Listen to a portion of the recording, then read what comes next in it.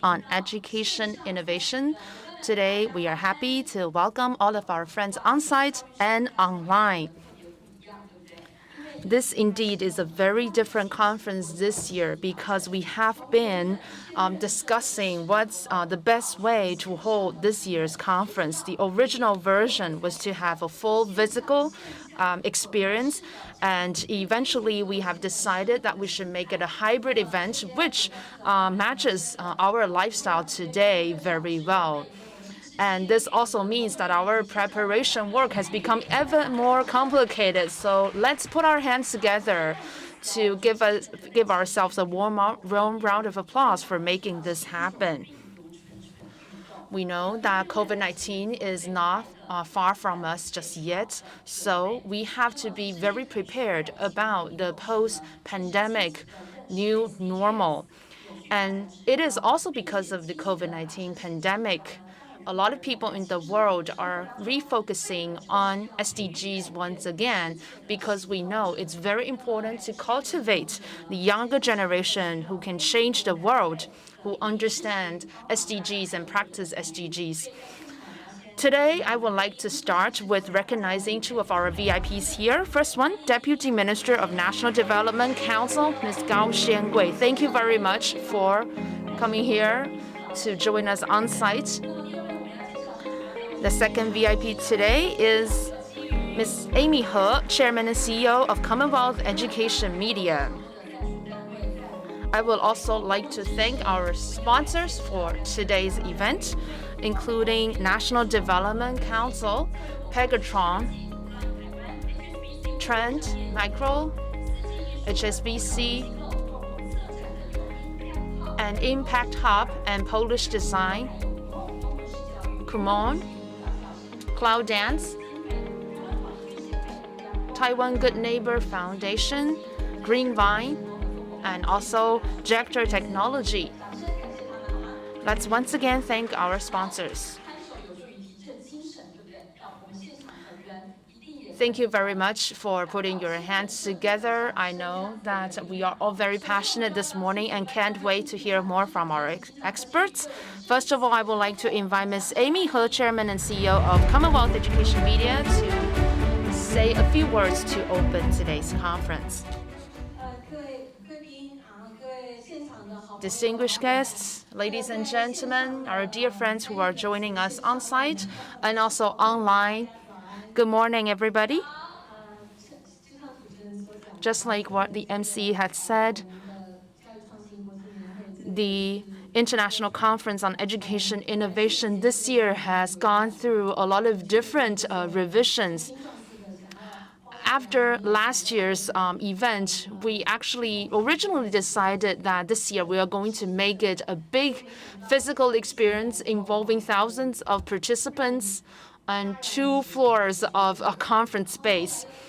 Earlier this year, because of the pandemic situation, we decided to turn it into an online-only event, but later on, the pandemic situation got better, so we are able to make it a hybrid event this year.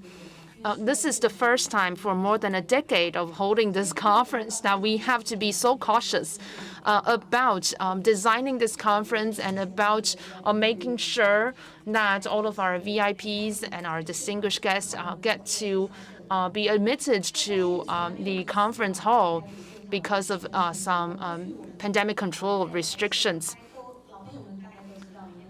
I think you all know that in the past, when we hold the International Conference on Education Innovation, we also have exhibitions and expos along with it. And there are a lot of people who would join these expos, and we will see participants in the thousands. This year, we don't have the physical expo, but we do have an online streaming service this year. And we could see that this year we have received a lot of registration for online viewing. A lot of them are from cities outside of Taipei. This event is actually stream viewed online. So I think we can see that COVID-19 has indeed brought a lot of changes to our lifestyles, but at the same time, it has opened up many opportunities. And I believe all of you who are on site and online would agree with us. This year in Taiwan, on the May of 18th, the government announced that school needed to be suspended because of COVID-19. So a lot of schools scrambled to launch their remote learning and teaching program. This was a big shock to a lot of teachers, parents, and students. Online learning, online teaching, digital education suddenly have become a new normal that will not go away after that May 18th. But we also believe that this brings a lot of new opportunities for us to innovate. This is why in this year's conference, we would like to focus on some of the keywords that will facilitate the education for the next generation. We want to focus on SDGs and to cultivate young generation who can change the world. We have invited experts from different corners of the world and also from Taiwan. About 50 different innovators and leaders in the field of education to join us on this 1 week long conference on education innovation. There are 4 important keywords: SDGs, digital learning, the new curriculum of Taiwan, national curriculum of Taiwan on competence education, and bilingual nation education. Today, we are going to focus specifically on SDGs. We would like to thank the National Development Council for sponsoring this year's conference to allow us to talk about SDGs within the context of not only education, but also with the assistance of businesses. Today, we are very happy to invite not only experts in education, but also from different businesses. We also have invited Mr. Li Jiren, the Vice Chairperson of Chengzi Education Foundation, to bring us his insight from the field of business. We also have startup founders who will join us this afternoon to talk about what type of talents they're looking for in startups today. We also have Lü Guanwei from Junyi Foundation, Educational Foundation, who will discuss with Mr. Martin Creel and Mr. Roger Chen from Taiwan to talk about how private businesses can help educators. We also have international speakers from Finland, the Arke International School, and also Justine Edwards from Minecraft Education Edition, who will have a conversation with Kate Shi, Director General at Design for Change Taiwan, and founder of Yingguang Education Support for Taiwan, Wei Ying Lan. We also have another conference session on Saturday, Taipei time this week. We will focus on competence education in our new national curriculum guidelines. So in this very quick summary of our agenda, you can hear that the ambition of Commonwealth parenting is to create an ecosystem for innovative educational approaches so that we can inspire new methods and new ways of cultivating the talents and potential of the next generation to overcome the common challenges faced by the human beings. Other than these conferences and discussions, we are also going to have an online interactive expo. We would like to welcome you to join our online interactive expo, where you can experience a lot of the new innovations and new actions that you can engage in order to make sustainable development possible. The International Conference on Education Innovation every year indeed is a very important ecosystem and platform to allow practitioners in the field of education to exchange ideas. We would like to give our special thanks to all of our sponsors for making the conference happen. We would also like to thank all of our audiences joining us online and on-site to support our efforts so that we can make education better here. Thank you. Thank you, Ms. Amy He. We would like to now welcome the Deputy Minister Gao Xiangui of National Development Council to the stage to say a few words.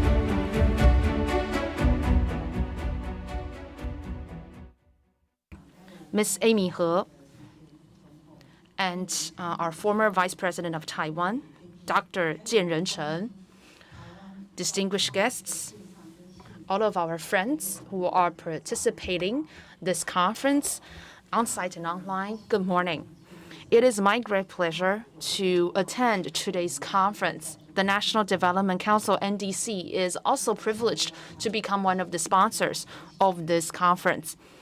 I would like to thank Commonwealth Parenting for their long-term contribution and effort in elevating the education here in Taiwan.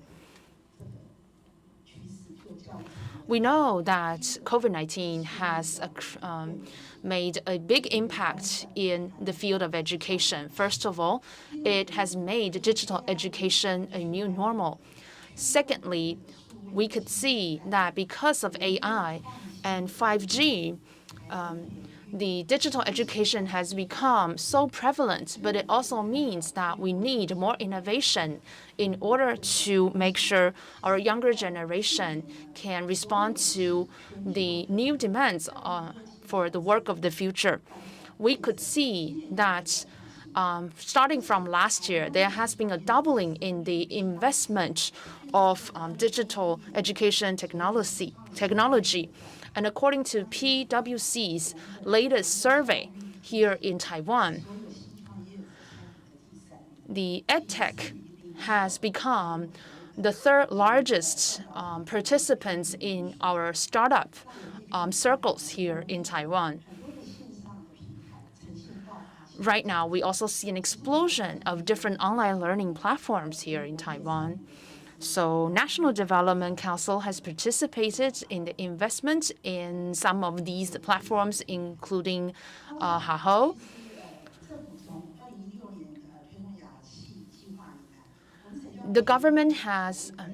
Our government launched a special program for funding startups since 2016.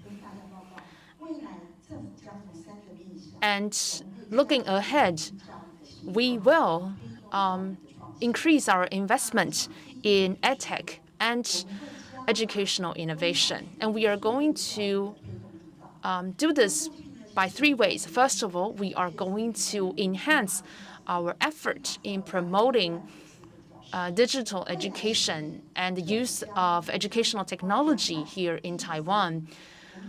We are going to invest 20 billion NT dollars in the elementary schools here in Taiwan to allow every student in the rural area of Taiwan to have a tablet computer. We are also going to invest in the creation of digital learning content. We are going to work with online platform operators to create these contents. Secondly, we see that there is a shortage of digital talents as well as bilingual talents. So the government will use some of our special funding programs as well as our funding for 5G promotion to provide more education in these respects to fill the talent gap. Right now, there are a lot of online learning platforms here in Taiwan, and we believe that these are quality platforms that should also that should also march into the international markets so that the proceeds of our digital platform can also be enjoyed by different students around the world.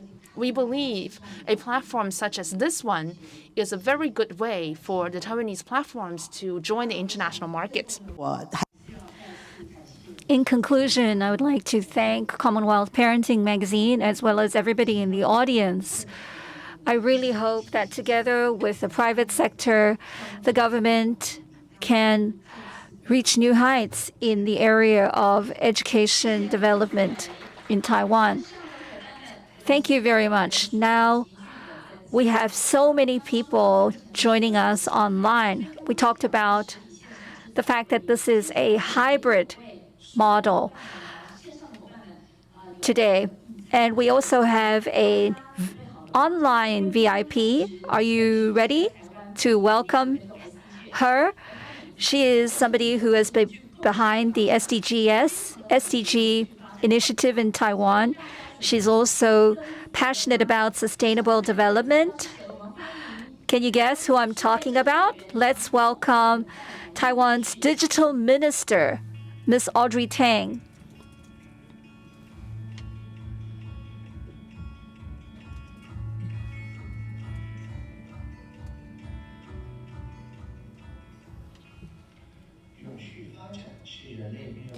Sustainable development is a subject that mankind cannot overlook. In 2015, the United Nations announced 17 Sustainable Development Goals related to poverty, hunger, health, education, gender, cleanliness, energy, decent work, innovation, equality, city, responsible consumption, sea, land, and partnership. These are 17 overarching goals and 169 sub-goals, and they are the common blueprint for countries in promoting sustainable development. The spirit of sustainability is that the development of our generation should not be at the expense of the rights and interests of the next generation. Therefore, as we pursue prosperity, we must also think about the natural environment and quality of life.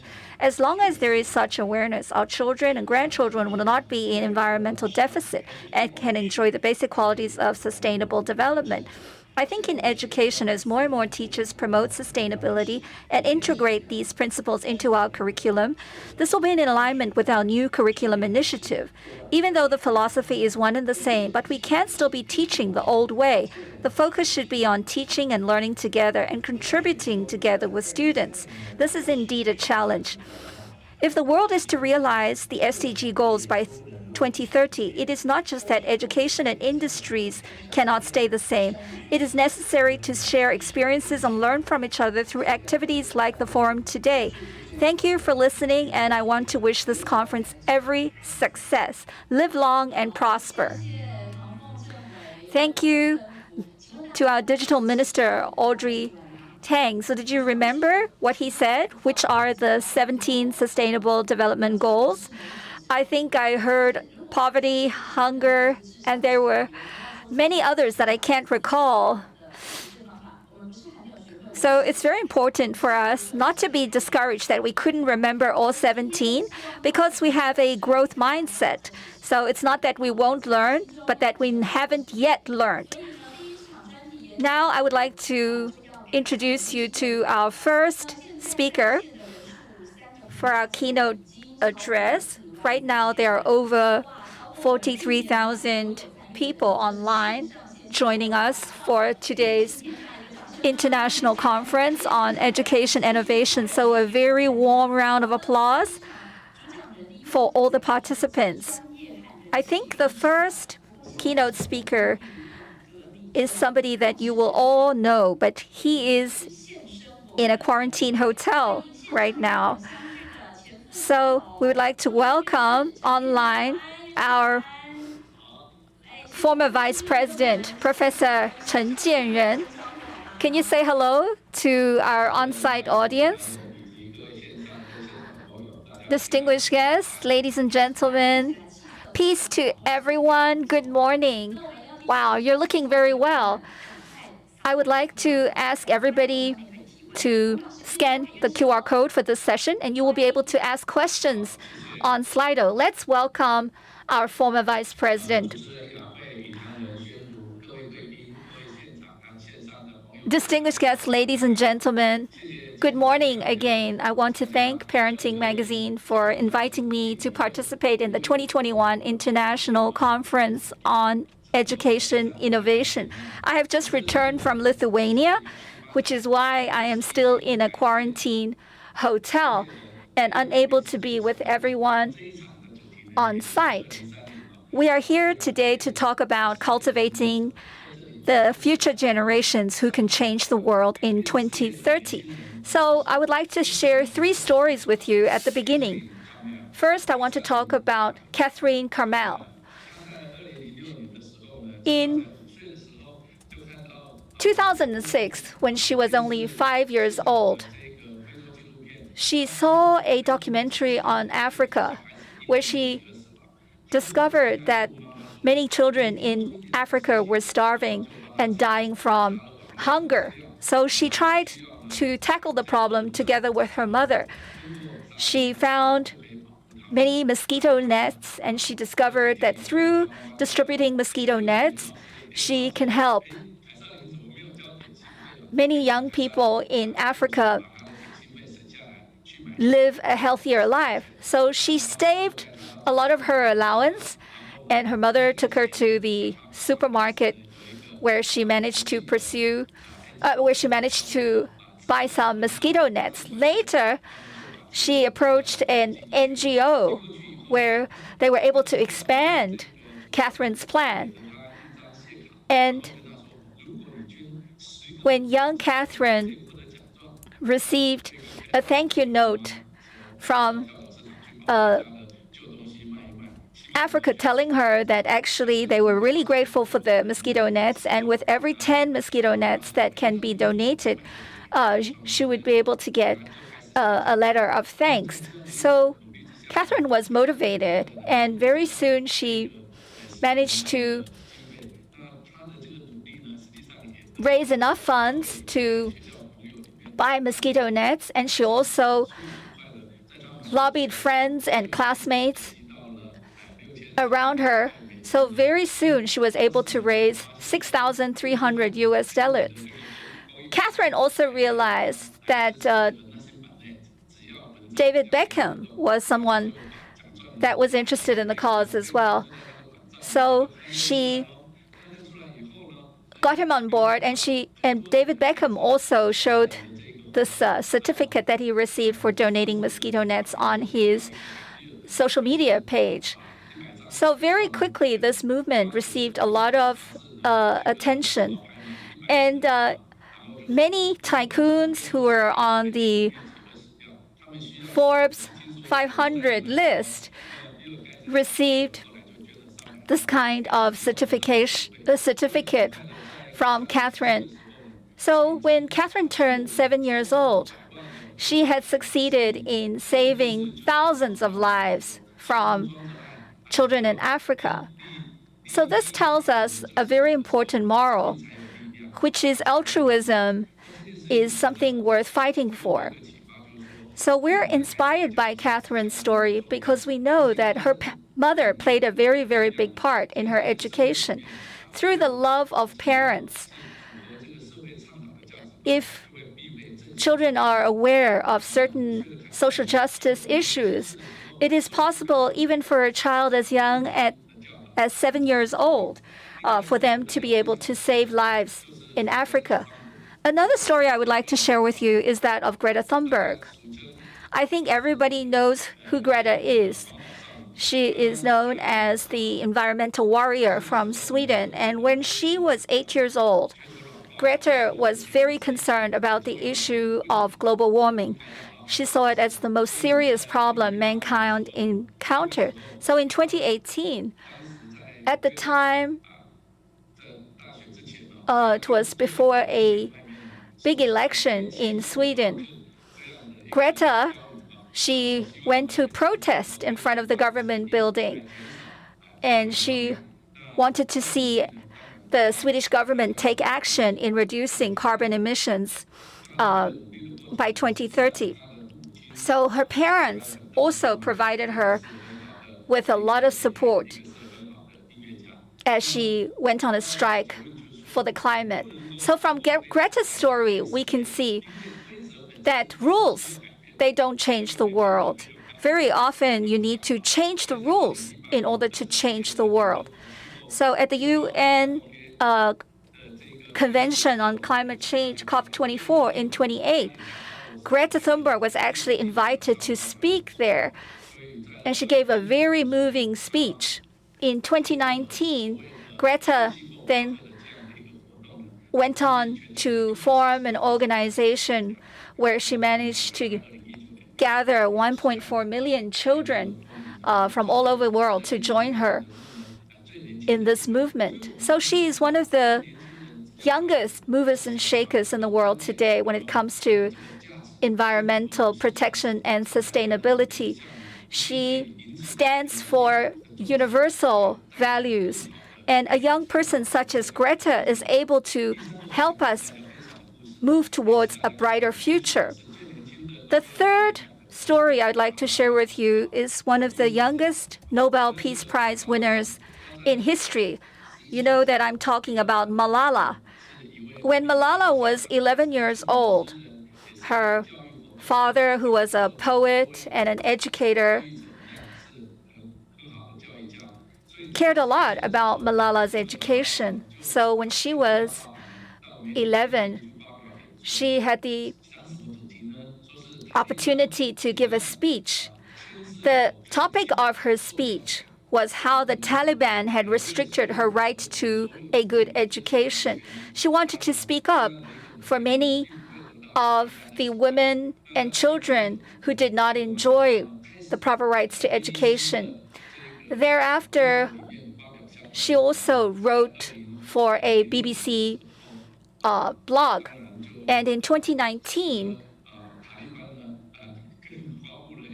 the Taliban issued a ban where women were not allowed to go to school. Young girls were not allowed to go to school. Many schools were actually destroyed during that period. However, Malala was not to be deterred. She continued to speak up, and she was actually gunned down during the process. Luckily, Malala managed to survive, and she continues to speak up and fight for the rights of young girls to be educated.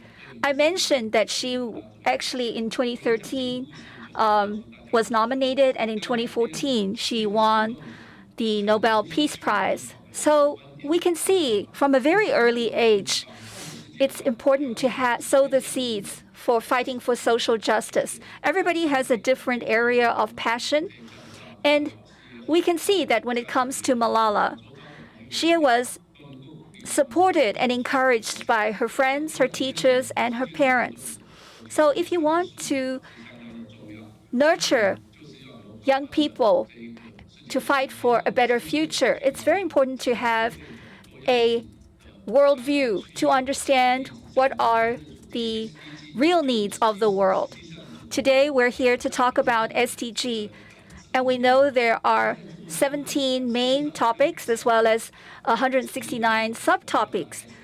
So we need to understand these topics and how they contribute to diversity in this world, that this world requires many different points of views in order to flourish and thrive. So I believe this kind of education is paramount to changing the future. We have to let children know that rules can be changed, and with the changing of rules and laws, the world can change. So they need to not just accrue wisdom, but they need to also have confidence that they can change the world. Another point I would like to highlight is regardless of whether we're talking about hunger, poverty, gender equality, urban development, these are all topics that require us to also take care of the disadvantaged, the disenfranchised in the world. So today, when we're talking about global change, we also want our children to have compassion for those in need. Only then, I think, will they have the courage to truly reform the world. Taiwan has been very successful in our first stage or fight against COVID-19.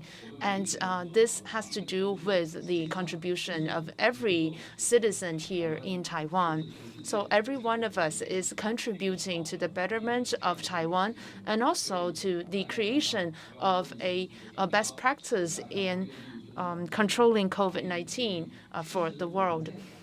everything that we do in combating against COVID-19 is not only affecting the immediate environment that we reside in, but also the larger environment of the world.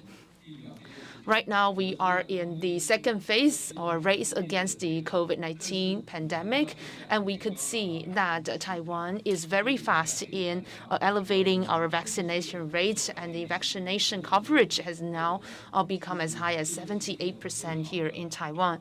So I believe this is a great example to show how every one of us can do something to create a better world and to make an impact in the larger world.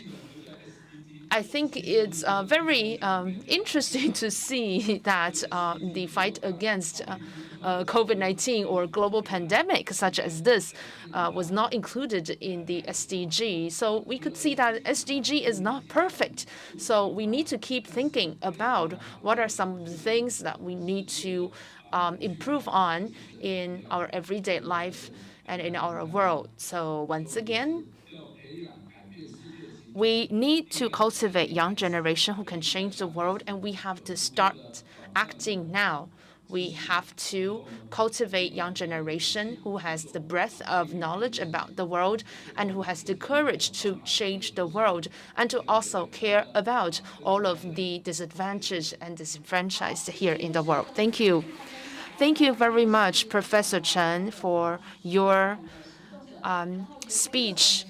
He has shared with us 3 very touching stories about the young generation being important actors who change the world. Now we would like to present to you another very important young actor here in Taiwan, who was the proposer for the policy of the gradual phase out of disposable cutleries and food containers here in Taiwan. Here on site, we would like to welcome a student from the Interior Design Department of Zhongyuan University here in Taiwan, Ms. Wang Xuanru. Let's welcome her to the stage. Hello, 大家好。 Hello, everyone. It is my great pleasure to be here speaking to you in the 2021 International Conference on Education Innovation. I am Xuanru. I would like to say hi to Professor Chen and also to all the dear friends here at Commonwealth Parenting. And thank you so much for all the audience who are on site and also online. Thank you so much for coming here. So let me put away my mask here. Hello, everyone. My name is Wang Xuanru. I'm 21 years old. I am now a junior at the Department of Interior Design in Zhongyuan University. I am originally from Hsinchu City in Taiwan. 4 years ago, when I was the first year in high school, I proposed a project in here in Taiwan for the gradual phase out of disposable food containers here in Taiwan. That was done on the public policy online participation platform. I received a lot of support on the platform and was able to engage in a discussion with competent authorities here in Taiwan. For me, that was a very important project in my life, and I would like to share with you this experience today. And that is, how do we find different opportunities to change the world in our everyday life? Other than this experience that I have mentioned, after I proposed this policy, I was invited to become a citizen committee member in the Open Government Promotion Task Force of our government. So this means that I do have a seat in the National Development Council and the Executive Yuan here in Taiwan. I feel so deeply honored with this opportunity. All of these opportunities have allowed me to really see something different about our society and to be able to share with you some of these learnings on the way. So first of all, let me ask you a question.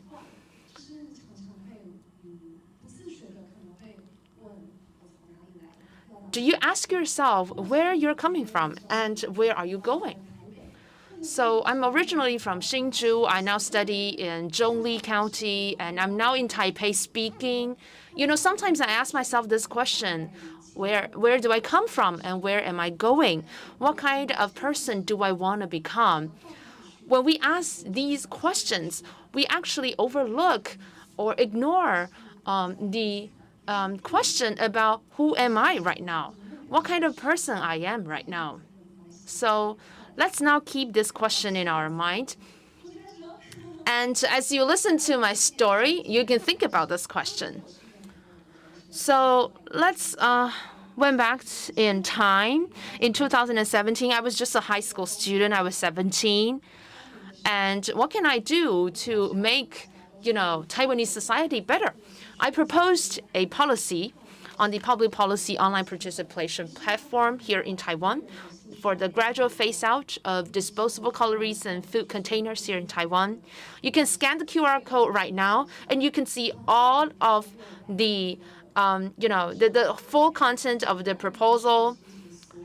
So in that proposal, I wrote down what I felt about this use of disposable containers in Taiwan. And this proposal went viral in one of the social media platforms here in Taiwan. And a lot of people responded. I collected more than 5,200, agreed and likes on this platform. And I thought that was the end. However, one day I actually received a call from the Environmental Protection Agency here in Taiwan, inviting me to participate in a meeting to discuss the specifics about this policy. I was only 17, so it was difficult, almost impossible for me to imagine to go to a government agency and to actually present there. So I was there in that meeting at the Environmental Protection Agency. I was there to present my own ideas, and a lot of different citizens of Taiwan, or operators of food businesses, government representatives from different government agencies, and also the most important stakeholder here, the operators and business owners of disposable food containers and cutleries, were all there in that meeting. That was a big learning event and moment for me, because I actually practiced on the first hand what empathy was. I was able to hear so many different point of views and perspectives. And I know a lot of you here who are more experienced in life than I am. And at that time, at the age of 17, that was a big learning moment for me.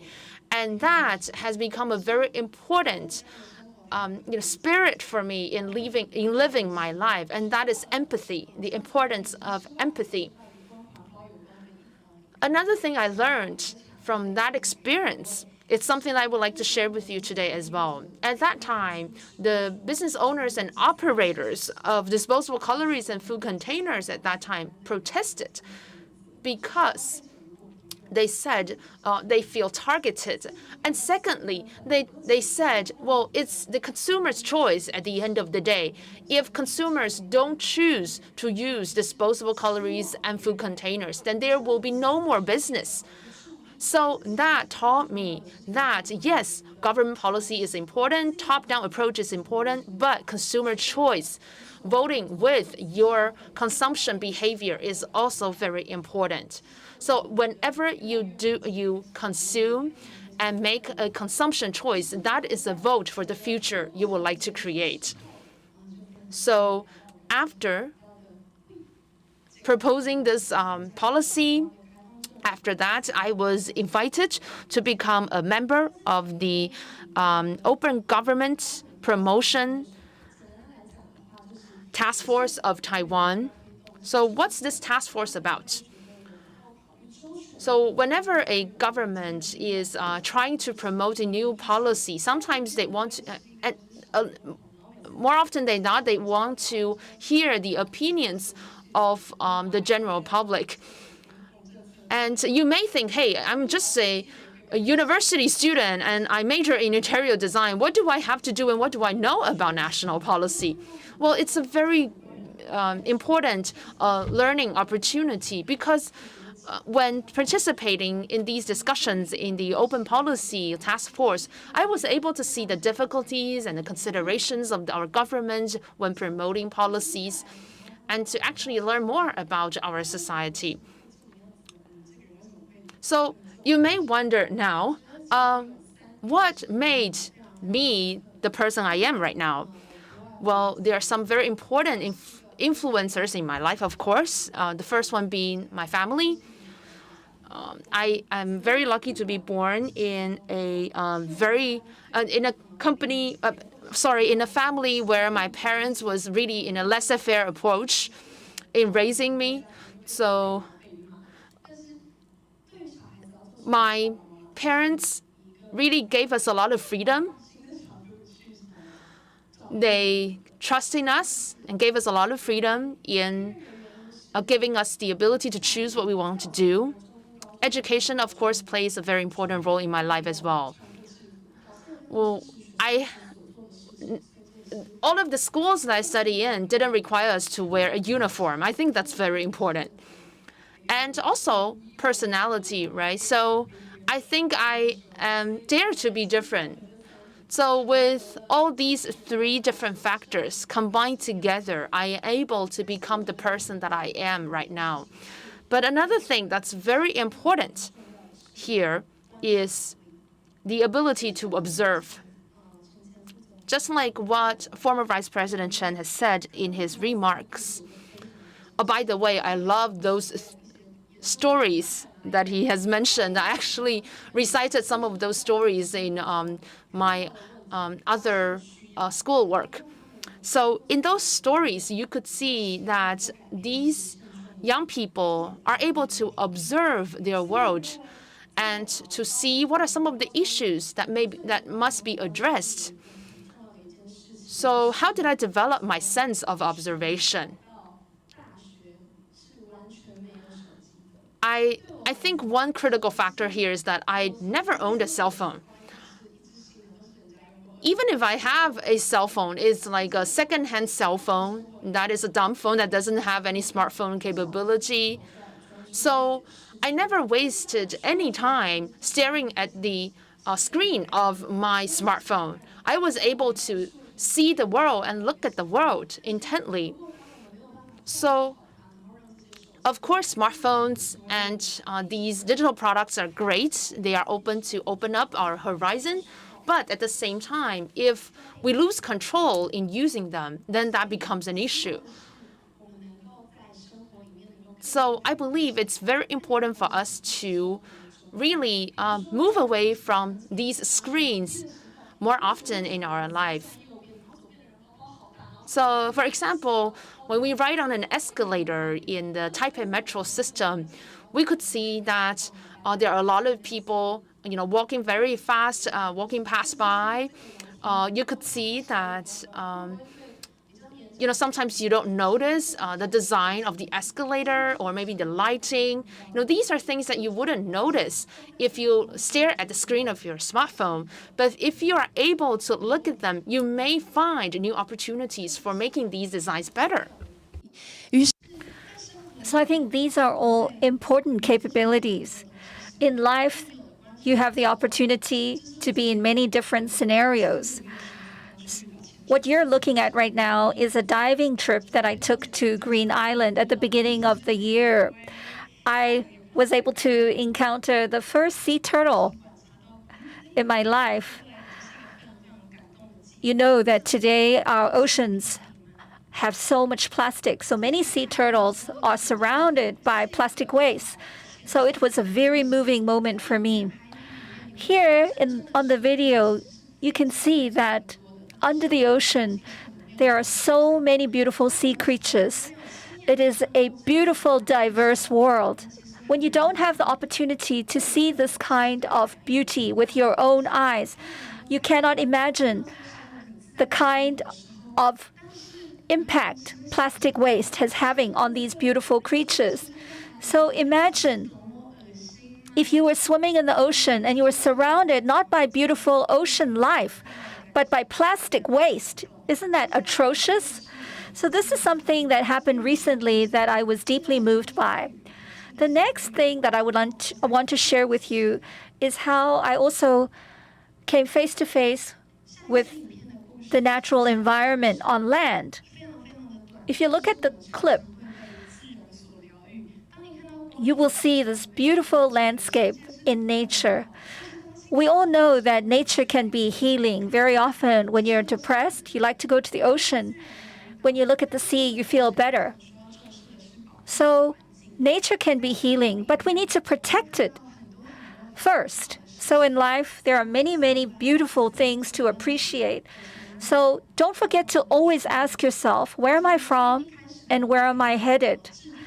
Very often when we're setting our goals, we only think about getting to the destination. For example, I came from Zhongli and today I have to get to Taipei.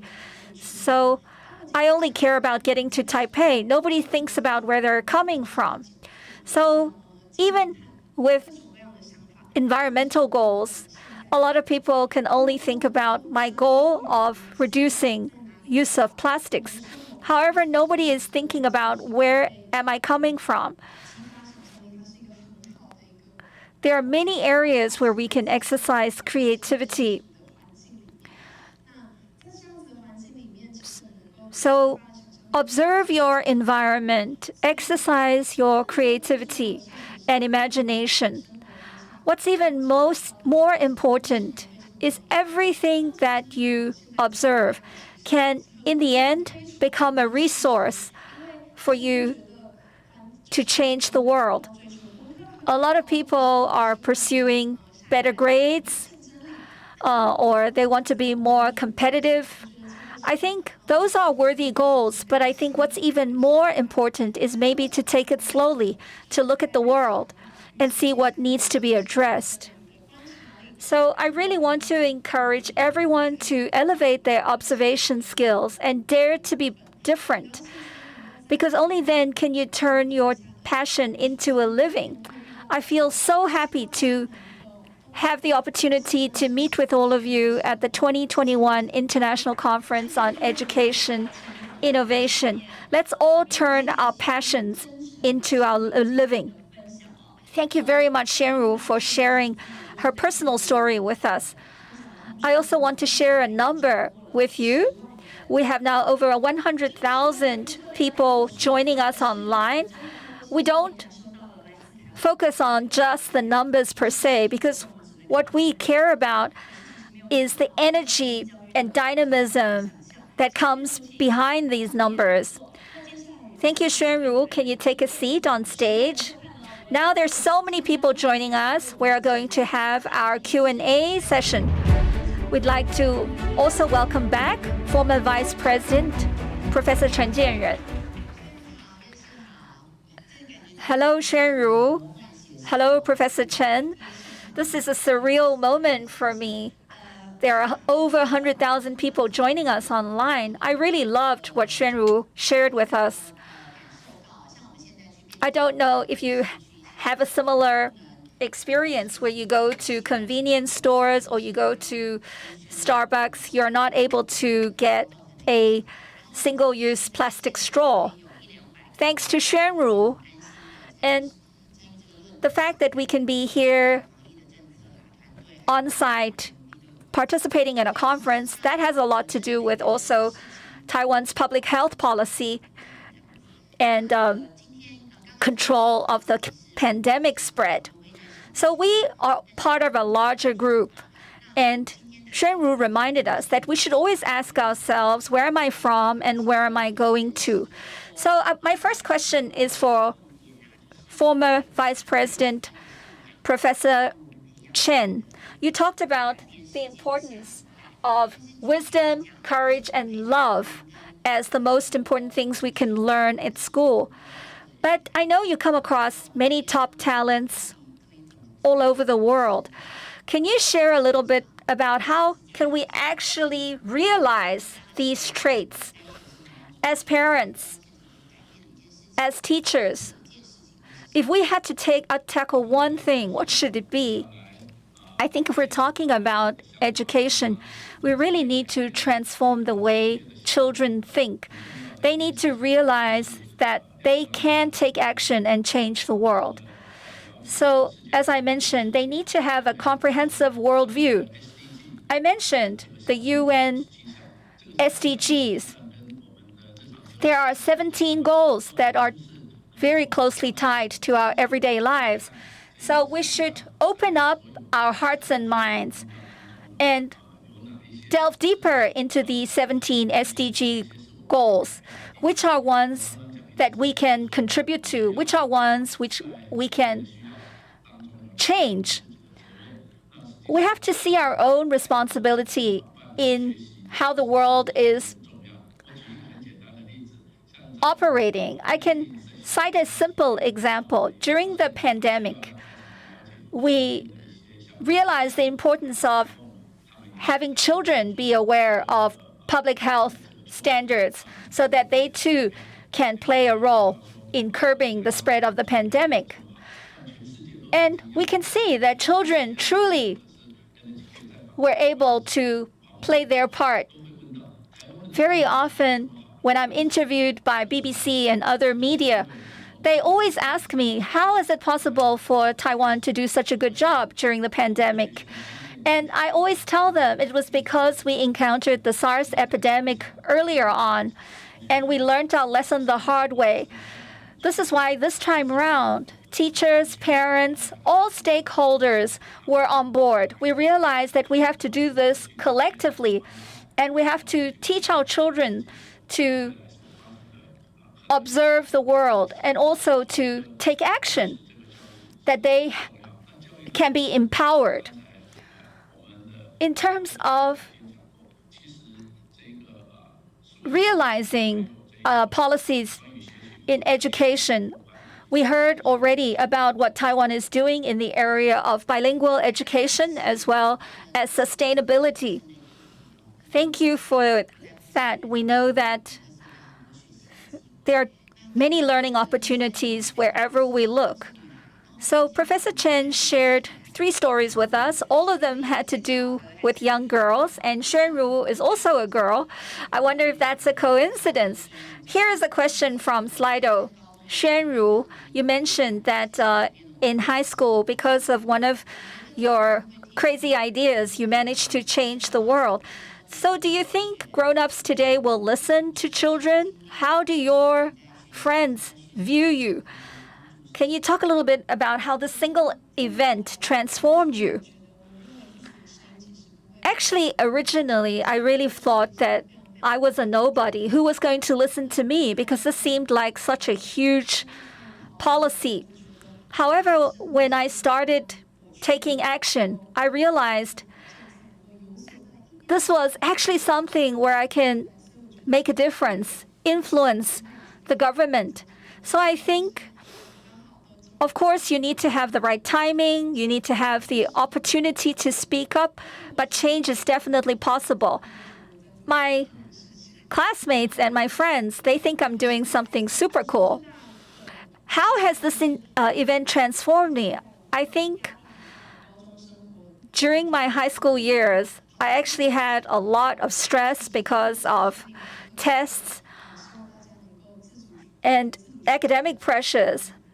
We know that with a new curriculum overhaul, there is much more emphasis on autonomous learning.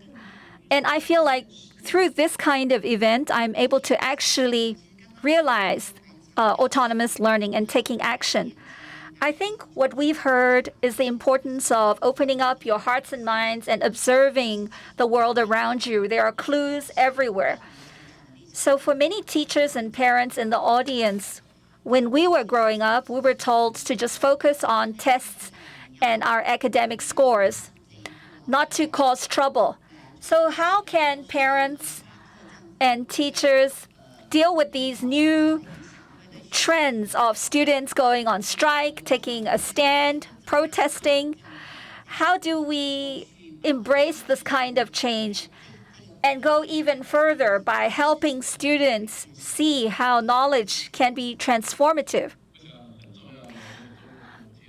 I myself, I am a parent. I've also been a teacher, and I agree. We used to always tell students to follow what teachers say. However, I think today it's very important for teachers and parents to be aware that each generation has its own zeitgeist. They have their own dreams and ideologies. So it's important for us to cultivate empathy in children so that they can identify and understand this complex world around us. So it's very important to understand your child first. And parents, of course, will have their own dreams and expectations, but don't put that on your children. Very often, children actually are looking far further afield than parents. I shared 3 stories of young girls with you a while back, and we can see that their parents played a pivotal role, supporting them, helping them. However, they did not solve the problems for their children. Instead, they discussed the issues with their children. So I think for parents and teachers, we need to learn patience. When we want our children to achieve certain goals, it's important for you to offer support and encouragement, but you have to allow them to make their own mistakes and to find their own path. If you're constantly protecting them, they will not be able to do that. In conclusion, I want to say affirmation and complimenting your children are so important. If you constantly encourage and affirm what children are doing, allow them to pursue their goals, and when they need help, they know to come to you for help and advice, then I think your children will truly fly and be able to become change makers. Shenru, can you share a little bit about your family? Because I know your older brother accompanied you to the EPA. So how has your family helped you in this process? I remember when my brother came, it was mainly because my parents were worried whether I could get to Taipei safely from Hsinchu. I mentioned my parents adopt a very laissez-faire approach with me. They understand that each child is different, so they encourage us to do what we want as long as we're in the right direction. So I think for all educators, regardless of whether you're teachers or parents, it's really important to believe in your child. We also heard from Professor Chen that it's very important for us to lead by example, to show in our own lives the fruits of altruism. So thank you for reminding us of that. And we want to thank our 2 speakers from our first session. And I would like to take this opportunity to encourage our participants to put their questions on Slido. Remember to scan in the QR code. It was mentioned that young people today may go on strikes. They can sit in protest. I wonder if many of you have encountered that. We know that even when you go on a strike, it is something that requires a lot of organization and forethought. Many children have to put up with a lot of discomfort when they go on strike. So the next session, we have 2 speakers who are going to talk about real-life situations. How can we teach children to overcome constraints and to nurture a growth mindset so that they can become change makers? I would like to invite, as the moderator for this session, a teacher as well as a consultant. Oh, and I'd also like to watch Annie, our speaker, to come online.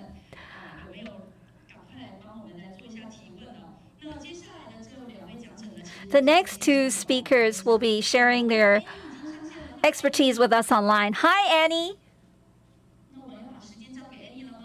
Should we turn the microphone over to Annie now? Hello. Hi. Okay, are you ready for your presentation sharing? I am ready. Can you see my screen? Okay, the audience is yours. Thank you. Okay, great. Hello. Thank you so much to the conference organizers for inviting me here to speak on a topic about which I'm extremely passionate, and that's growth mindset in education. My name is Annie Brock, and I have taught literature, creative writing, debate, library sciences at the K through 12 levels in public schools here in the United States. In 2016, I had the opportunity to write an education-focused book, and I chose the topic of growth mindset. I believe mindset has critical implications for learners, not just in the United States and not just for young learners. Growth mindset is a powerful tool that anyone of any age can access, and I'm so excited to share it with you today. The story of growth mindset starts in the 1970s with a Stanford professor by the name of Carol Dweck. Sorry, I'm getting a message. I hope you can all hear me. Sorry. And Professor Dweck was studying how children cope with failure. She understood failure to be central to... Oh, sorry. Thank you. I'm just checking to make sure you can hear me clearly because I don't want to be talking to nothing. So I'm glad I can hear you. Okay, so sorry. Professor Dweck was studying how children cope with failure. She understood failure to be central to the learning process, but realized that many don't see it that way. They view failure as a sign of personal weakness. So she designed an experiment where young learners were forced to fail and observed how they responded. Some students relished in the failure experiment, saying things like, I was hoping this would be informative, or, oh, I love a challenge, while others practiced all kinds of avoidance tactics, made excuses when they failed, and tried to blame the failure on someone or something else. She realized these approaches to failure were rooted in self-belief and later coined the term fixed and growth mindset. Dweck would go on to amass a body of research that demonstrates without a doubt students with a growth mindset have better academic outcomes and life outcomes than their fixed mindset counterparts. Simply put, mindset refers to our beliefs about achievement. A fixed mindset is a belief that people are born with a fixed amount of intelligence, skill, ability, talent. In other words, there's not much you can do to improve if you're not naturally gifted at something. A growth mindset, on the other hand, is the belief that with practice and perseverance and effort, people have limitless potential to learn and grow. Here's the thing. We all have a fixed and growth mindset. Some situations you're able to tackle with fearlessness and confidence, while others send you spiraling into self-doubt. Mindset is a question of motivation. In the fixed mindset, the goal is to look smart and look talented, whereas in the growth mindset, the desire is to learn and improve. Those are two really different things. In the fixed mindset, we have something to prove to everyone. But in the growth mindset, we want to fundamentally improve our qualities. And we understand it's a process. We see this happen all the time in many situations, but especially in 5 key areas. The first is challenges. In the growth mindset, challenge is embraced and invigorates the learner. In the fixed mindset, challenge is avoided at all costs because what if you fail? What if you look stupid? Next, obstacles. Operating in the fixed mindset, a student will give up easily when encountering an obstacle, whereas in the growth mindset, they'll persist in the face of setbacks. Obstacles are just part of the process to them. Next up, effort. The fixed mindset sees effort as fruitless or proof that you're stupid because you need to work hard. In the growth mindset, effort is seen as the only path to mastery. Next, feedback. Next, feedback. Especially negative feedback The fixed mindset ignores feedback, especially negative feedback. It feels like a personal attack. Whereas in the growth mindset, criticism is used as an opportunity to improve. And finally, the success of others. In the fixed mindset, we feel threatened and jealous when other people succeed at something we want to be good at. In the growth mindset, the success of others inspires and encourages our own pursuits. So recognizing when you're using a growth mindset and a fixed mindset is an important first step in harnessing your mindset for personal growth. Next, I want to give you some actionable tips for how to nourish your own growth mindset and foster growth mindsets among your students. Remember, this will not happen overnight. It's about creating an environment where growth mindsets can flourish, and that takes time. Oh, let me change my slide here. So first, my first best practice is that it's important to learn and teach the science behind mindset.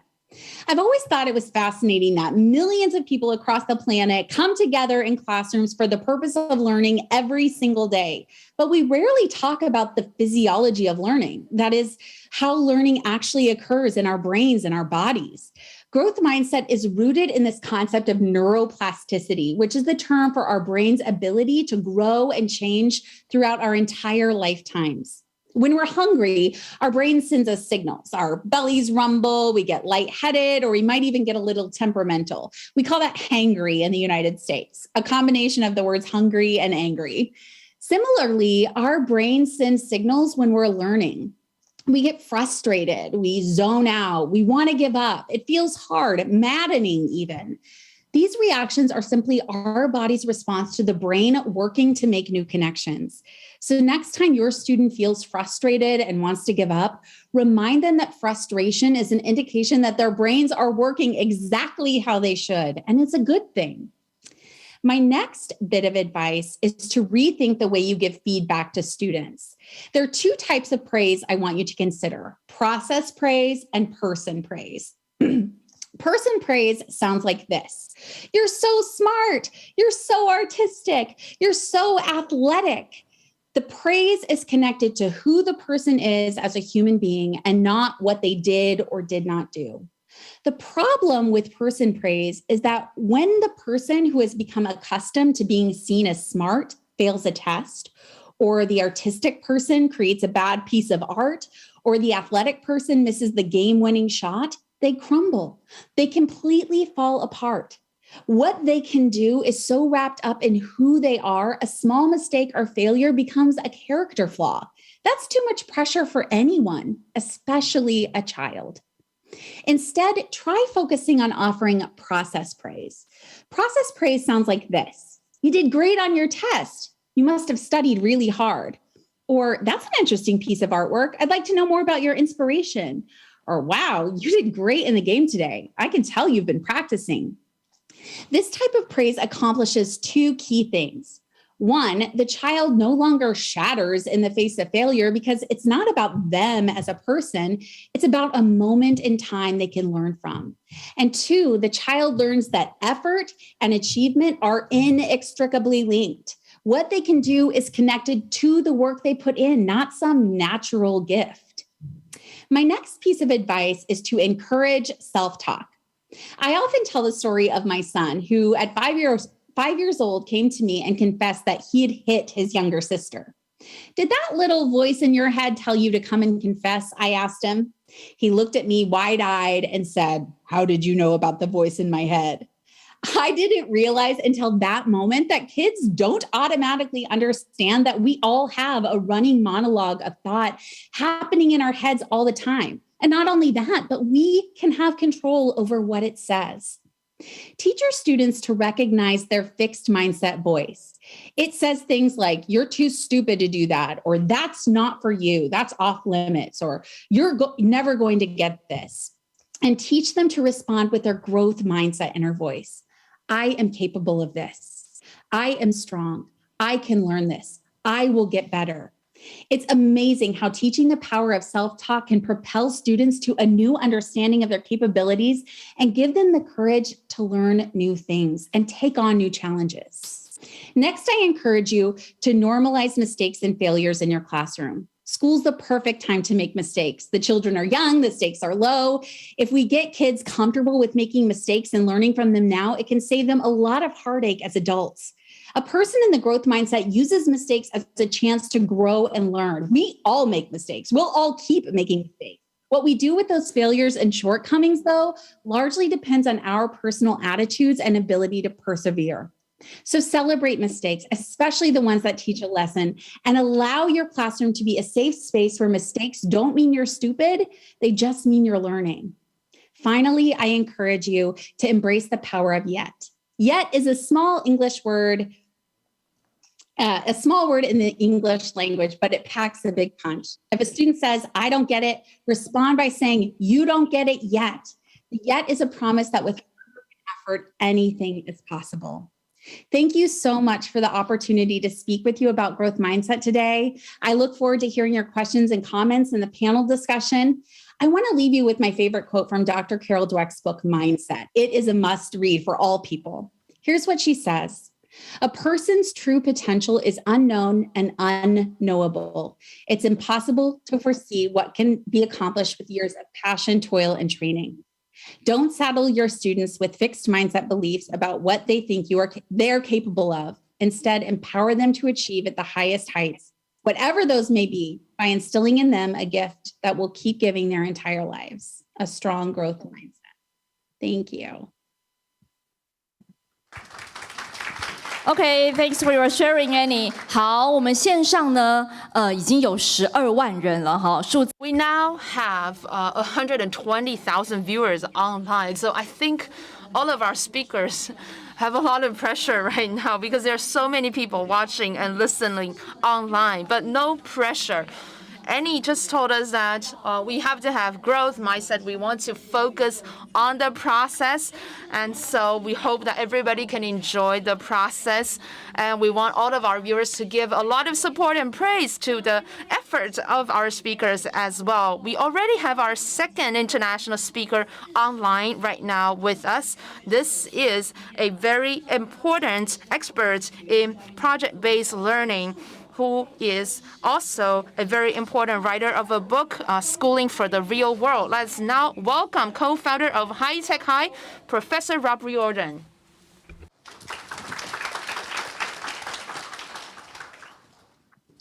Hello, everyone. It is a pleasure to be here with you and to think with you about deeper learning through projects. First, I'd like to say a word about High Tech High. We opened High Tech High in September of 2000 as one small high school in San Diego, California. We now run 16 schools ranging from kindergarten through 12th grade. And all of our students are from San Diego area. They are admitted through a lottery process based on postal codes so that we get a representative cross-section of high school students. Let's see, I'm not sure that I have my full screen. There we go. Okay, so and in 2004, we were authorized by the state of California to run a teacher credentialing program, which is our way of having a pipeline for teacher development at High Tech High and beyond. And in 2007, we opened a graduate school of education, the first and only graduate school of education situated fully in a K-12 learning environment. I want to talk today about project-based learning as the pursuit of big questions, and then about mindsets and operational principles that underlie deeper project-based learning. And then finally, my informal title at High Tech High has been Emperor of Rigor. And so I would like, in the end, to close by sharing with you my rules for rigor. Two sixth grade teachers at High-Tech High entered their classroom on the first day of school and said to their students, what are your questions about yourself and the world? Because we're going to build our curriculum for the next 3 months on your questions.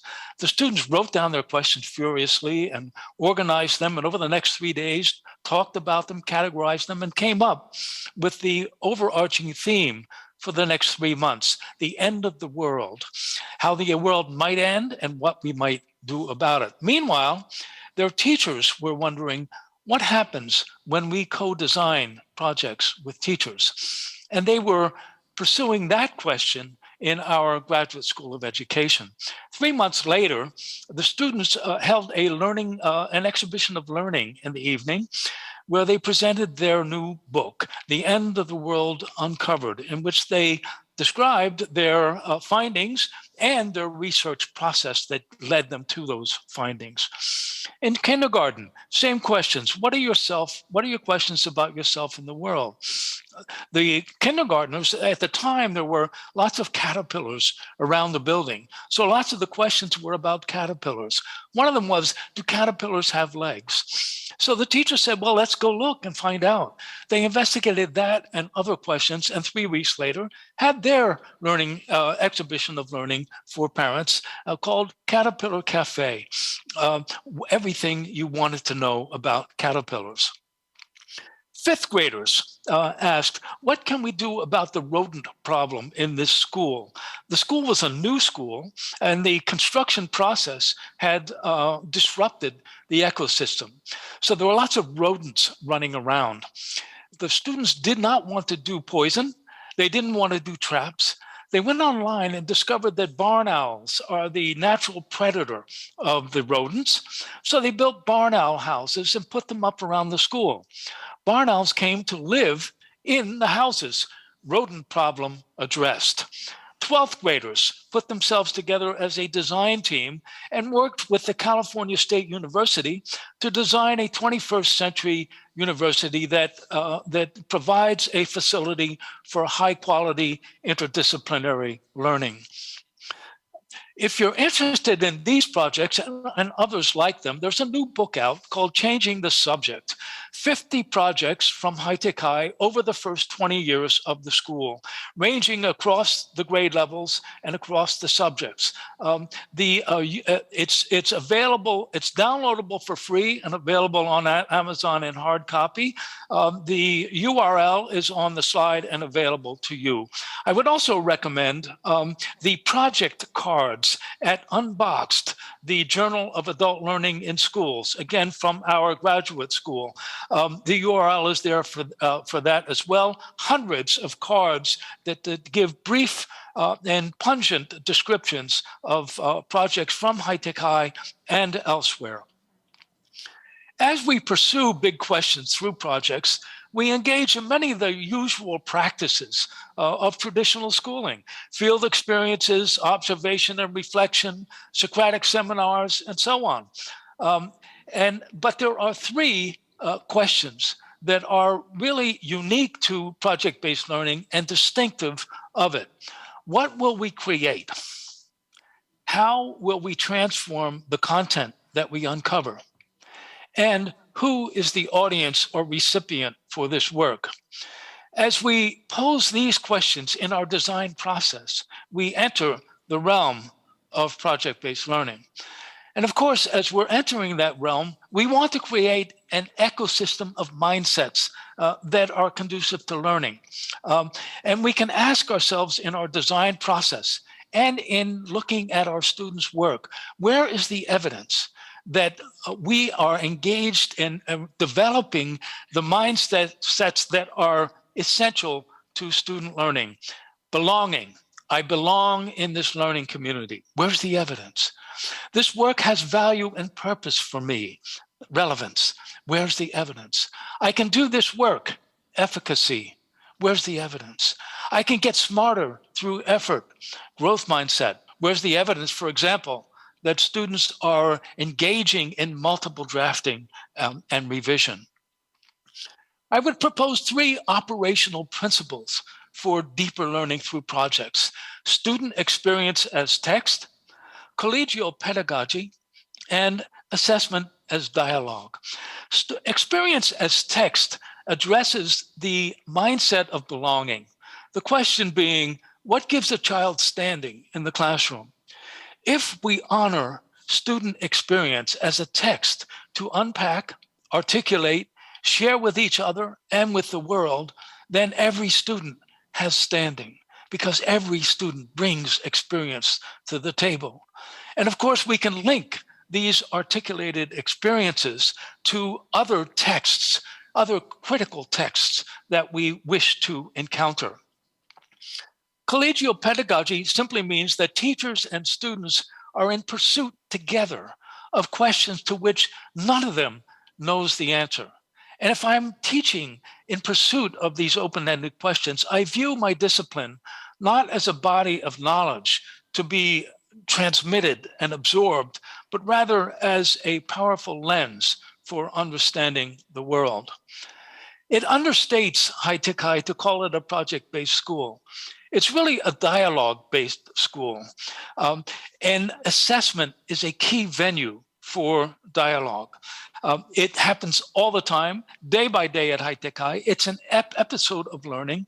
And in it, we want to develop in our students the capacity for self-assessment and the capacity to give and receive helpful feedback. Of course, it is not easy to do deeper learning for all students and to engage in creation of these mindsets in traditional settings and structures. At high-tech high, we have seen project-based learning as a provocation in order to do it well and do it deeply for all of our students. We've had to blow up the schedule. We've had to integrate the curriculum. We've had to tear down the walls and enter the world. And we've had to reimagine the teacher role rather than transmitter of knowledge, instead as custodian of wonder. And in all of this, our aim is not to control outcomes, but rather to unleash energy. I said that I would share with you my rules for rigor. So here they are. No rigor without engagement. The teacher in the classroom has to have a growth mindset. If you are going to incorporate growth mindset into your classroom, if you're going to nourish it into your students, they can see. And what is growth mindset? It's really just the belief in their limitless potential. And so the things that you as a teacher value and honor in your classroom, those are the things your students are going to deliver. So if you value A+ on tests and perfect performance and no mistakes, then that's what they're going to put pressure on themselves to deliver. But if you can be a role model for growth mindset, if you can share with the students when you make a mistake and walk them through the process, what's it look like when an adult makes a mistake? Sometimes I was an English teacher and I love to bring in my writing from when I was in middle school and high school so that I can show them how bad I was at it. Like I want them to see how much you can grow. And just because I'm the teacher at the front of the classroom doesn't mean that I've been gifted with, something that they haven't. So I try to model my mistakes and honor their learning process and never put limitations on the kids. Because you know what? I don't know what these students can accomplish. My job as the teacher is to create space for them to grow and learn and develop and find their passions. And if they're coming to school every day and they're in this fixed mindset world where, some kids are smart and some kids aren't as smart and those kids go over here, or if you don't perform well on a test or you get a poor grade, then you're a bad, you're a bad student. If you're projecting that kind of attitude, no, I mean, none of what I said is going to work. But if you model that, if you show your kids, we are all human, we all make mistakes, we all have to pick ourselves up and dust ourselves off and be resilient. That's this, and build relationships with kids too. I mean, that's the space where you're going to really let them know that you believe in their ability to succeed. And that will be the space where their mindsets can flourish. So yeah, absolutely. It starts with the teacher. And we have to check ourselves and check our own language and check our own thoughts to make sure we're not bringing those fixed mindsets into the classroom, because nothing's going to stop growth mindset in its tracks faster than the adult in your life, putting limitations on you.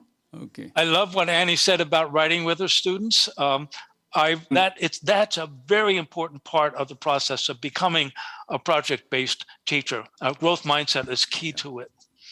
Okay, great. I think growth mindset too plays a big role in projects because, I always say, like, if you give your students every student the same assignment, that's a recipe. That's not learning. That's just them doing a recipe, Right. But when you can bring those projects in, man, you just watch kids gravitate towards where their passions are in the area of the project where they can be the most helpful. And that's what we do as adults. We gravitate towards those areas where we can make the best contribution. And so learning that way in school, very powerful for our own beliefs and our own ability. Yeah. So I've always been a fan of High Tech High, Rob. So I'm a fan of yours. Okay. Thank you. Last set of questions because I've become a fan of yours as well. Yeah, both are great. Okay. There are still two very important kind of teaching or PBL. The first one is the parents' role, because Oriental family play a very critical role in the education process. So how can we change parents' mindset and the parents' perception about kind of such an open and non-traditional or kind of a breakthrough education? That's the first question we'd like to ask your comments. And the second one is, how can you handle the score problem, the kind of grades? Because the examination and the result are still play a very important role for the students' growth and their future. So for this kind of open-minded and kind of open curriculum kind of education, how can you handle the grades? The kind of academic performance problem, those two obstacles. What's your comments? I would talk about, first to the question about parents. Yeah. One of the things that, when we opened High Tech High, we had many skeptical parents who came in. And after they saw, it took a while, but after they saw our graduates going to top universities and so forth, a lot of that anxiety disappeared and people started to want to bring their kids to us. But that takes time.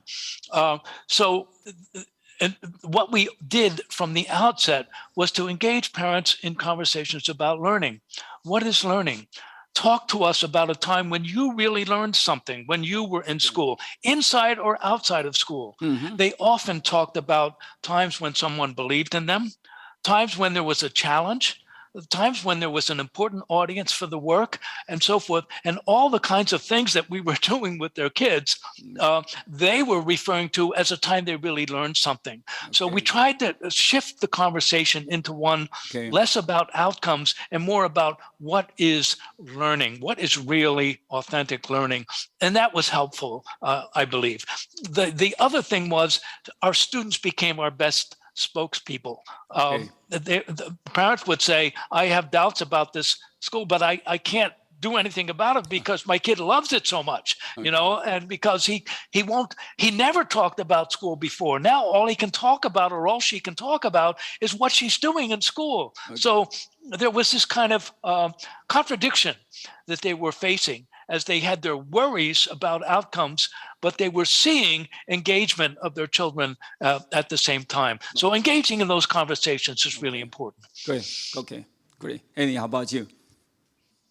One of the things I encounter when I talk about growth mindset is like, what if you do all this work on growth mindset in school, and then the student goes home and the parents completely dismantle it by sending those fixed mindset messages?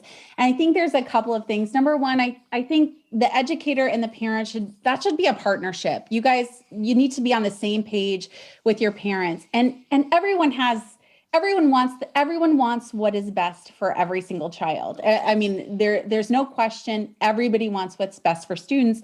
We just have different perspectives sometimes about what that is.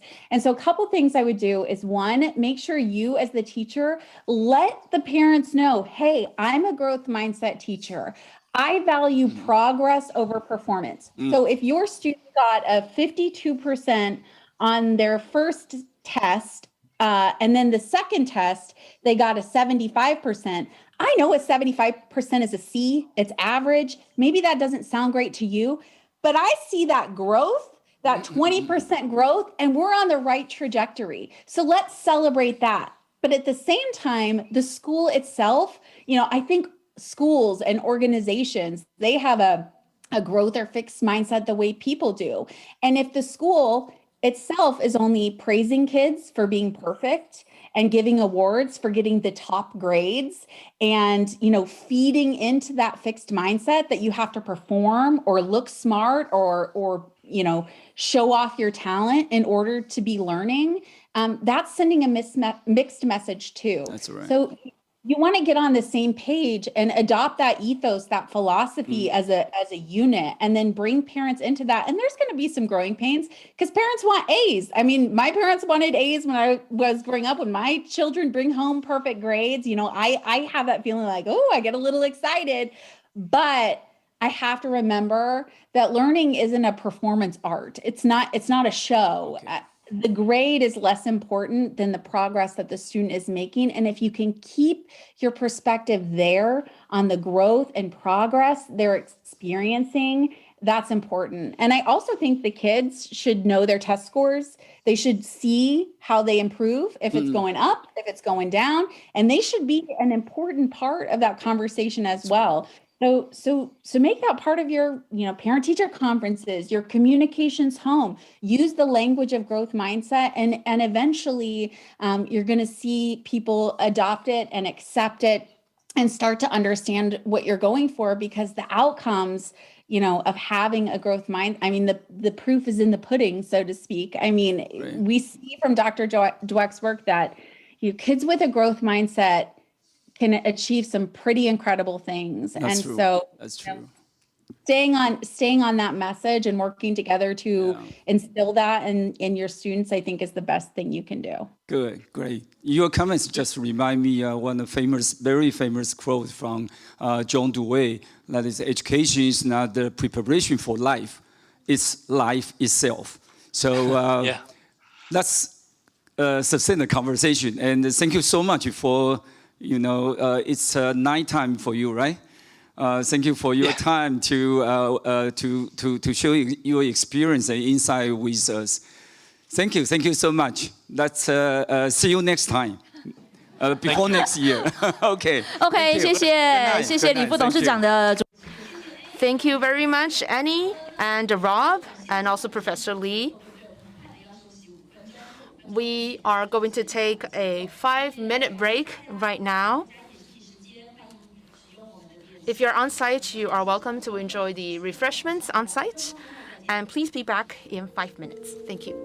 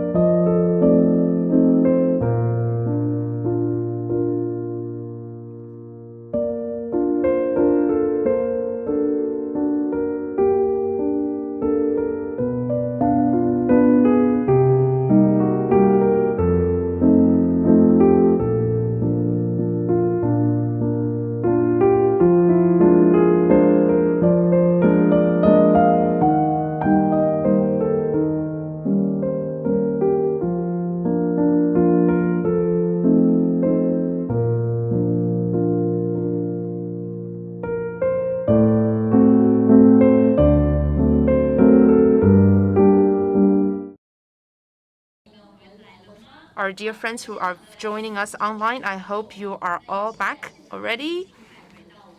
So we are about to commence again. In the previous session before the break, we discussed some of the SDG goals and also how we can cultivate a project-based learning and growth mindset in education. In this session, we are going to talk about interdisciplinary teamwork, how corporates can assist education. We are very honored to have Mr. Martin Creel, Executive Director, SVP of Global Academic Consulting of Discovery Education.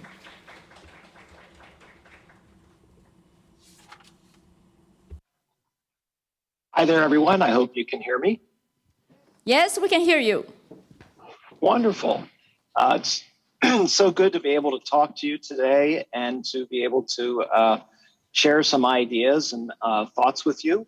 I was very excited to have the invitation to come and talk, and was very honored to be able to follow a panel with the likes of Rob Reardon, who is a trailblazer in education and around the world. So it's a great honor to be here and to talk with you today. My background is as a teacher and then as a director of curriculum instruction for one of the largest and most successful school districts here in the United States.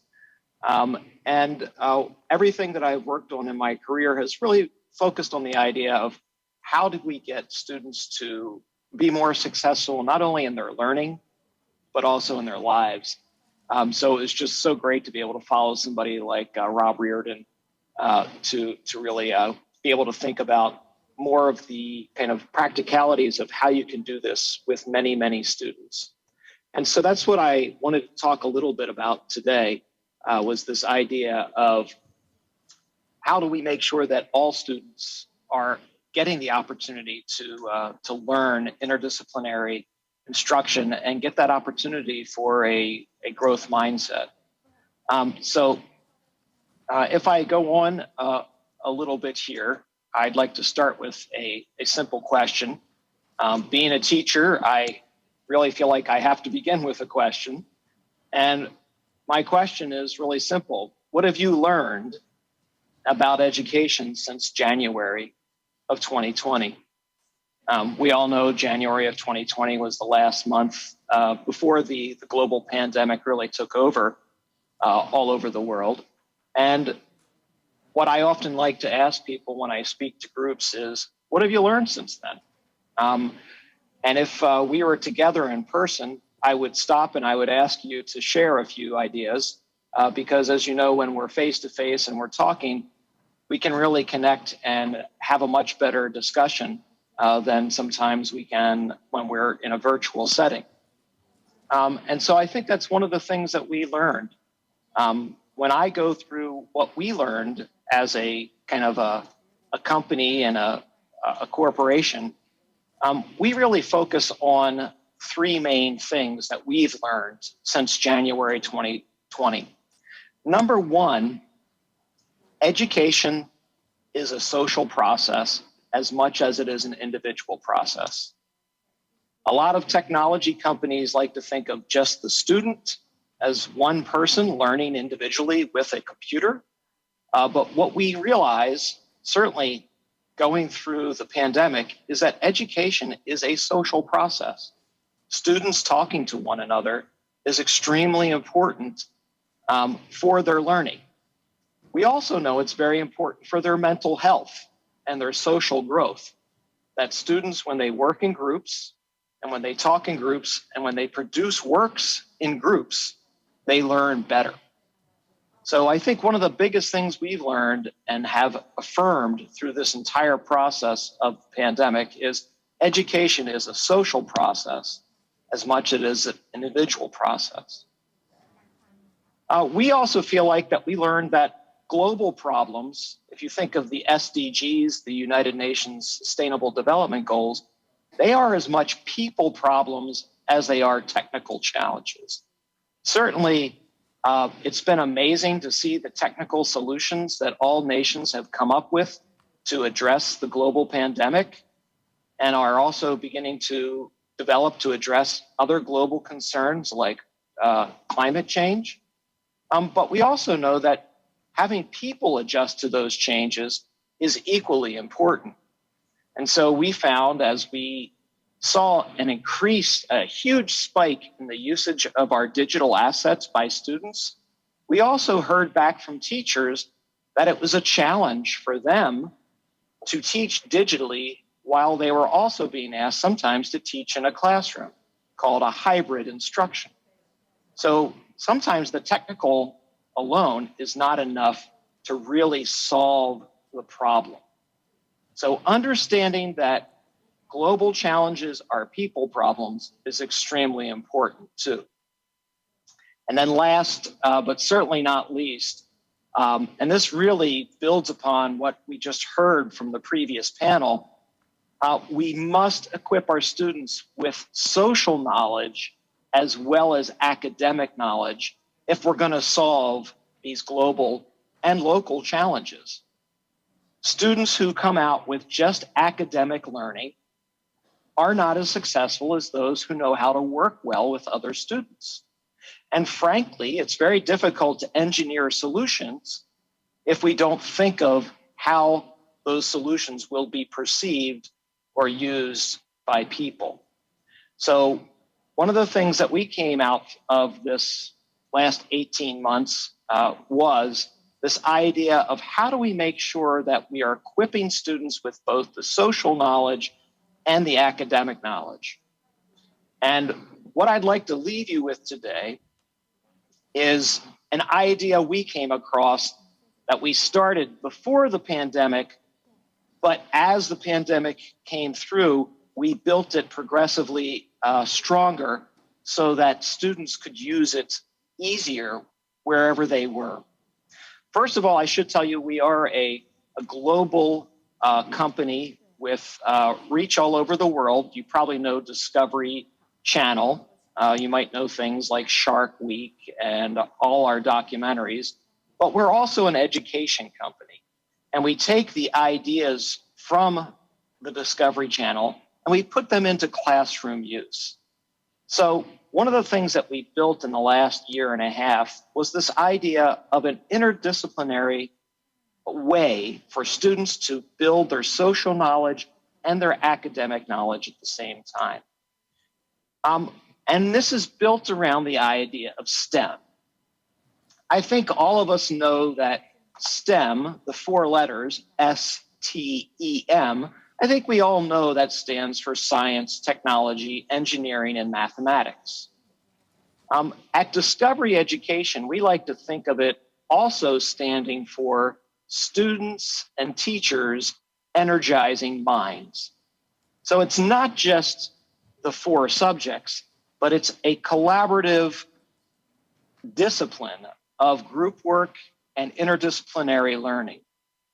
And when we talk to teachers or we talk to heads of school, we always begin with these questions. What does STEM look like in your classrooms right now? And if you could wave a magic wand, what would you like STEM to look like in your classrooms?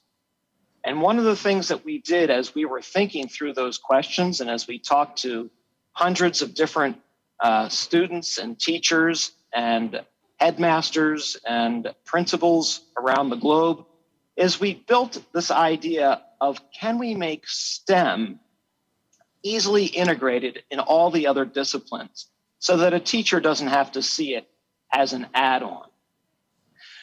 Because as we went back and looked at this idea of building social knowledge and academic knowledge, we realized that teachers were told a bunch of things that they had to do, but didn't have the tools to do it. So for instance, a lot of educators have been told they're supposed to be doing STEM, but they really don't know what they're supposed to do, or do they have the time to do it all? Their first priority, rightfully, is teaching reading, writing, mathematics. How do they fit it into their day? That was what many teachers came back to us and said. They also told us that a lot of the materials they use for STEM are hit and miss. they don't develop like a curriculum. So sometimes they will have a coding day or a engineering day, or they will build an activity, but it's just once a month or maybe a couple times a year, and it doesn't really have a long-lasting effect. They also told us that it's very hard to integrate STEM careers into everyday instruction. It just doesn't come up naturally, and many teachers and school leaders are not aware of the latest careers in STEM areas. In fact, it's always changing, so how would one know about those? And then finally, we know that literacy takes a large part of the day. And so one of the things that they told us very clearly when we talk about K through 8 is, how do you link into literacy?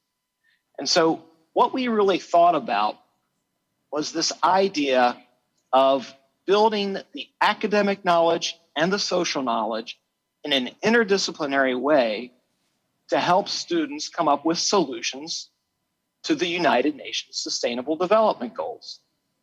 So I think we're all familiar with these, and we've seen them for many years. We had a very simple idea. Could students in kindergarten through grade 8 try to solve some of these problems? We know students get very excited about this, but frequently, when we're talking about kindergarten through 8th grade, the content gets very complex very quickly. So what we decided was, let's see if we could develop that. We also looked at a different organization. The National Academy of Engineering has created a number of grand challenges for engineering. Things like secure cyberspace, engineer better medicines, manage the nitrogen cycles. And these were all ideas that linked into the Sustainable Development Goals, but also had an engineering point of view. So we wanted to layer in a design element, an engineering design element to all of our challenges.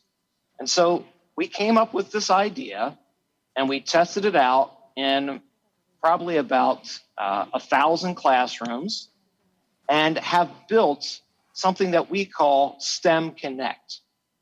And I won't go into too much detail, but one of the things that we were really excited about was it connects students to their world so that they can go in and they can investigate and they can apply what they're learning to the real world.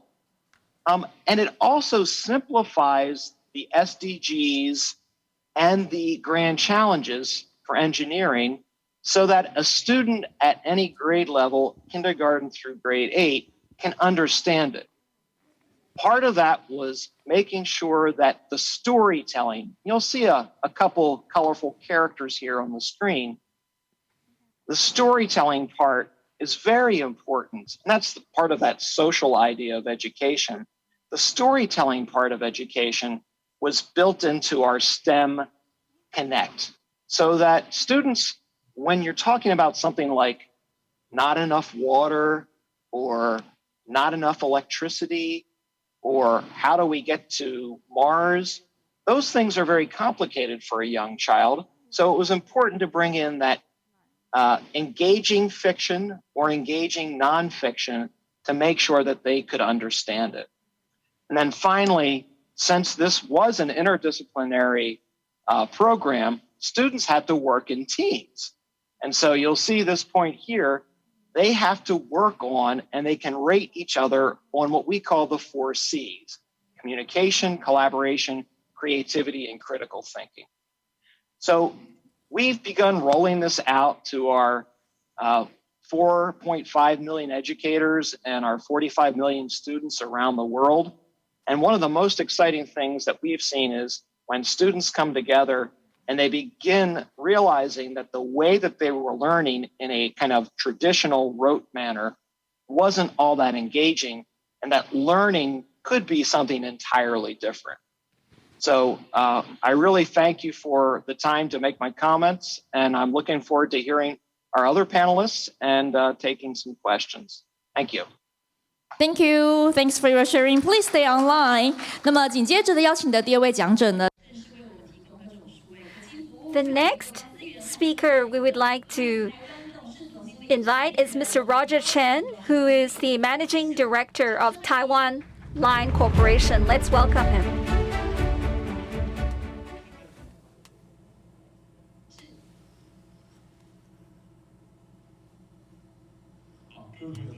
Hello, everybody.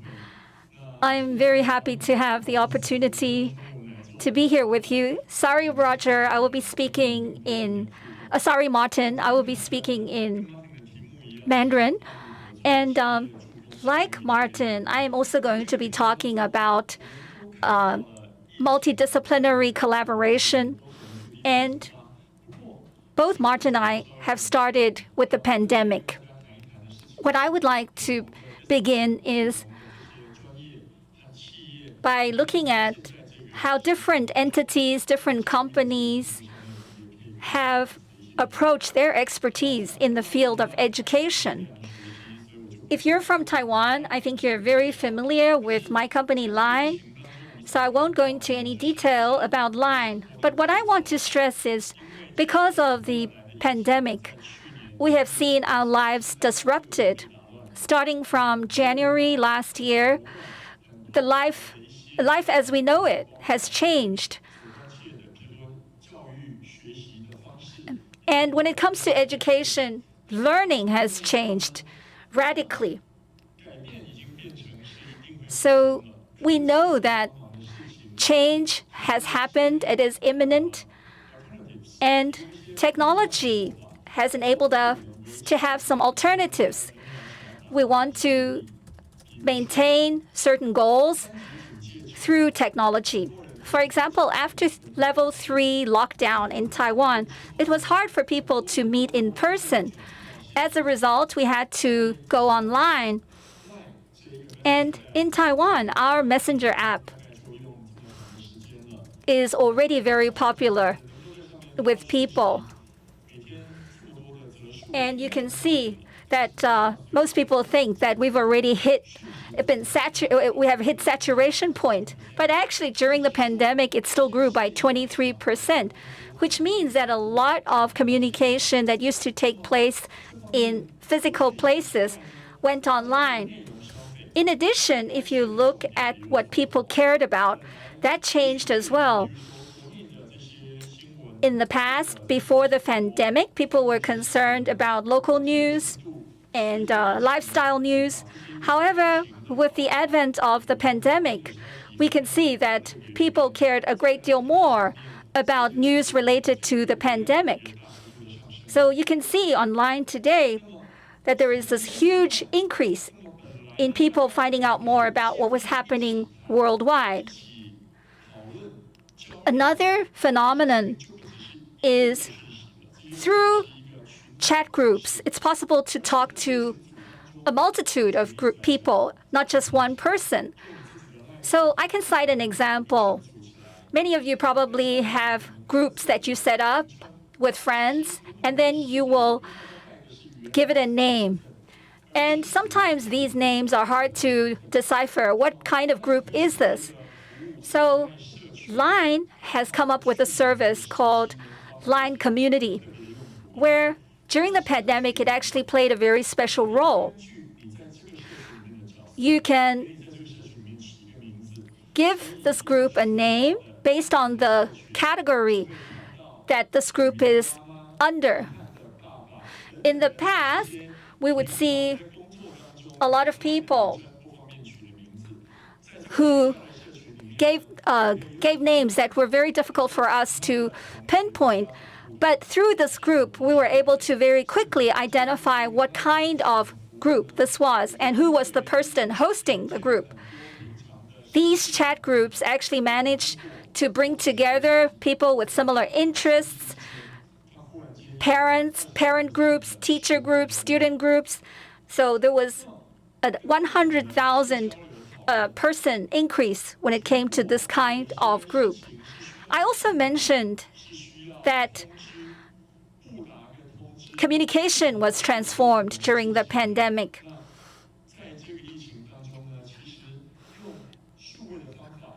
many people had to use digital means to notify people during the pandemic. So for our official account at Line, we established a service that was focused on notification, where people knew whether class schedules had changed, or in some of the remedial schools, what were some of the latest changes. And we saw for many of these accounts, their subscription rate also rose significantly. So what is all of this telling us? This is telling us that before the pandemic, online learning was already quite prevalent, and in the field of education, many people were already working hard on improving these platforms. We also have companies that provided the tools for communicating digitally. There were many corporations, associations working on this as well. However, because of the outbreak, everybody became more and more aware of what other people were doing and whether it was possible to integrate and link together. All of a sudden, we wanted to actively reach out to schools, online organizations, and experts in education to see what we could do with digital technology. And also, we realized with digital tools, we were able to solve the problem of time and space. Then it makes the level field far more equal. So we can see once digital learning was liberated, more and more people could learn whenever they want and learn for life. And people from all different walks of life can contribute to education.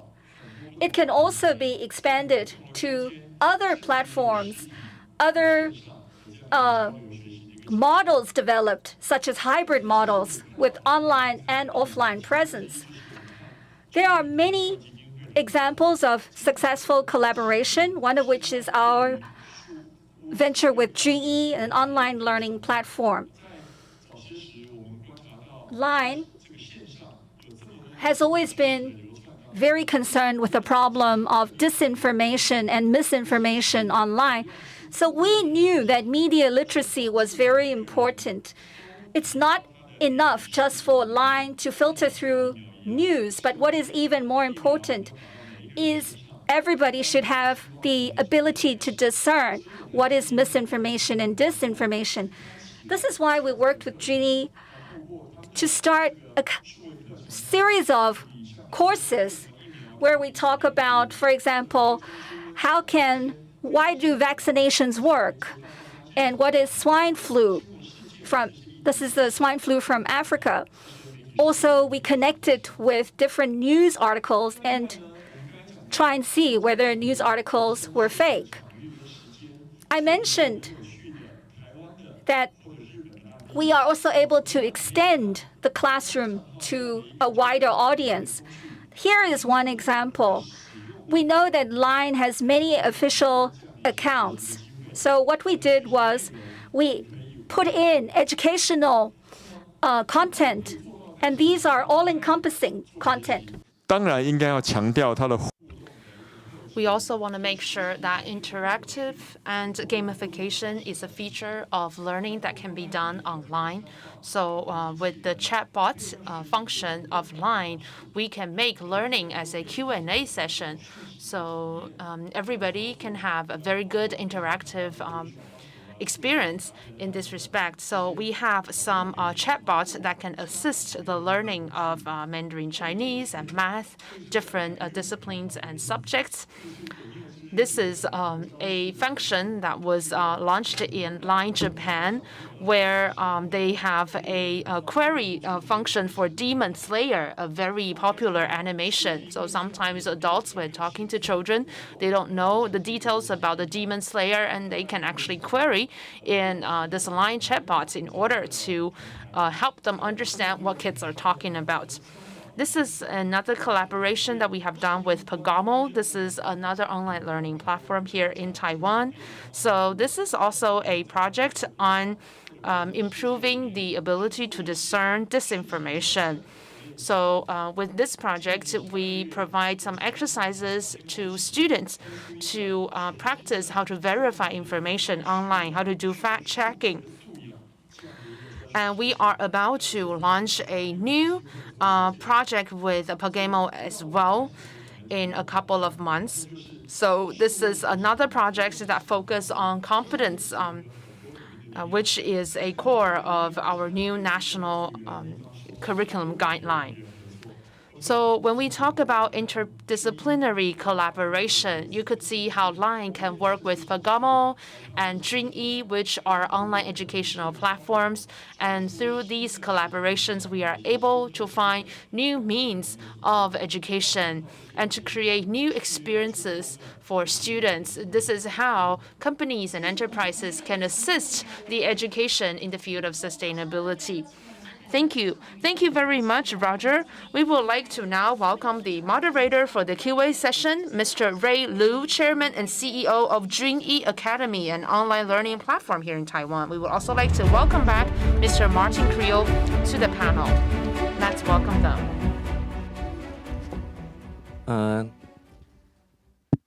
Hello.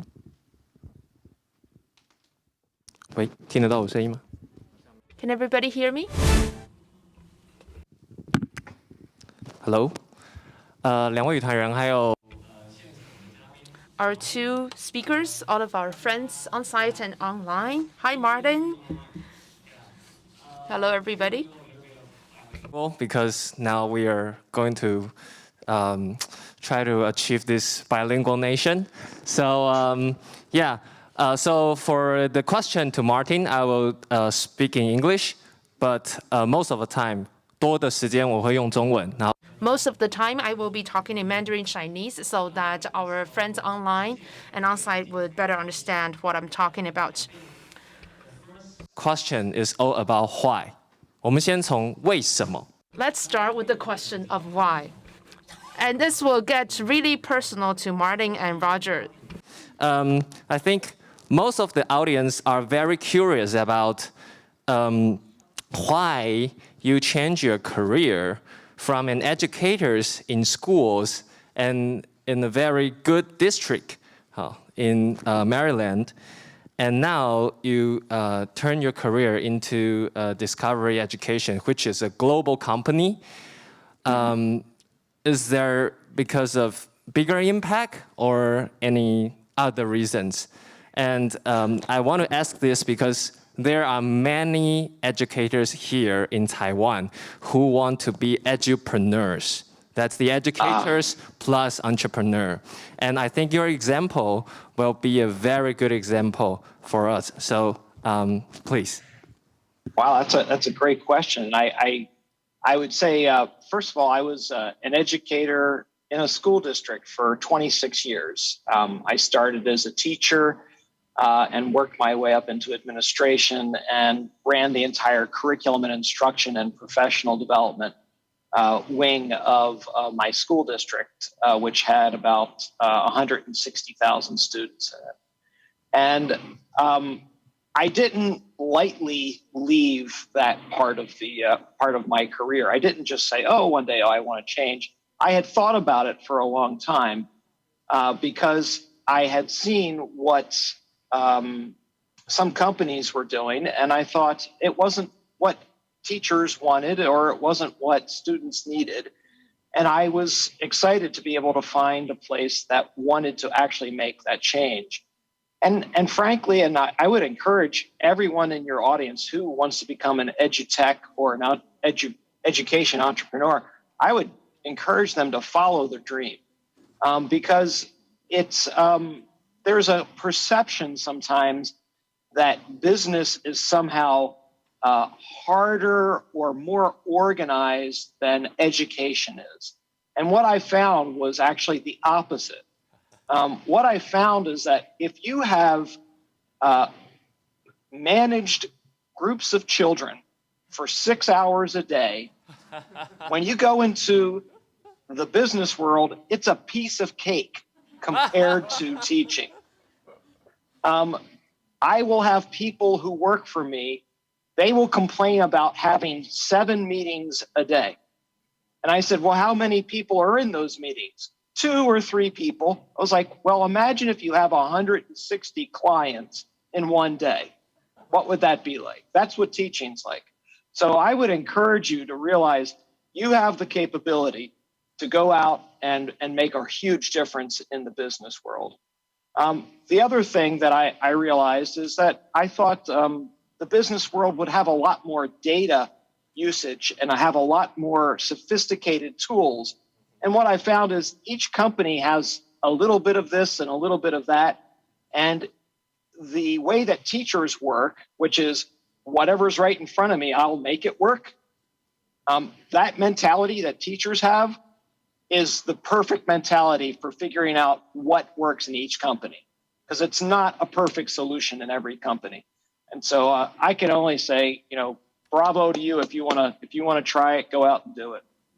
Well, thank you, Martin. 我觉得 Martin 刚给我们一个非常好的鼓励。Thank you so much, Martin, for these words of encouragement. So, yes, educators, you can also assist entrepreneurs, enterprises to become better. Because you're so good at managing your class, you can definitely be good at managing a team in a company.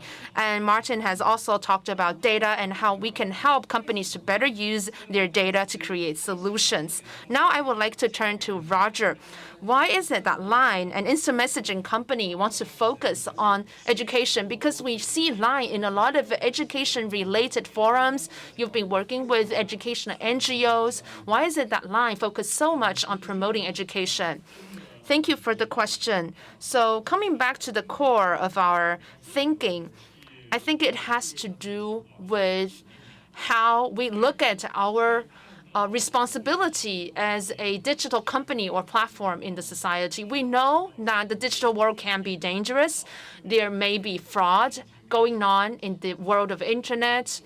And we can see disinformation, false information being a very big problem. In recent years, sexual exploitation, this is also a very big issue in a lot of these technological platforms.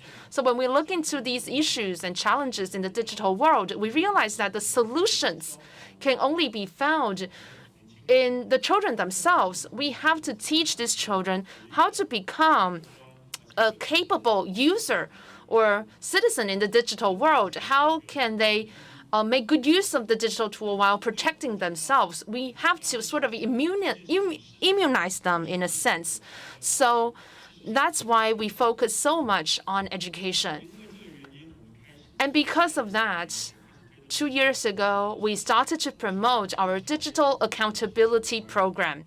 This means that through this program, our team will reach out to different educational institutions and organizations to see how we can provide our digital tools to facilitate their cause and their initiatives. So, for example, our collaboration with Jingyi Academy here in Taiwan and other institutions here in Taiwan, we are able to bring our digital capabilities to their content and to enhance the educational and learning experience.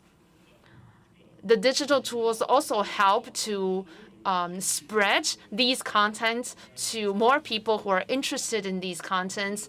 We know that younger generations are very adapted to these technological tools. So we will continue to invest more resources in this respect. Thank you very much, Roger. So you've said it so well that when a company looks at their social responsibility and look at how to solve social issues, we have to come back to education. All right, we have 8 minutes left, so I want to put in 1 or 2 more questions. There's a question on Slido and which get the most thumbs up. That is they want to know more about the STEM Connect materials. Can teachers in Taiwan and parents in Taiwan use them to help their children? Yeah. So can you give us some examples? Oh, sure. Or how can we do that? Oh yeah, sure. We have some partners in Taiwan who use them. Win-Win, Yubao, and APE are all partners who use our STEM Connect service. And it's a really great program to get kids engaged. And what we really love about it is it's not just sit in front of the computer, it's sit in front of the computer, learn something, and then talk and begin to share with one another. And we get so excited about it. The person who designed it was the head of the Obama administration STEM initiative. And when she left the Obama administration, she came to work for us and designed this program. It's just been so much fun to build and launch. Cool. If you want more penetration rate in Taiwan, maybe you can consider collaborate with Parenting Magazine. Yeah. Well, one more following questions is that so because Discovery Education is education content and platform company, which from my knowledge is a subsidiary from Discovery Communication. So from your point of view, how can content and communication company to use their kind of knowledge in or expertise in adult world and turn that into education material? So any suggestion to other companies and corporates? Well, I mean, I'm obviously going to be biased because I am an educator from my background. And our company, when they first started building some products, tried to build products without touching and getting to know educators. And they admit that it frankly didn't work so well. And so what they had done after that was begin hiring a full staff of educators. And I'd probably say in our company, probably 60% are either current or former educators. So really being able to have that sensibility about what's appropriate for children, what works in the classroom and what doesn't work in the classroom is extremely important. And then I think the thing that is often overlooked is the workflow that a teacher has to go through. If there's a group of teachers in there, they're all going to know that sometimes there's just no time, and you have to be able to build something that is going to be quick and easy to use. And that's one of the things that we always keep in the front of our mind is the workflow for teachers is really demanding. Got it. Thank you, Martin. 那我们回头来问一下。Okay, thank you very much, Martin. Now I want to come back to Roger. A lot of companies and enterprises want to assist education. However, I am now representing an educational NGO, and I can see that a lot of companies are struggling to work with educators. They don't know how to assist educators in the most effective way. But Lion has been very successful in this respect. So, Roger, can you share with us your experience? From your perspective, when companies work with educational organizations or educators, what are the difficulties and how do you solve these difficulties or overcome these difficulties? Actually, I think this question is connected to what Martin talked about, the importance of interdisciplinary teamwork. I don't think you divide up the work, rather you need to collaborate. So for me, I think when I'm looking at collaboration, it's very important for both sides to know each other very well. So you need to be very clear about your strengths and weaknesses. Very often when we're looking at cross-disciplinary cooperation, my team needs to practice a skill. Originally, people are just thinking about dividing the work. But before that, you need to think about you need to introduce who am I? What are my capabilities? So that the other party can have room to imagine your role and to think about how they can leverage your skills. So it's important for our collaborators to honestly tell us their problems. What challenges have they found? And then that would challenge us to think about, well, what is in my toolkit? How can I help them? So I think this is something so basic and it's common sense. But very often, parties just go with the work, but they never introduce themselves. I think Roger has just pinpointed on something so important, and it's very good as a concluding comment for this session. Very often when we're talking about SDGs, I don't know if you've noticed, but the 17th goal is partnership. This is a goal, but it is also a strategy. Very often, we know partnerships are important, but as Roger mentioned, very often we skip over a very important part of knowing each other. We just want to start talking about the work. And companies often have certain expectations of educators. They want educators just to solve specific problems. And educators may have unrealistic expectations of companies. We need to return to the beginning. Do we have an in-depth idea who the other party is? We need to align our goals and challenges and then exercise our imagination and creativity, all of that before we collaborate. So Roger cited many examples that are very successful case studies. Discovery is also one company that is looking at more opportunities in the field of education. Let's all put our heads together and think of ways in which we can push education forward towards sustainability. This concludes our panel. Being so late. I know it's 10, near 11 at your time, PM. Yeah, thank you. Yeah. OK, 谢谢大家，谢谢。好，谢谢3位语谈者。We want to thank our 3 panelists. The biggest test for every conference is how many people are left after we take a break. And we know that we are now approaching break time. However, there's still 90,000 people here. Maybe some people have gone for lunch break. Remember to come back. I want to thank everyone that's still with us online. I want to apologize for the break in transmission a few minutes ago. Don't worry, there's going to be playback. Now, before our lunch break, I would like to invite the editor-in-chief of Commonwealth Education Media, Yahui Chen, to talk about the report of education ecosystem. Good afternoon, everyone. I hope the 90,000 people online will stay with me till my last slide. We heard about the importance of collaboration. It is also an important SDG goal, the ideal of fostering better partnerships.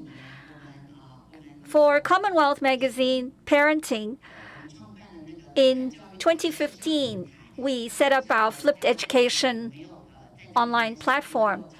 I'm not sure how many of you have been on our platform, but the reason this platform came about was because Taiwan was undergoing a very big reform in the field of education, and we felt that we needed an independent platform that would provide the latest and the best expertise in education for teachers and parents.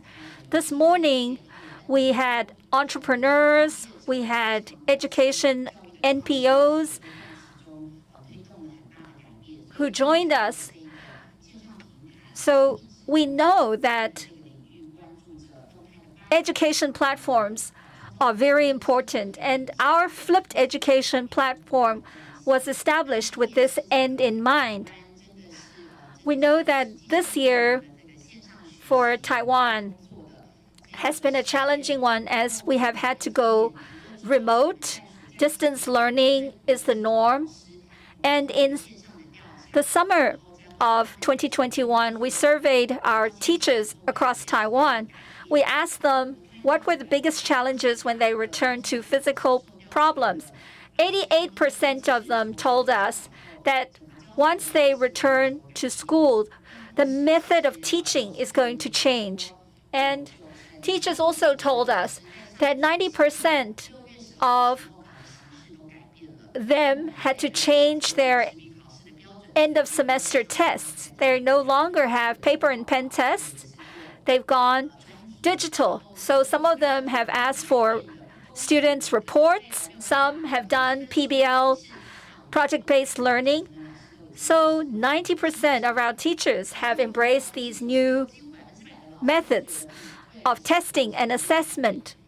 And 96% of the teachers surveyed told us that teacher training needs to change drastically. We cannot rely on past traditional methods. Also, 87% of the teachers said we need to select teachers differently. Today, we need to have digital literacy, so we cannot only rely on traditional methods.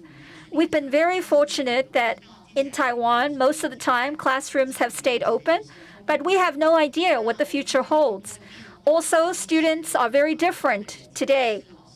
So for everybody, not just teachers, everyone in the education arena, we are filled with uncertainty when we look towards the future. So this is a good time for us to return to the origin and ask ourselves, what was our reason for embracing education? So I wanted to share this photograph with all of you. This was a photograph taken in 2017. This year is the 10th year of our forum. And I remember in 2017, Finland had just started their own overhaul of their curriculum. The lady you see in the middle was one of the educators from Finland, and we invited her to Taiwan to introduce her work. I remember she told us that teachers have the most interesting job because they are responsible for building futures every single day. Even though I myself, I'm not a teacher, but she inspired me through those words. I felt that my work was more meaningful because just like teachers, every day we're helping build a future. So I want to leave you with this comment that what you're doing every single day is building the future. Even though we're faced with so much change, we still need to amass resources. What we need is probably an arsenal of tools. It is going to be a very, very big undertaking. So what is this arsenal? Probably it will be comprised of many online platforms where we can share and learn from each other. So we hope that our conference can be this kind of platform. This year, we'll have 2 weeks of online and offline conferences. And every evening, we even will have an online exhibition. So you can see we're using a myriad of digital tools as well as offline tools. All of this is in the hope of reaching a wider audience. Of course, we're not forgetting how we started. We're continuing with our magazine. We have podcasts, videos, streaming programs, many, many new models that we're experimenting with. We are also publishing many books, as well as conducting online workshops and courses. I mentioned starting in 2015, we decided to establish the Flipped Education online platform with the goal of bringing all resources under one umbrella. So let's work together so that we can usher in better education quicker. Starting from this year, we are going to be offering 3 new services.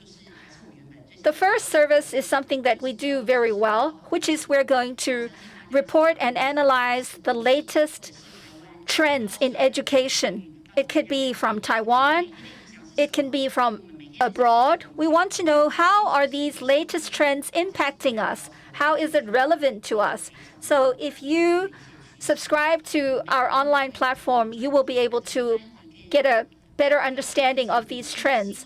Every month, we will also offer in-depth project analysis of certain phenomena.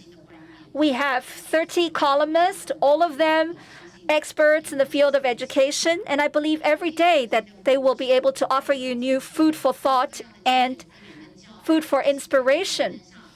Another new service is we hope that you will be able to find inspiration for teaching on our platform. Starting in November, we will have a SDG themed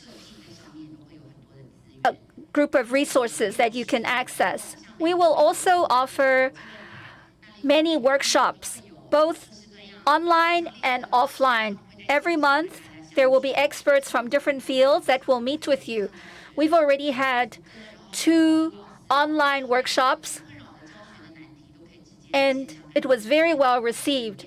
You can communicate with many experts via distance and remote learning. So there are many more surprises waiting for you, such as movie showings, amongst others. And now my final slide. I think I will welcome you all to join us. Let's use the Flipped Education online platform to make Taiwan's education better. And the next movement I would like to ask everyone to do is to scan the QR code. If you don't have time, please take a photo of the QR code. Thank you so much to our editor-in-chief. We are now going to break for lunch. You can come back to the venue at 2 o'clock in the afternoon. We also want to ask our online participants to stand by. I mentioned that there are many online resources that you can peruse during this break. Remember to join us again at 2 o'clock in the afternoon.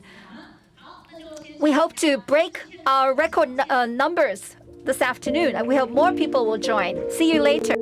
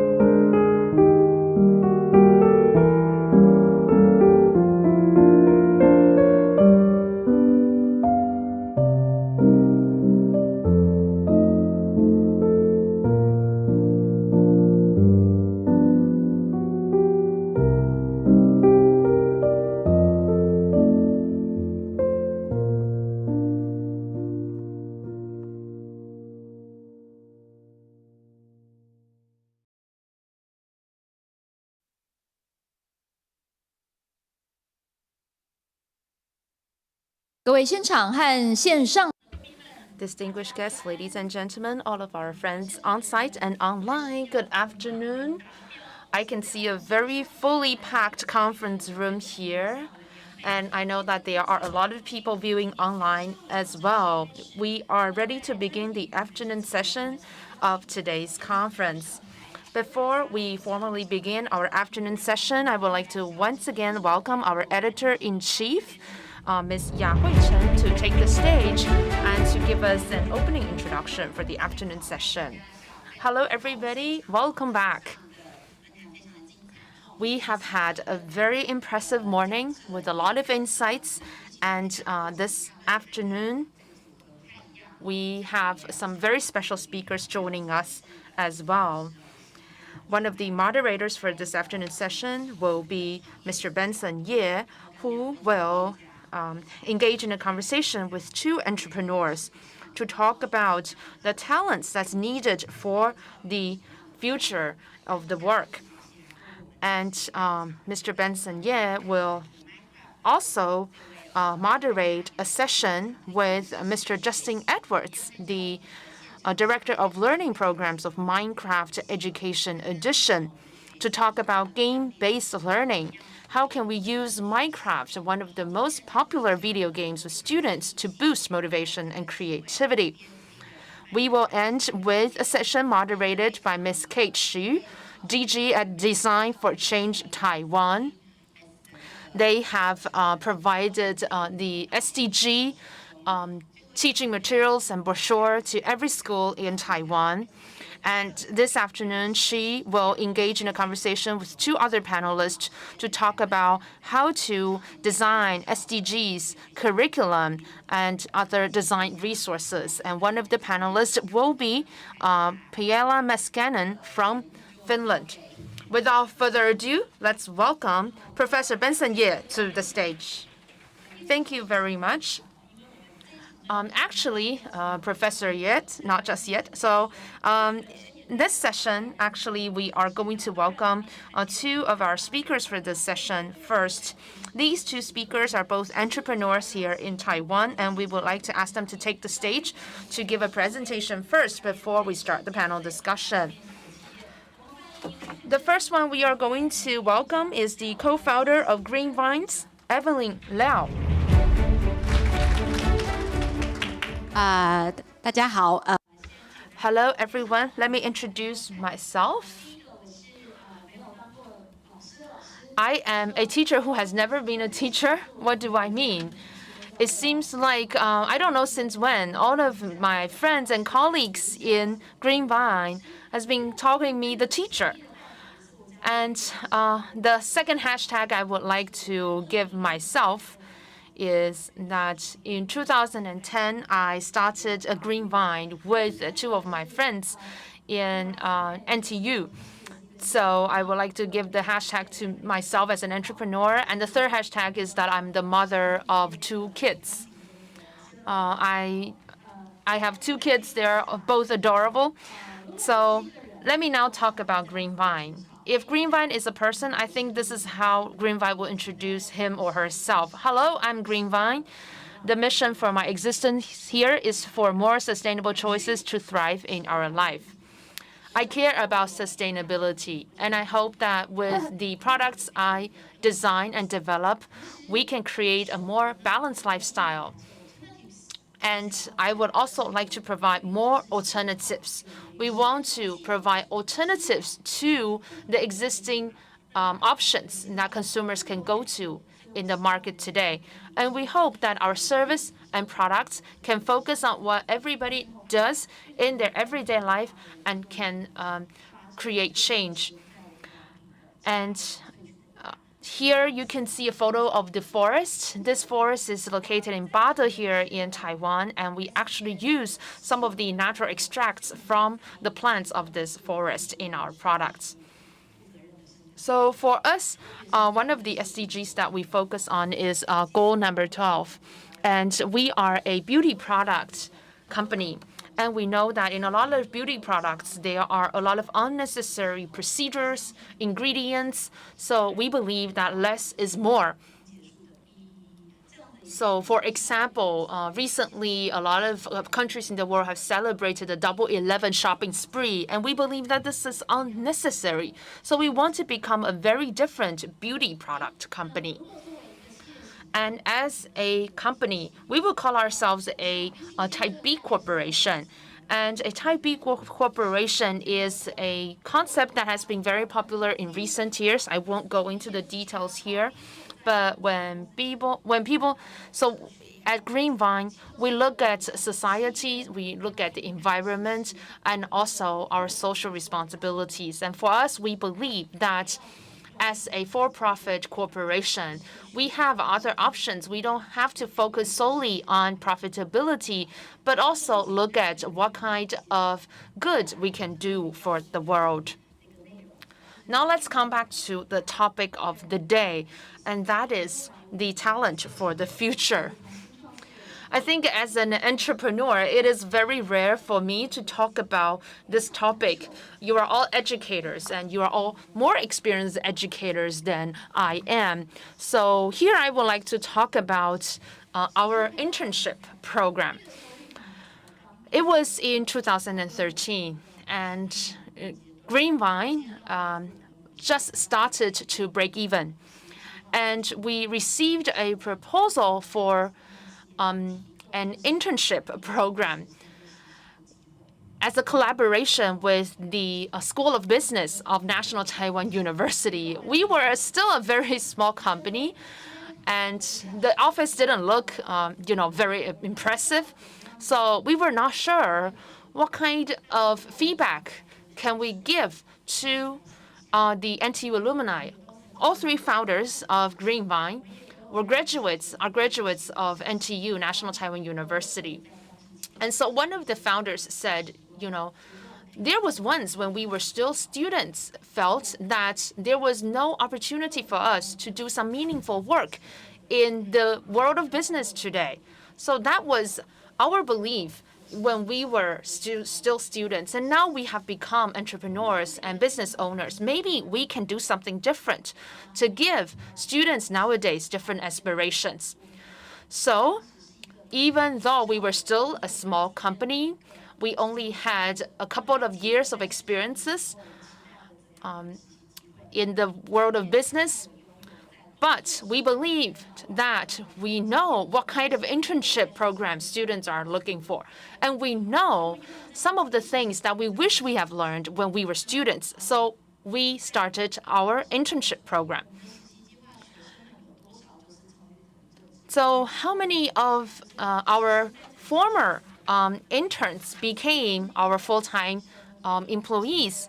We found that actually 30% of them became a full-time employee with us. And one of our former intern who became our employee later, who then left our company and joined Commonwealth Parenting. So I could see that we are really providing a lot of valuable lessons to these interns, and the recruitment rate of our internship program is only 0.5%. So this is a very competitive process to become our intern. And every year we receive more than 1,000 applications to become our intern. And why can we do this? This has to do with our belief in the future of work and the talents for the future. Jeff Bezos once said, I was asked very often what would change in the next 10 years. What are some of the changes that would occur in the next 10 years that we have to predict right now? It's a very interesting question. However, nobody ever asked me what will remain unchanged in the next 10 years. So this is something that we should think about. This is our 8th year of our internship program this year. And we could see that we center around the same questions when we design our internship program. And that is, what kind of capability will still remain needed and future-proof? So we believe that in the face of future work there are three very important competences that will remain unchanged. And that is, first of all, problem-solving capability, second, communication capability, and third, growth mindset. And growth mindset happens to be one of the topics that is discussed this morning. So these are three core competences that we believe are future-proof that will still be needed in the future of work. So in our internship program, we want to cultivate these competences.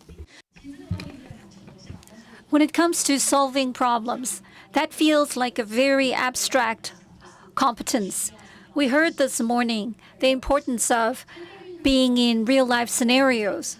So for Green Vines, one of our key accomplishments is we take our interns and we put them on the battlefield. They also have to battle each other. So within 2 weeks of joining Green Vines as an intern, our interns need to be able to accept a real-life assignment. They need to do research and then take limited resources. And within 2 weeks' time, they need to present to a high-level office meeting, talk about the solutions that they have come up with. And their proposal needs to be effective in the sense that it can be carried out right away. So the intern right away will feel that their contribution is valuable, especially in light of so many uncertainties. The second thing that we do in this area, and many interns have told us that this is something that is very valuable for them. In the process of being an intern, they are able to take Strength Finder, which is a test that tells you your aptitude and potential. Through Strengths Finder, you're able to know your strengths and weaknesses and know what's the better way to communicate with yourself and with each other. You will discover that I'm actually a person that likes to find solutions from the past, or I am somebody who lives in the here and now. I value the moment. So Strengths Finder sometimes changes people's perceptions of themselves. Think about your children. Some of them do very well in English, but they don't do very well in mathematics. Are you going to ask them to get extracurricular classes in math or English? If you use Strengths Finder, you will see that they believe in liberating your aptitude. You shouldn't focus on specific subjects. Rather, you should look at your problem-solving skills. The second important competence is the ability to communicate. Many people are worried about the onset of an AI, artificial intelligence era. Many people think that the key to overcoming this new challenge is to have better digital literacy. However, at Green Vines, we have a very, very different perspective because we think the one thing AI cannot do as us is communicate. So when you're thinking about communication, very often you're focused on me, what I want. How should the other person respond to me? But you actually should communicate with the listener in mind. You need to make sure that what you're saying is something that the other party, the listener, is receptive to. So in this day and age, if you want to be an effective communicator, you have to learn to make presentations. Very often, you can only wield influence through your ability to express yourself. The third competence is the growth mindset. As I mentioned, this was discussed extensively this morning. The one thing about Green Vines is we do not look at KPIs when it comes to our employees. Instead, we look at what we call OKR, objectives, key results. Very often, if you only look at KPI, people are constrained because they're worried that they may get a wage cut if they don't hit their targets. However, if you design a challenging objective, and if you're not penalized for failure, if you can show key results. That's actually a better way of incentivizing employees. This is why we have our OKR benchmark. And in conclusion, I would like to talk about the next decade. Today, for any company, they need to have their eye on the short term as well as the long term. And companies are engines of innovators. So through ESG, we can already see this happening. We understand that environmental sustainability is also the responsibility of all corporate citizens. Now that I have my own child, I truly, truly care about sustainability because I want my child to be in an environment that is going to thrive and be sustainable.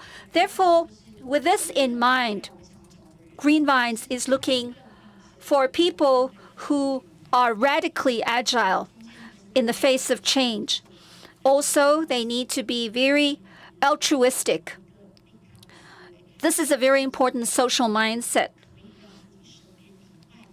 They need to have an eye on not just themselves, but those around them. Furthermore, when it comes to concepts and ideas, it's very important to have deep thinking because we need to have much better attention span when we look at the very complex questions and problems of the future. This is my last slide, and you can see the 3 hashtags here. Those are the things we really care about. As a business, we believe that it's very important for us first to expand the internship that we offer so that more people have the opportunity to grow and learn. Thank you, Evelyn. The next speaker is somebody who definitely embodies the growth mindset. Why? Because he failed spectacularly twice in his life. However, he managed to overcome adversity and he set up an online learning platform instead. So now we'd like to welcome from Amazing Talker, founder and CEO, Abner Chow. Let's hear his very valuable experience. Hello, everybody. I won't say too much about my company, Amazing Talker. You can go and Google it if you're interested. Instead, what I want to talk about is something close to my heart. What kind of talents are we looking for in the future? I think the answer is very simple. We want to look for people who are clear about their goals and objectives and do their utmost to achieve it. We can learn through many different means. We can use Amazing Talker, we can use other resources. So it's also very important that the person knows how to be resourceful and constantly find answers by exploration. Here you can see the scale of Amazing Talker, and you will see that our revenue as well as our growth rate are all steadily rising. About 1 million people now are actually using our website, and it spans over 20 different markets. A lot of people, when they see me, they wonder if my English is very fluent. I don't like to talk about my background. My education started, I went to National Taiwan University for college. Many people also know that I started out as a boxer. That's correct. I went to Japan, and it was mentioned in my introduction. I tried to start my own business twice and failed both times. I overcome adversity by doing the 2 things that I cited, which is trying to be resourceful and doing everything with a goal and objective in mind. I went to Japan when I was 17 to pursue a career in boxing. It was a very, very difficult period. And when I was in Japan, it was after I graduated from college. So I had to answer the 4 W's and 1 H. Where did I want to go? I wanted to go to Japan. Why? Because boxing was my dream.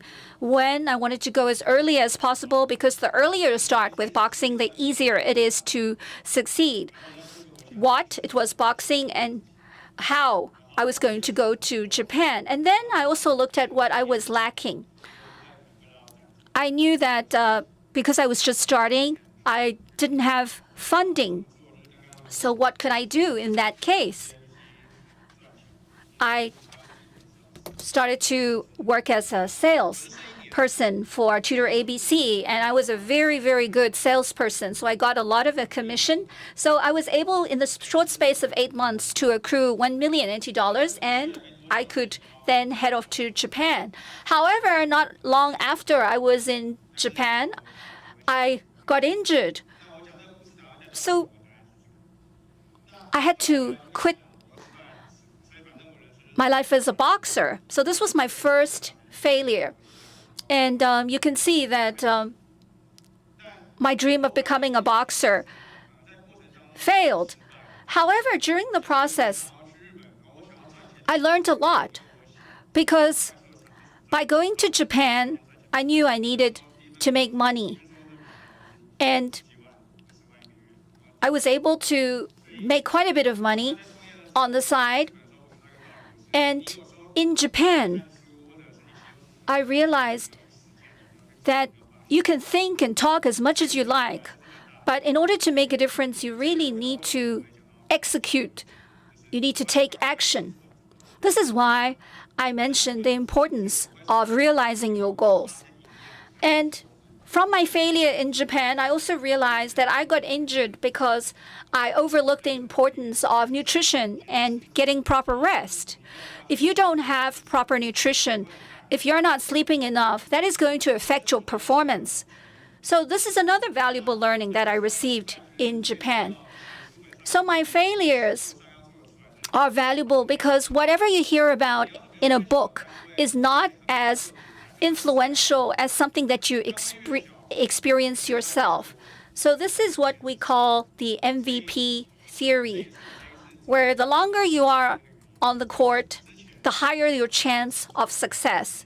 So this is part of the way I learned and became stronger. Due to my failures, due to a very clear objective, that of being a successful boxer in Japan, I was able to accumulate a lot of learnings. So this is why when I tried to set up my present company, I was finally able, amazing talker, I was quite successful. And I started making money very quickly. And of course, the first thing you think about is, okay, once I make all this money, how am I going to spend it? In the past, a lot of people are interested in space exploration. However, in Taiwan, we may think that that's very difficult for a company in Taiwan to realize. However, once you start accumulating a lot of resources, you can start dreaming big. So with enough money, is it possible for me to actually go to space, have a space expedition? These are all ideas in my head. I understand for them to come true, I will definitely have to have enough resources. So my goal right now is to accumulate resources as fast as possible so that I could do whatever I want. At Amazing Talker, we don't have a very clear-cut goal for the next 5 years, but we know that we need to grow at twofold, threefold, fivefold in order to make everything possible. You know that without financing, you can't even begin to dream. Now, how is this related to nurturing talent? I think when I was pursuing my dream, I understood the importance of certain personality traits. So if you look at this slide, you will see that when we are interviewing new recruits, the first thing we want to know is, do you know what you want? It doesn't matter if something is going to make money or not, but is there something that you're passionate, obsessed about? At Amazing Talker, it's very important to have that fire. And once you have that fire, then it's as if there is a fire lit under you. You will do everything to realize your goal. So I think it's important to have this sense of what you're interested in so that you're not just waiting passively on the side. So when it comes to talent, we want them to work 100%, not just because they want the company to grow, but because they are doing it for themselves. There are also 10 other traits that we look for when we are interviewing new recruits.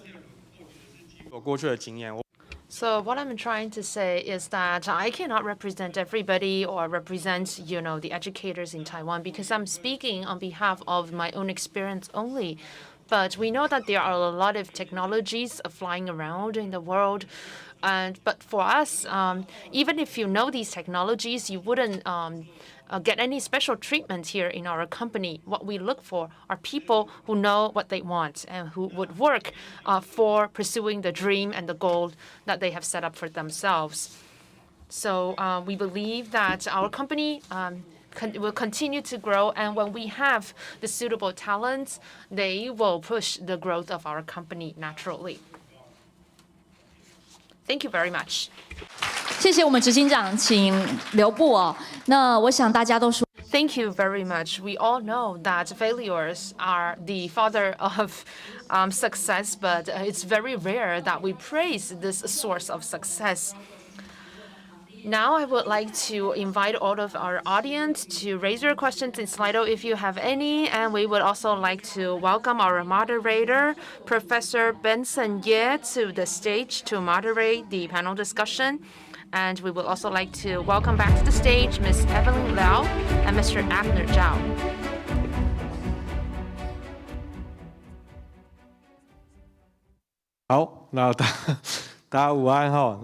Good afternoon, everybody. I could see some questions on Slido already, but we would like to invite more questions. And so I will throw out the first few questions so that you have more time to raise your questions in Slido. So the first question I would like to put to our two panelists here. Right now in Taiwan, we believe that a lot of parents are still pretty obsessed with the so-called, degree, where you are graduating, leading universities. We know that Evelyn graduated from National Taiwan University.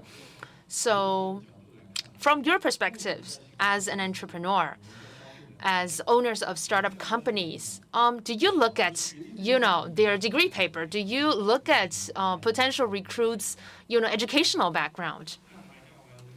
To be honest, I didn't graduate from National Taiwan University, and I probably graduated from, one of the least, not a very good school, So I know that for me, the most important thing is that no matter which university you are graduating from, you know exactly what you want.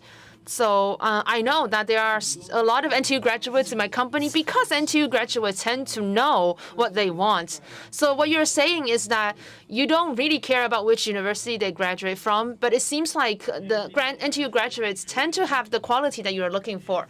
Yes, we know that a lot of NTU students, because they worked very hard for their academic success, and that probably gave them the opportunity to develop the ability to know what they want and work for what they want.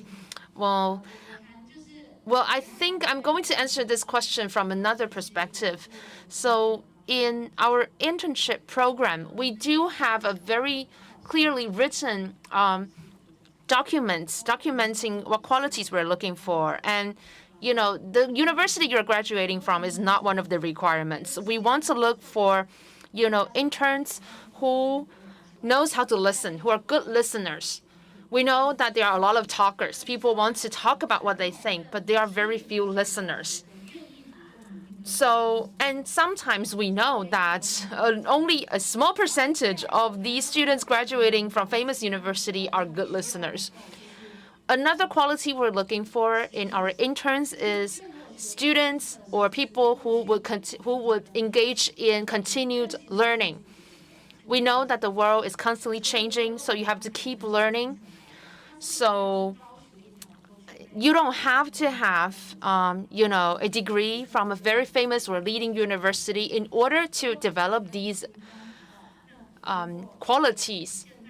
But I agree with Abner that sometimes because of the current educational institution or system here in Taiwan, we tend to find these qualities in students graduating from leading universities here in Taiwan. This is a very interesting topic because last year, Commonwealth Parenting did a survey about NTU students. And they asked NTU students, what would you do if you have the chance to choose your major again? And about 60% of students said they would choose another major. So I think this actually says something about whether or not these NTU students actually know what they want. And you could see that during those 4 years in university, a lot of students actually spend some time exploring, understanding, what they really want. And that's probably why when they enter the labor force, they know what they are looking for. My next question is, what are some of the lowest points in your entrepreneurship experience, and what did you do to overcome that? All right, so the lowest point. The lowest point is realizing that the lowest point will never go away. It will always be there. Why do I say this? Sometimes people would think, the first few years of starting a new company would be the toughest because you don't know if you will survive, and you will struggle to expand the scale of your company. It will be difficult to promote your products to consumers, finding the market, and also you are looking at the losses, talent shortage. Yes, these are all painful.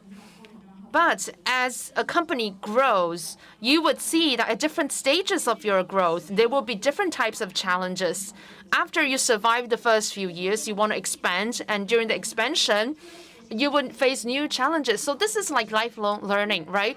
Low points is also lifelong because at every different stages, you would run into different low points. So I think the point is, how do we live with that? How do we tell ourselves, even with all these low points, I still need to march on? So I hope this doesn't sound too didactic, but we need to try to find a way to influence the world and take the next steps. I can really echo that because 7 years ago when I started my own project, I grew up as someone who learns the idea that as long as you work hard, you will succeed. And, this statement actually works when you talk about academic success, right? If you study hard, it's more likely that you will succeed in getting good grades. But in real life, you will find that sometimes after investing so much effort, you probably still don't succeed. And sometimes you run into a lot of anxieties when this happens. So in schools, a lot of times when teachers talk to students, they actually don't know how to share with the students what kind of anxiety you would run into when you run into failures. And when I first started my company, I realized that there's this anxiety I have to be faced with. I don't know if my company will survive. And it's like a roller coaster ride every day. And, at schools, when I was growing up, I was always told to, work hard, to study hard so that I can have a very stable life. But after I started my own company, everything was different. Now I want to turn to Abner. So when you look at new recruits, do you look at their qualities of sustaining this kind of, roller coaster of, emotions, or their ability to face or sustain stress or anxieties, or it's okay when they are recruited to our company, they would know how to do it? I think we will look at if they have experiences of working towards their goals and to do everything they can to work towards their goal. we want to learn about their past history. For example, if they have run some organizations, student clubs, or if there are some projects that they were involved in, and they have experiences of sustaining these low points or anxieties. We know that this kind of people with this kind of experience will tend to adapt to these stresses better after they join our company. And for new graduates fresh into the market, they sometimes need to learn about how to adapt to these stresses. So does it mean that you want to look at their failure, right? You want to look at their past failures and if they actually stood up after these failures, right? That's correct. This is a very interesting discussion because it seems like in the world of business, we want to see talents who have experienced failures before. But parents, teachers hate to see their children fail. A lot of very successful parents, high-achieving parents, middle-class parents, I think their biggest problem is that they cannot bear the idea of failure. Because they are very high achievers, they are very successful in their societies, they believe they know more about the rest of the other parents. So you cannot bear the idea of not helping your children. And you cannot bear the idea that your children will fail. So whenever your kids talk to you, you would really want to give them instructions, tell them, hey, this is the right thing to do, because you want to give them the shortcuts to success. But when you keep giving shortcuts to success to your children, then your children wouldn't be the kind of talents wanted by these companies because they're so used to being given these shortcuts. They don't have experiences of failures. So when they go into companies, when they become employees, they run into failures, they break down. And this is not the kind of talents that companies need. So parents, you have to exercise patience, okay? And also, if you are a very successful parent, the biggest thing you can provide to your children is what? We know that there are some disadvantaged families where their children, after failing, they don't have a chance to come back anymore. But if you can provide a family with resources or support to your children have the opportunity to fail and then come back. And that is the most valuable resource you can provide to your children. So there are some ups and downs, roller coasters of experiences, stress and anxieties. And in the world of business, we want to have talents who have experienced these ups and downs. So there's one question from Slido. It's a question for Abner. So it seems like in Amazing Talk, one of the qualities you've mentioned about recruits you want is people who wants to be lazy. So what do you mean? What do I mean is that we know that there are people who like to play safe. And when I say we want people who are lazy or who wants to be lazy, this means that these are the people who don't want to spend time on meaningless chores and tasks, and they want to achieve their goals with the utmost efficiency. This kind of people will think about better ways to do things, more effective ways to accomplish the team goals. So keep lazy. This means that you have to think about the most efficient way of achieving your goal.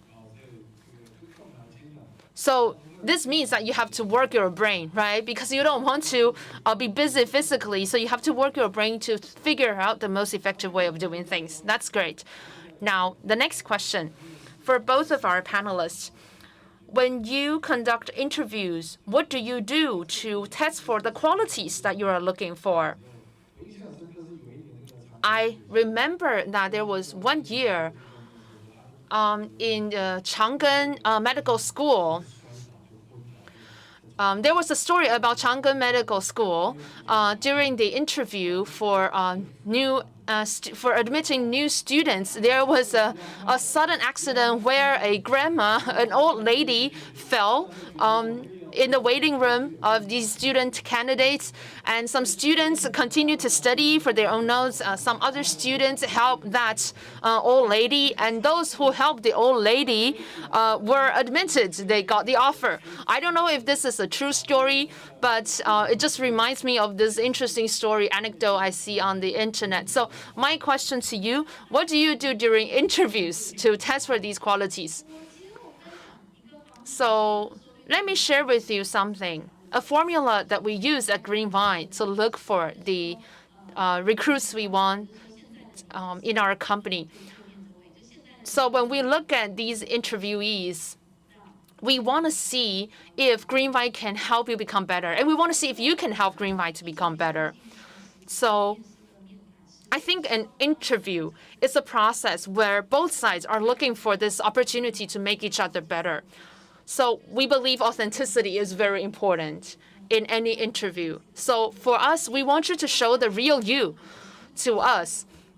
So if you get rejected, this doesn't mean that we reject you or deny you as a person. It only means that Greenvine and you, we are probably not people who will make each other better. So in interviews, we ask questions such as, what are some of the things that make you feel most satisfied, a sense of achievement? You know, we would listen to their answers, and sometimes we realize that these candidates will give answers that are very self-centered. They would always talk about how they are the key to making everything possible without thinking about the contribution or the assistance from other people. Then we would probably think this is not the type of person who would best fit our company, because we value teamwork. Because I think everybody can understand that for something to be successful, it takes everybody's effort. Abner? I mentioned we look at 11 traits. These are personality traits. Before we actually do the personality trait test, what we do is we have a very short quiz where we try and see how quickly this person can learn. So the candidate within 30 minutes will need to learn something new quickly and then answer some questions.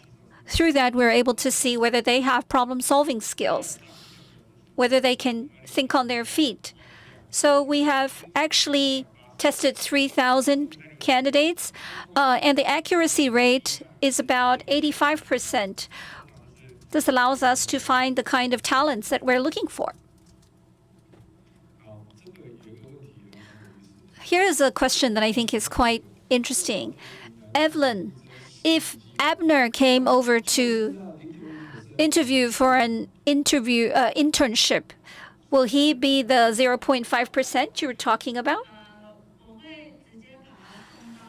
I think I would send him to a new business arm at Greenvines right away. Because just by looking at him, I can tell that he sets his own goals and he's very proactive. This is the kind of talent every business is looking for. So I don't think we need to have a set framework to constrain him. Rather, we should unleash his potential, see what he wants to achieve, and then we will give him the resources to do that. Evelyn gave us a wonderful answer, a very diplomatic answer. Abner, a question for you. Throughout this process of trial and error, how did you learn about yourself? And also, how did you prepare yourself mentally with every new beginning? I think I'm still trying to know myself. This is an unending process. I also had to accept certain things about myself, things that were not that great. So you need to first be very honest about who you are. And you have to be clear when you've hit rock bottom and see what you can do to climb back up. So for me, honest self-reflection is very important. Accepting it, and then finding the courage to go on. And it's so important to be able to own up to your mistakes, because only by owning up to your mistakes will you be able to win the trust of others. So I think without this level of acceptance, you actually won't be able to take on new challenges. So I have to emphasize again that I'm still learning about myself. I still have many weaknesses that I'm trying to overcome. I think Abner is saying something very pertinent. Self-awareness is something that everybody needs to improve on. It's all easy to appreciate things about yourself, but knowing where you're falling short or what you're lacking, that is equally, if not more important. So I think that is very inspiring. Both of you are business builders. So when I was in my 40s, my mom was very concerned that I wanted to start my own business. What about the two of you? Did you have people who were concerned that you were starting your own business? And what do you do when people are opposed to starting a business?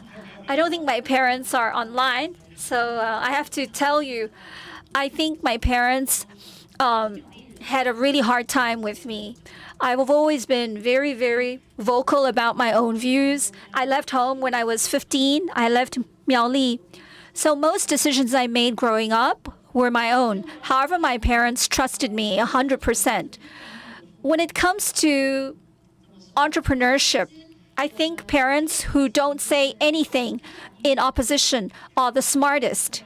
My mom is Hakka, so she's very traditional. She's never had any expectations about us academically. She just wants us to be healthy and happy.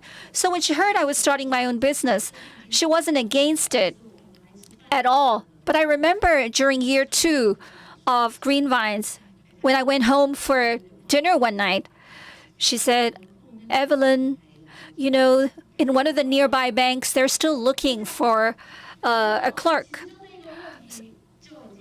So just that one gentle question made me realize that they were worried about me all the time. And when I received a lot of media coverage for Green Vines, of course, we're very happy for all the positive coverage. But for us, it's mainly, the joy mainly came from parents of our employees who were able now not to worry anymore about their children. So I wanted to just share this little story with all of you. And Abner? I really also want to express my gratitude to my mother. I was thinking back on how my mom raised me. First, my mom let me decide on the big things in life. She only disciplined me on the small things. And when I went to high school, she realized that she couldn't argue with me because I won every argument. So she just let me do my own thing. That's why we didn't really have any kind of discussion. She just accepted that I was going to start my own business. I think both of you are very lucky. Evelyn said she felt really bad for her mother and father, but actually she didn't ask her parents for money, because we know sometimes when you start your own business, you still have to ask your family to give you money.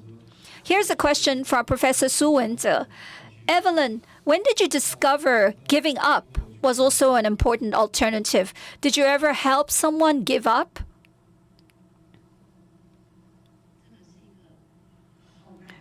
Wow, this is a really difficult question.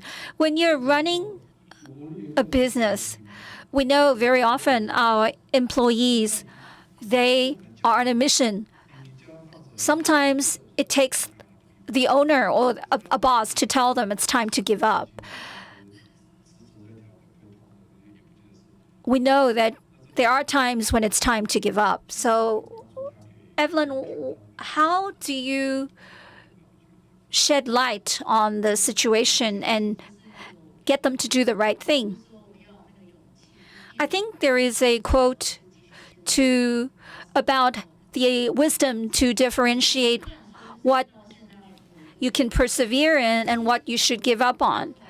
I'm not saying that I have that wisdom, but I think when it comes to my business, Green Vines,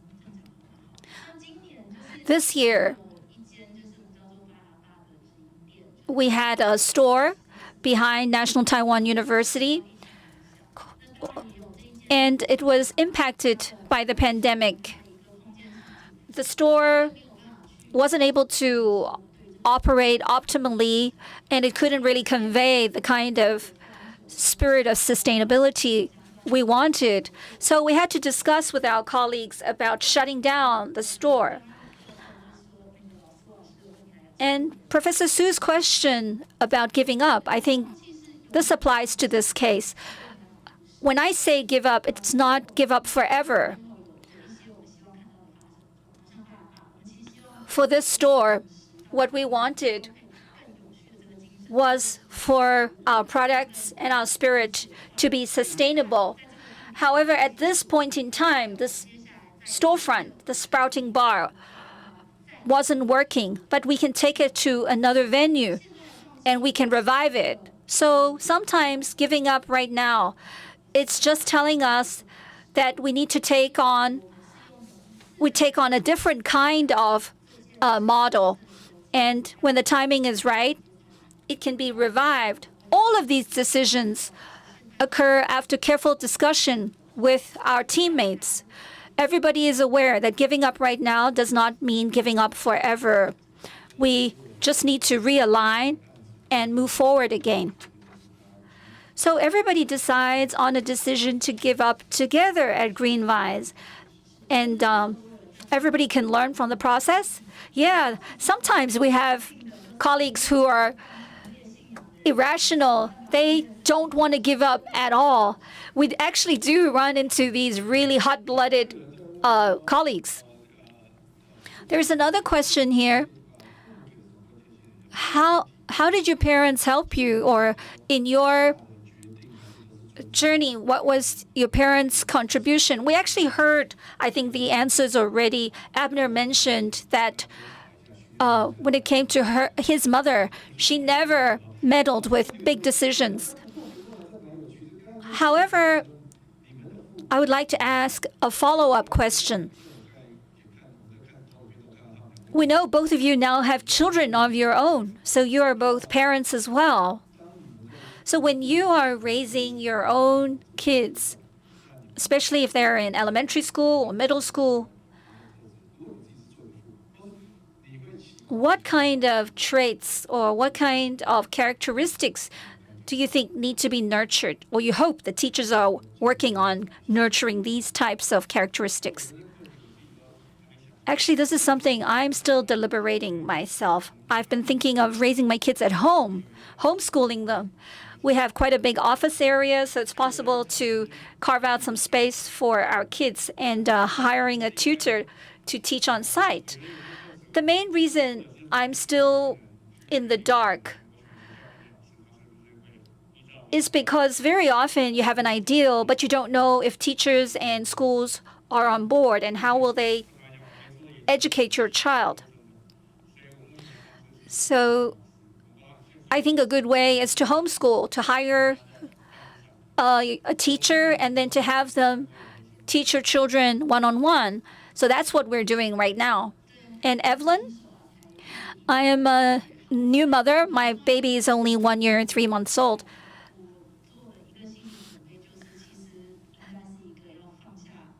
However, I really do believe in relinquishing control, in surrendering to the child's individuality, because through starting my own business, I already know that uncertainty is a certainty. So I don't know who my child is going to run into at school, what teachers will teach him. The only thing I can do is establish a good relationship with him, so that whenever he runs into obstacles and challenges, he will come to me right away. He can discuss his problems with me, and we can face the problems together. However, I won't be the person that will give him answers.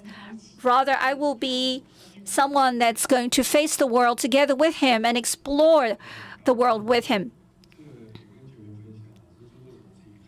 Evelyn, this is why I decided in the end, Abner, this is why I decided to start my own school. So if you want to find a good school, think about my school for your child. For many middle, high school parents with children at this level, they care about the kind of education their children is getting. So at our school, we really believe in the importance of structured learning. However, we know that as we look at the future, maybe unstructured learning is what kids need, where things aren't organized perfectly for you. So can you figure out what you need to learn and what can be learned through these unstructured information? And I believe this is a competence that needs to be nurtured. And I believe this is something that parents ignore. For example, there's a relative of mine. Once during a dinner, this relative told me that their daughter scored 98 out of 100 in a math test. And this relative decided to give her a hard time. Why is it? Because they said, well, it's just 2 points away from 100. So this is terrible. And then my son was just right next to me. I asked him, what's your score for your last math test? And he said 75. So, I know that my kids can really engage in his own independent research when he's interested in something. Maybe it's hotel industry, maybe it's aviation. He would research into the stories of these different, aviators and different airplanes, airlines. A lot of parents would think this is just a waste of time. This would not show up in any test papers. However, I think this is valuable learning because when my son spent some time researching this information, I could see that the time he needs to find structures in these unstructured information out there on the internet actually has become shorter.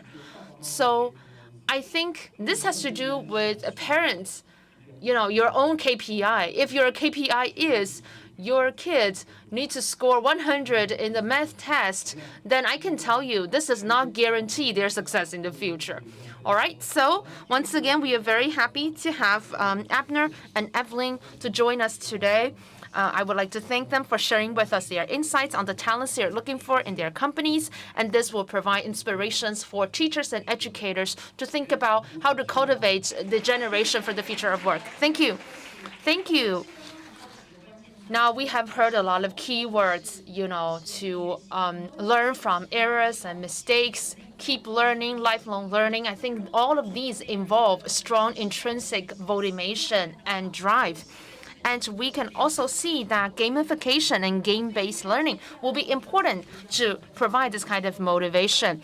For this session, we have invited speakers with a wealth of experience in game-based learning. Let's welcome Justin Edwards, Director of Learning Programs, Minecraft Education Edition, to take the floor. Hello. And thank you very much for inviting me to join your session today. And I hope you're enjoying your conference and enjoying the session that you've heard so far today. I'm Justin Edwards. I'm the Director of Learning Programs at Minecraft Education Edition. And I'm going to talk to you about Minecraft, but also particularly about game-based learning and immersive learning in educational experiences.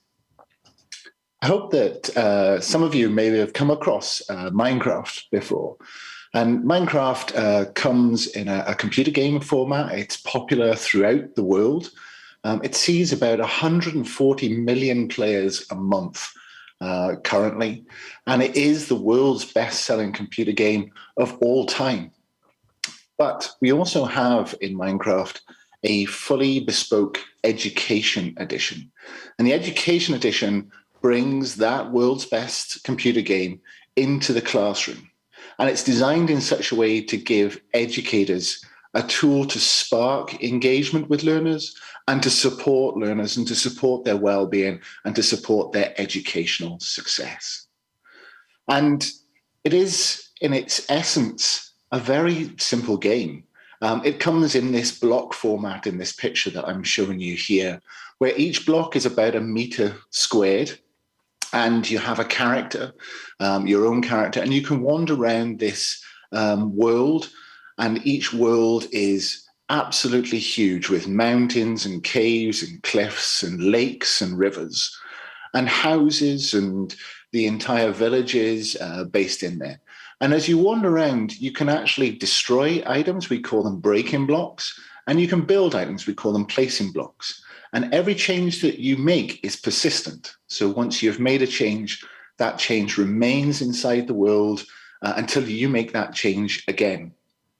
You can also go into these worlds with other students. So you can go in with up to 40 students and participate in this world, making and breaking things. And this is called a sandbox game. Now, this game allows unlimited creativity and unlimited imagination. And what we have to do is apply educational outcomes and educational thought within inside the concept of the game. So, as I said, Minecraft Education Edition supports game-based learning. And it doesn't just support the opportunity to learn through games, it's in a way that students love. Time and time again around the world, we see students come alight when they start to play this game. They have familiarity with the game, but they also have familiarity with the content and the challenges that it presents. We have inside the game the opportunity to drive particular curriculum in STEM, science, technology, and engineering and mathematics. And we also have the opportunity to drive social and emotional learning through the game as well.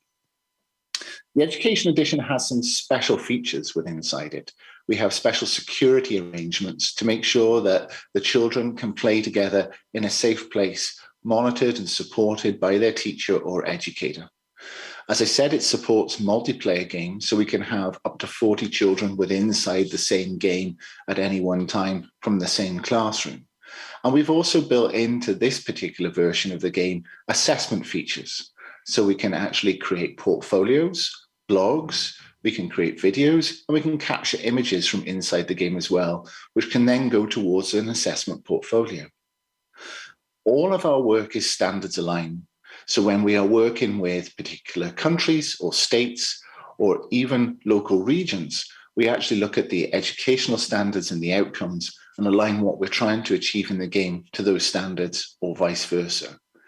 And then we also look to make all our content across the range of the curriculum fun and immersive. So we want joy in learning and joy through playing the game. The game is available on many platforms, and we felt that this was very important when releasing this game. Not only do we support Windows, it is a Microsoft product, but we also support Macs and iPads, and we support Chromebooks as well. So it allows students to come to the game with whatever technology they have in order to access it. At the moment, we have around 200 million students and teachers around the world licensed already to use the game. And so from that value, you can see that it's really popular. We have over 600 standards-based lessons across 12 curricular areas. And I'll talk a little bit more about the curriculum areas in a moment. We have trained to date over 10,000 educators in over 100 countries how to use the product. It takes about 1 day normally to engage in that. And as I said, we have STEM content, but we actually have specifically about 200 hours of immersive STEM content. So Minecraft Education prepares students not only for the traditional curriculum areas, such as STEM or English language or math in particular, but also preparing students for critical thinking skills, particularly in a changing world and a changing future. It actually draws out students to engage with the student they love. It gets them to develop social and emotional understanding as they work together across the platform. And it inspires a passion for STEM, and with inside the game, particularly we're seeing computer science education.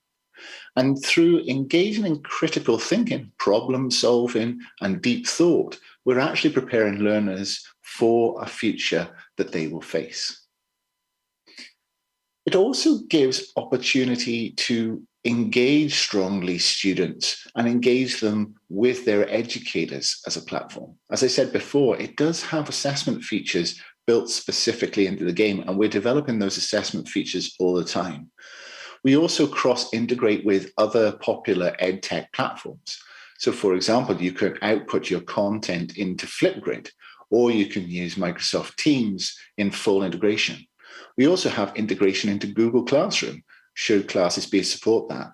And what we felt with this game is it's important to engage with as much content and as many systems to give flexibility to the educator as they're taking forward that gameplay.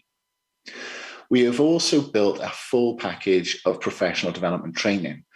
We have used teachers from around the world to support that development. So we're ending up with peer-to-peer teaching and mentoring support from teachers in different countries with different backgrounds and different experiences so that they can talk to each other when they're supplying the game in a particular curricular context.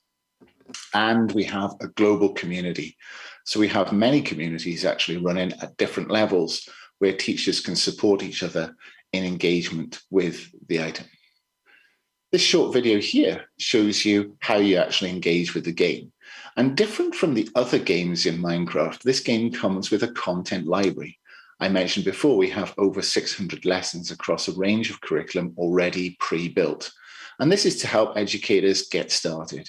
What you see in this video here is somebody navigating through to select individual worlds. And in this case, it's a world that supports the novel, The Fantastic Mr. Fox, and allows students at a particular age group to explore literature within inside the game. And it brings that literature to life, and they can actually play as part of the characters from the novel and understand that novel in terms of context and application. Having that massive library supports educators to feel confident in bringing the game into their classroom. And we're constantly developing new content all the time with educators. We've also been working in partnership with many organizations around the world to make sure that that content is technically accurate. For example, we recently worked with UNESCO to support the education of the Sustainable Development Goals for young people, and have built specific worlds in conjunction with UNESCO that make sure that what we provide is as technically accurate as possible. I also mentioned earlier about computer science being popular. One of the features in the Education Edition is that you can actually code directly with inside the game. It has its own development environment built in. And this allows learners to take control of their space and their world and apply coding either through block code, we use make code in this particular version, or script code. We can actually use JavaScript or Python. And again, this is standards aligned work, but also supports creative thinking through coding and problem solving. And as you can see from this short video, it brings to life the coding for the students and allows them to see the actions or the outputs from the coding that has already taken place. We also allow multiplayer coding, so students can work together to actually code different outcomes within inside the same world and see how those different outcomes interact with each other and how that takes forward features within inside the game. I mentioned earlier, obviously we have 12 broad curricular areas. And one of the most important curricular areas, or most commonly sought within inside the game, is math-based curriculum.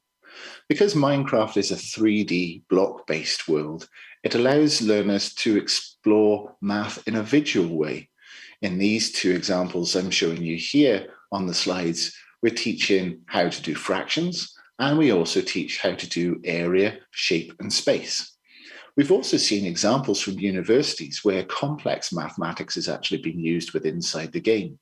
In one university, I noticed how they used parallel mathematics and parallel computing to teach mathematics through escape rooms, where students had to escape using mathematical formulas and complex mathematics in order to progress through the lessons.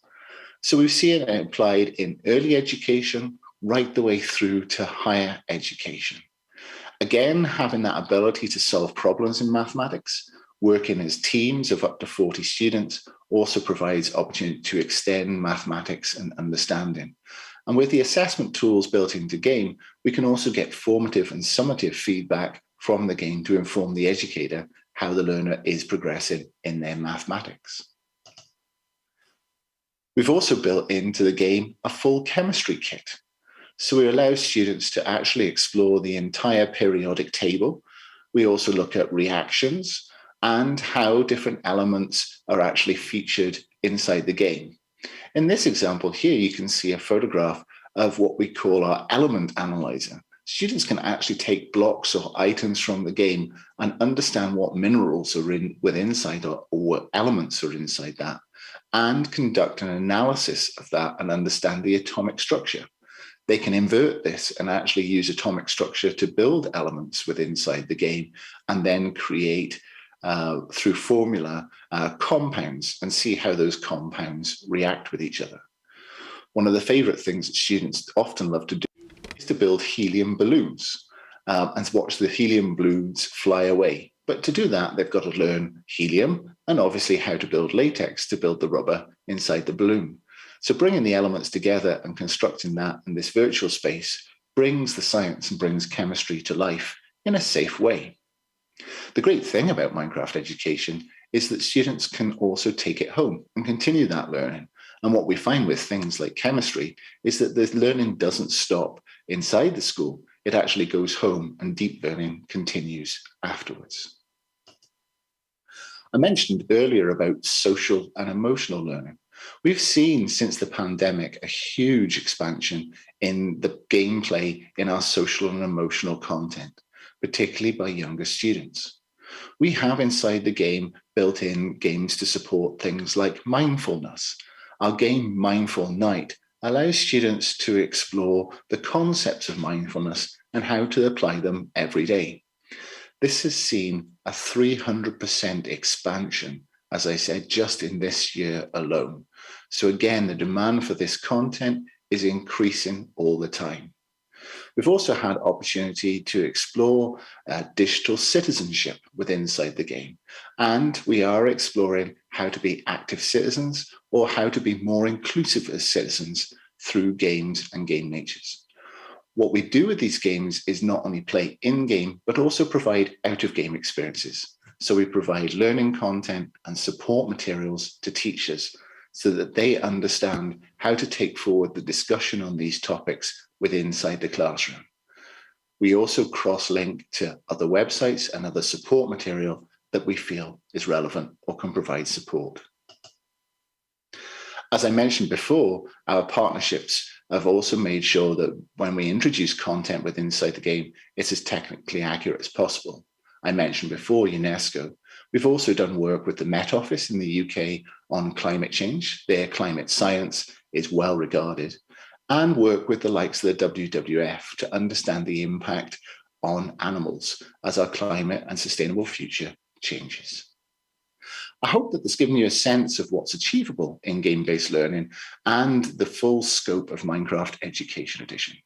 It's been a delight talking to you today, and please find on this slide all my details should you wish to get in contact with me. Thank you very much. Okay, thank you. Justin, please stay online. We will start the Q&A section in the moment. 那我们再次邀请 Pagamo 执行长叶秉成教授、两位游戏式学习的王建王来跟我们主持对谈。谢谢叶。We'd like to invite the moderator, Benson, to come up on stage.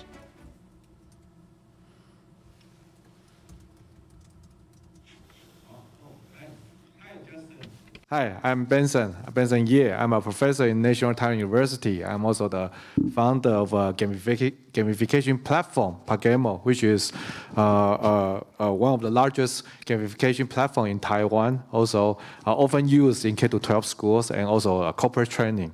And actually, Microsoft headquarters was using Pagamo for their corporate training for several years. Okay, so it's really a pleasure to meet you. So here we have several questions from the audience, and we hope that maybe Justin, you can give us more insight about those. Okay, so sorry. Okay, I think there's a question that's very similar to a question that I also have had in my mind. Because now you know that there's a hot keyword about metaverse, right? So Minecraft is in the form of the virtual reality. So is it very natural that people think about when the metaverse become a big, hot keyword, and maybe more and more companies or enterprise will invest more to develop VR content. In that case, does Microsoft have any plan in Minecraft, or invest or in any kind of new features that would make Minecraft stay as a leader in the virtual reality world compared to all of this new project of metaverse emerging? Yeah. Yeah, thank you very much, and pleasure to meet you, Professor Benson. I'm aware of your work, and it's great to meet you on this call today. So I suppose there are three elements to it. Does Microsoft continue to invest in Minecraft? Absolutely. The game is over a decade old now and has never stopped developing. And we recently released just an update on the Education Edition.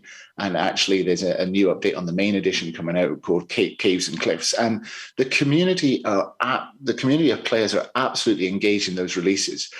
Recently, we ran a live event just featuring what is coming next in the game. We had 23 million people sign in from around the world just to hear what the developments were in terms of that game. But it isn't just Microsoft or Minecraft or Mojang investing in the development of the game. We also have the community develops the game. So people are building new features themselves into the game all the time. And they're building new worlds and new experiences. And they can take the world wherever they want. So often we see animals appearing in the game or technical features to make it more realistic. But also we see things like diversity and inclusion features being included in the game just by the community who's building out. So the great thing about Minecraft is it doesn't stop. The community takes it wherever it wants to go. And as Microsoft and Minecraft, we have to nurture that community so that we keep it as a safe place to play, a play that is still fun and still immersive, but also still technically nuanced and advanced, that gives that fun back to the gameplay. And we're starting to see people consistently returning. And here's an interesting fact. The average age of a player of Minecraft is 24 years old. People would think that the average age is much younger, but actually there are people of all ages engaged in this game because of the fun and the safe nature and the feeling that the game actually brings. So yeah, we continue to invest, and maybe we were one of the early metaverses before other people started to think about developing bigger metaverses. I see. So Justin, you keep mentioning this word community many times. I think community is the key to the success of Minecraft. Okay, being that so many teachers and people all around the world to build new features and new things or new teaching plans for Minecraft.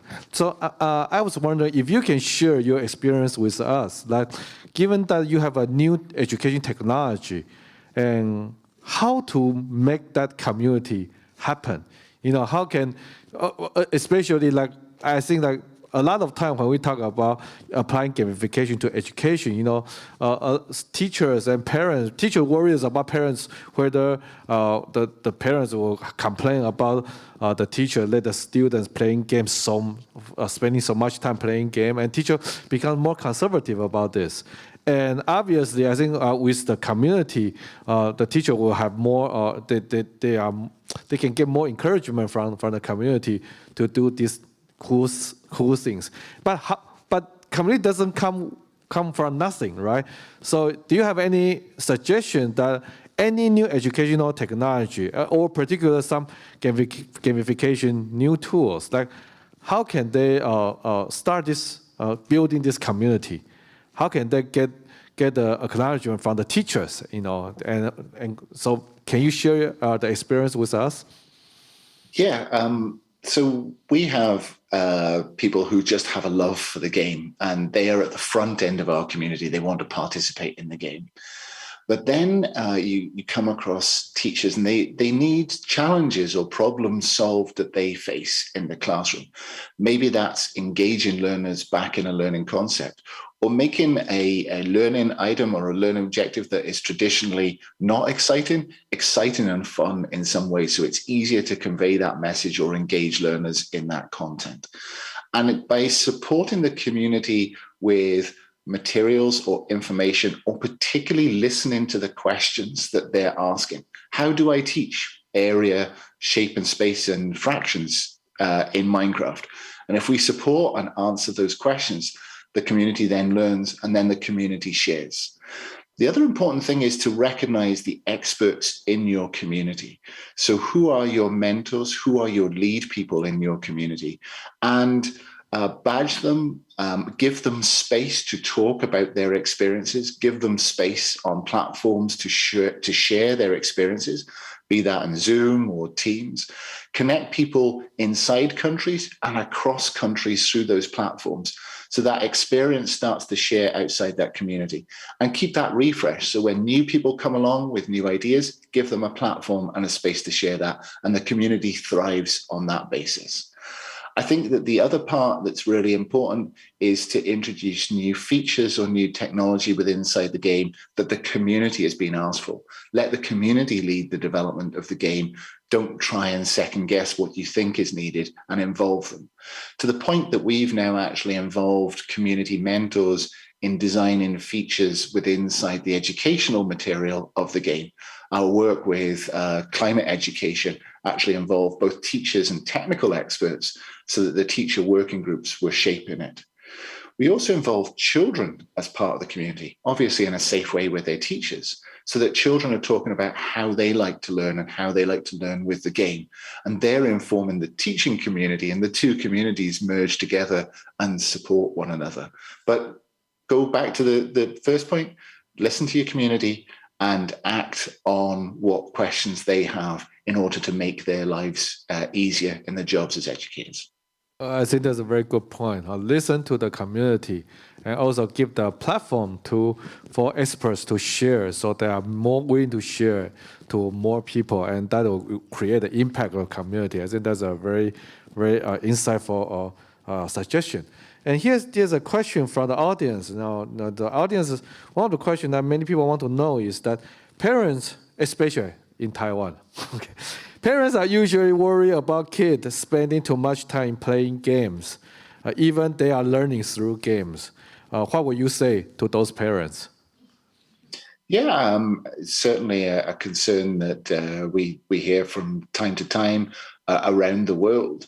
I think that from our perspective, building educational worlds that have educational value means that that time is well spent, and having that curriculum and standards alignment is very important for us, so that parents can have confidence that when engaging with the game, the standards are being worked towards, that the immersion is of deep educational value and is going to return when that student leaves the game and goes back into the classroom.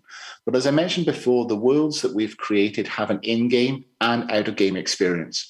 We want to make the connection between the virtual world and the real world, and allow students to merge back and forth between those two, so that they don't want to spend all the time in the game. They're thinking about something that they've learned in the game, and they're going outside to understand how that applies. So in the mindfulness game or the climate game, or even the mathematics games, we're then encouraging learners to go back into the classroom and discuss as a community of children within inside the classroom, or to discuss wider what they're learning and what experiences they're getting, and share that actually with parents.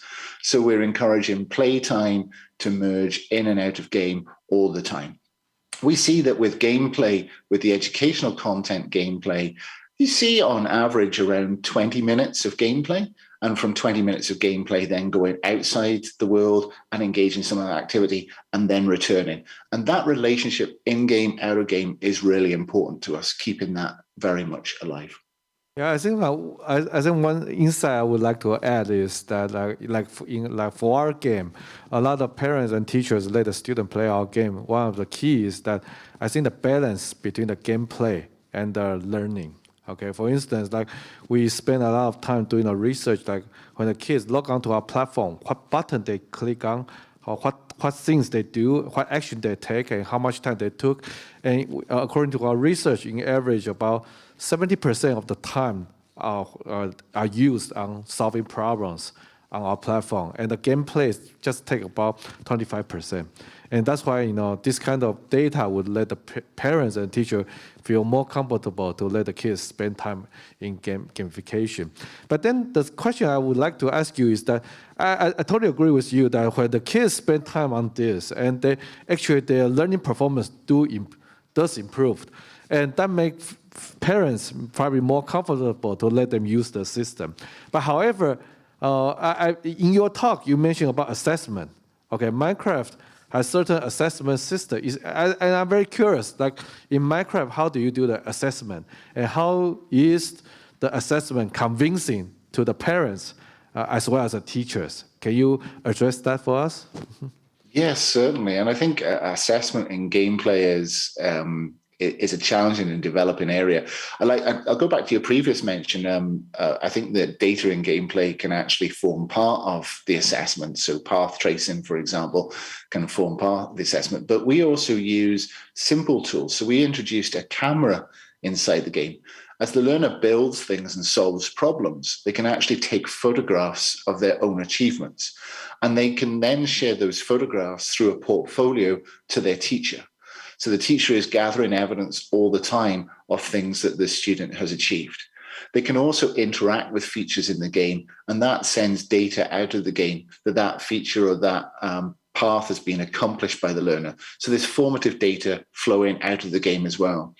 We're able to link that data to learning management systems, or we're able to link that data to portfolio systems as well. So as the portfolio is gathered, and that evidence triggers to standards with inside specifications, teachers and parents can see what has been achieved, what skills are being demonstrated by the learners as they progress through different game items. We have that to the point now that individual tasks in mathematical or coding worlds can actually be recorded. So you can see where learners, from a formative point of view, are maybe struggling with a concept, and so that you can engage with the learner to support them address that concept and move forward in their education, and keep a record of all that as they progress. I see. Okay, I think our game is also a multi-user game like Minecraft, and I think that multi-user game face some question, especially when we apply this kind of thing in education. Like your case in Minecraft, you have 40 students play together as a class in the world, right? But then the thing is, like, maybe according to the design, the students work in groups. Okay, they build things or they compete with each other. But then you will see that probably this group go destroy the achievement of our group. Okay, like in Taiwan, in Asia, parents care so much about fairness. And then there were a lot of parents complaining about, oh, this group of kids are bullying on my kids. Okay, and then, oh, this is not fair, blah, blah, blah. And we have to spend a lot of time to comfort the parents, to let them, and how do you address this problem? Okay, I can tell that, oh, this is social emotional learning, right? So you get crushed by other people all the time. But how do you address this? Yeah.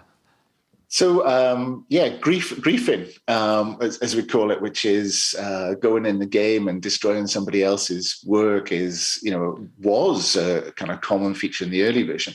We actually have controls inside the game. We have a classroom mode for the teacher, so they can stop damage to other players' builds or other players' content, so that everybody's building collaboratively, but nobody goes along and destroys the other part's world. We also have controlled games where there is controlled build areas. So all the students are working together, but they're working on a specific area, and that is their area to build on. So they can feel that they've achieved something together, but they can also demonstrate their own individual performance as well. But we also still find that teachers like opening up worlds and allowing the students to actually experience that, because they engage the students in the discussion of value of others' work and actually building relationships and understanding why these features shouldn't be used and what damage that causes. So actually for younger children, engaging how to be part of a society, be that in-game or out of game, is an important learning aspect with inside it. So even though we've built in the features to turn off, we actually find that some people turn it back on and then engage with that discussion with young people about how to build a better world. But one of the features in Minecraft is TNT. And students love TMT because TMT can blow up parts of the world, and they love the feature in that. But again, it's about having those conversations outside game and getting students to share with each other, kind of damage or harm or destruction and why that's not good and how to build better relationships. Yeah, okay. I think thank you very much. I use your quote, like this is society, okay? the real words like that, okay? So I think I very appreciate Justin to share your insight from the Minecraft educational use to us, and I think it's very inspiring. And I hope that we have more and more teachers using Minecraft to let students learn with more motivation, more engaging. Thank you so much. Thank you. Thank you very much. 谢谢叶教授以及与谈者。Thank you very much, Professor Ye and Justin Edwards. I believe that with your discussion and conversation, we can make more parents aware of the value of game-based learning. And we would also like to thank Professor Ye for being that brave pioneer of game-based learning here in Taiwan. We are going to take a 5-minute break now. Please be back after 5 minutes. For our friends who are joining us online, we have an online interactive expo. So you are welcome to join this online expo. We have a lottery draw for this expo at the end of the exposition, so please do join it.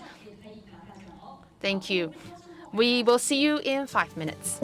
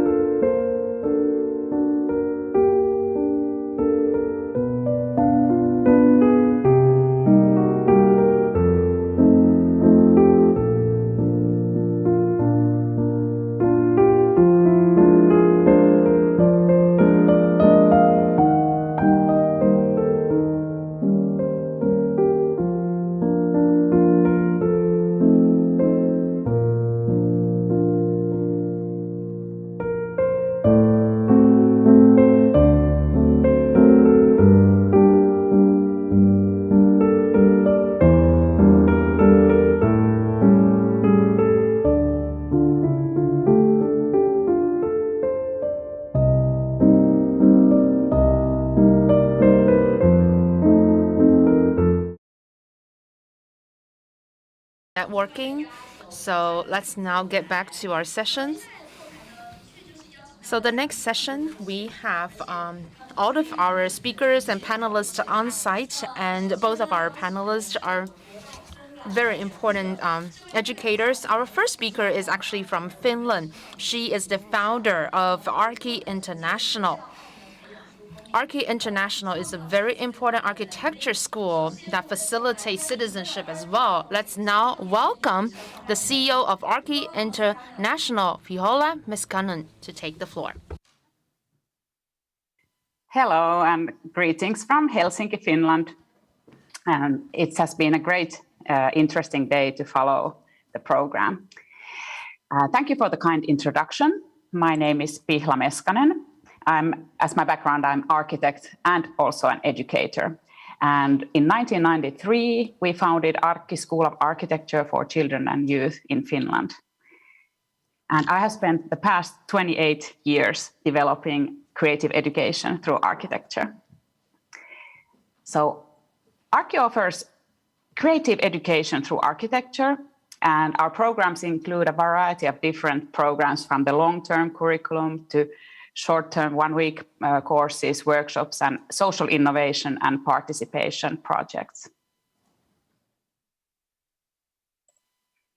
We have now licensed our program in 10 countries, so we have tens of thousands of students, for example, in China, Singapore, Thailand, and Vietnam. The Arki concept has been widely awarded. And this year we have been awarded the Inspire Future Generations Award. And what I'm really proud of is last year we were chosen by the Lego Foundation and 100 as one of the top 20 creative education innovations in the world. Our mission at Arki is to empower children and youth with creative thinking and active citizenship skills. And in more detail, this means that the Arki program aims to foster both creativity and innovation skills and the transversal competencies like built environment literacy and cultural competence, active citizenship skills like participation and influence, and overall aims at creating a sustainable future. And these aims are all aligned with the United Nations Sustainable Development Goals number 4, 9, 11, 12, and 13. Our after-school program is based on the Finnish National Core Curriculum of Basic Education in the Arts, which is issued by the government. And it's a steering curriculum for after-school creative programs here in Finland. Our program is also approved by the Ministry of Education and Culture. And we are also a member of Education Finland Group, which is exporting the high-quality Finnish educational programs. Our longest program, our full program, comprises 15 years of studies. So this is a 15-year after-school program for 4 years old to 19-year-old, and it has 2 modules of 10 projects for every year. And the project-based program is consisted of 30 modules, which includes 300 projects and provides altogether 1,300 hours of content. In addition to this 15-year after-school step-by-step long-term program, we also offer theme courses in specific subjects, such as, for example, urban design, sustainable product design, interior design, for example, computer modeling. This is an example of then a real-world participation project, which was called Designing a Smart and Child-Friendly City. And this was done in Ho Chi Minh City, Vietnam. And within this specific project, we had 300 pupils who joined a week-long program and proposed actual concrete ideas to the Department of Architecture and Urban Planning in Ho Chi Minh City. This illustration is made by the 10 to 12-year-old pupils in this program. The ideas included reducing pollution through public transportation and electric bikes, and increasing greenery and walkability within the city. This program by Arki Vietnam was awarded the UNICEF Child Friendly Cities Award in the category of meaningful child participation. So the question always is, of course, asked from me, why architecture? It's because architecture in itself is a multidisciplinary phenomenon. So it's perfect for cross-disciplinary and interdisciplinary learning of real-life subjects. Architecture bridges the humanities and sciences. And through architecture projects, it is possible to teach the STEM subjects like science, technology, engineering, and math, and in addition, humanities and social sciences. And in relation to STEAM, we can say that the innovation in the Archi concept is that it's a STEAM concept, but it uses architecture as the arts instead of traditional arts. Through these architectural design challenges, pupils exercise their creative thinking abilities that can be applied across disciplines. Pupils practice important soft skills as well, like collaboration, teamworking, and persistence. Archipedagogy intertwines the 4 P's of creative learning, meaning projects, peers, passion, and play. The 4 P's emphasize the value of learners playfully creating personally meaningful projects in collaboration with peers. Our motto is play, create, and succeed. And this highlights the importance of positive feedback within the learning process and a feeling of achieving your own goals. We believe that learning through success is much more effective than learning through failure. I know we have talked about this today, so it's quite interesting. But I think that life offers these feelings of failure enough. So our motto is to foster development of self-motivation and support lifelong learnership through positive support.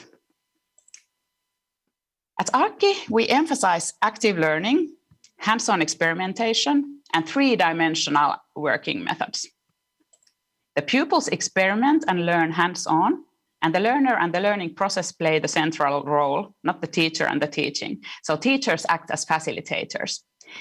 And important part of our concept is that the facilitators are architects, so they are professional in the creative field. So now let's jump to something else. Let's take a look at the higher orders thinking skills. So this scheme illustrates the human thinking skills. And what we can see here is that the traditional education has focused more on the lower order thinking skills like rote remembering. As we have discussed today, in the future we need different skills. We need innovation skills, which are the higher order thinking skills. And you can see that they are planning, designing, constructing, and creating. And these are the skills that we can train through the Archi program. And the next video will show us an example.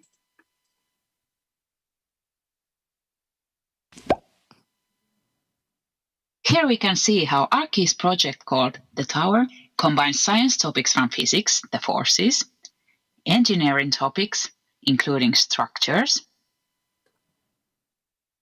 art and design topic, the composition, and math topics like geometry and 3D shapes.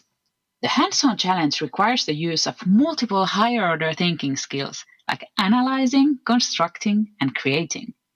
Archi's projects are multidisciplinary challenges that combine together different STEAM and beyond subjects through architecture and simultaneously train the higher-order thinking skills.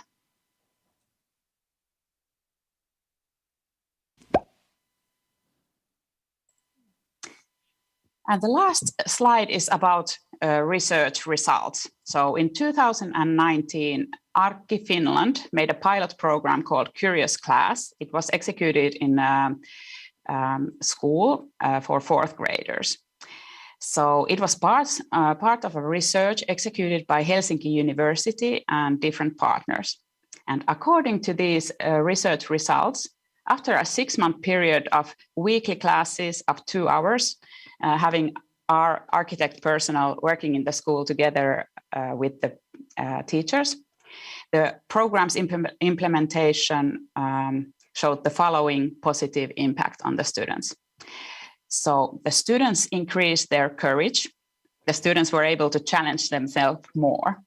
They were more actively participating during the class, which is an aim here in Finland. They showed more perseverance, more motivation. They showed a positive attitude and tolerance and appreciation of different thoughts and in the face of difficulties. So this is my short presentation today, and I thank you very much. Okay, thanks for your inspiring sharing. Please stay online. 那么接下来呢，我们邀请的是台湾也同样在提倡。Now we would like to invite our speaker from Taiwan. This is Lan Wei-yin, founder of Yingguang Education Support here in Taiwan. Let's welcome Ms. Lan Wei-yin to the stage.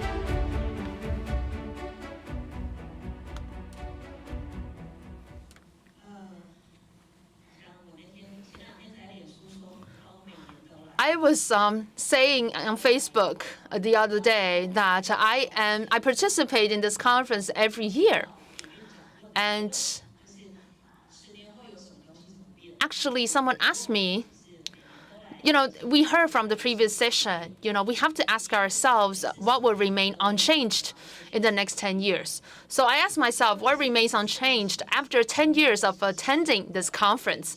So first of all, I'm always nervous speaking on stage. That has remained unchanged.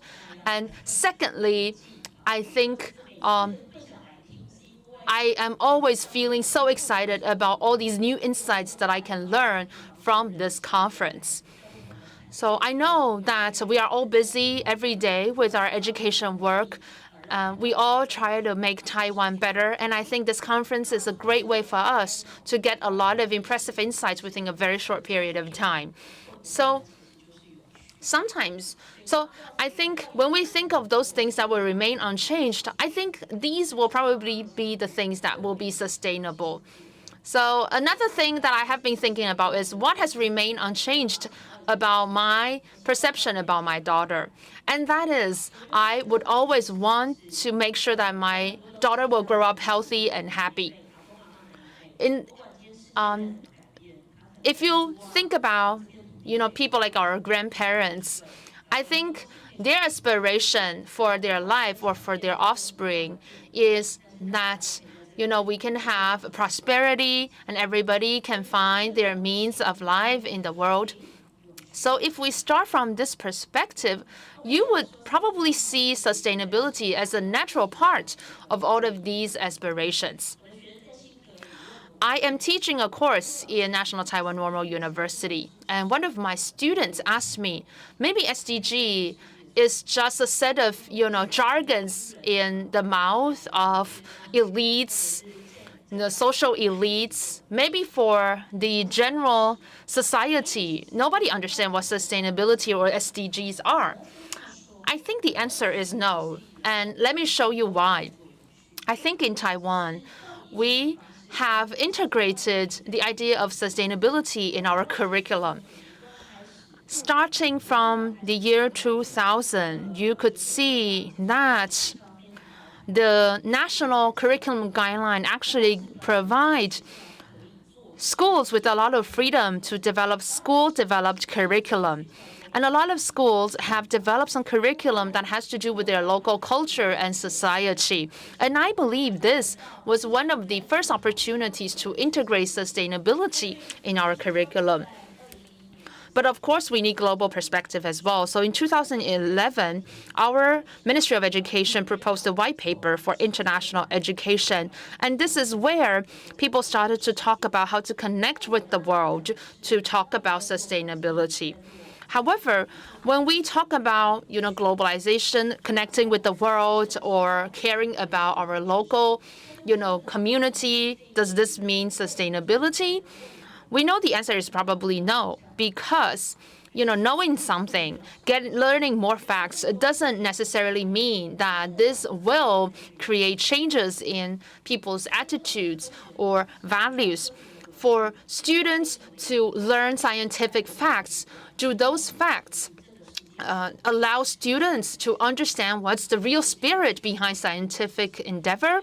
Probably not. So when we look at these curriculum that talk about local connection, that talk about engaging with the world, I think they a lot of times remain at the fact-finding or fact-teaching level. It doesn't really instill a spirit or appreciation for sustainability. But we know that there are so many things that need to be taught within a short period of time. So what we need to do is to inspire students to really explore the idea of sustainability. And we have to allow them to have a real experience about what sustainability means.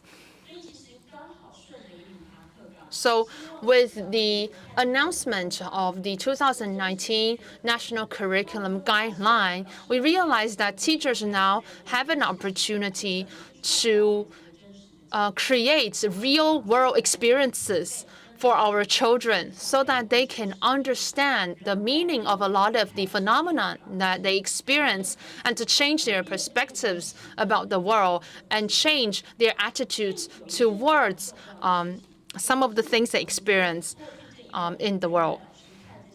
During the last 2 years, I've been working with a lot of teachers and educators. And I always tell them, when we create sustainability-themed courses or curriculums, what we need to focus on is not facts, but creating a vision, a kind of perspective or point of view. A lot of teachers rush to introduce a lot of facts. So I remember there's a teacher who teaches 4th graders, and she has designed a course about brain drain. And her goal is to ask 4th graders to create solutions for brain drains. And I asked her, why wouldn't you, as an adult, try to solve this issue? If I'm a 4th grader, if I hear this, my only thought would be, I need to leave Taiwan as well. I need to be one of those people who live here as well. So if we want students to become a responsible actor in our society, I think the first thing we need to do is to allow them to see the beauty of the environment that they live in. So she adapted some of her materials, and the focus is now on why people stay here. Why do these people stay here in this community? What are some of the beauties of this community? And then those 4th graders actually talk to a lot of different 4th graders in different elementary schools and ask these students to also make a statement about how they love this local community and they will continue to stay here and work for this community. 讲的是面对你的学生。 So when you're faced with students at different levels of development, you need to think about what ideas should be sown in their minds.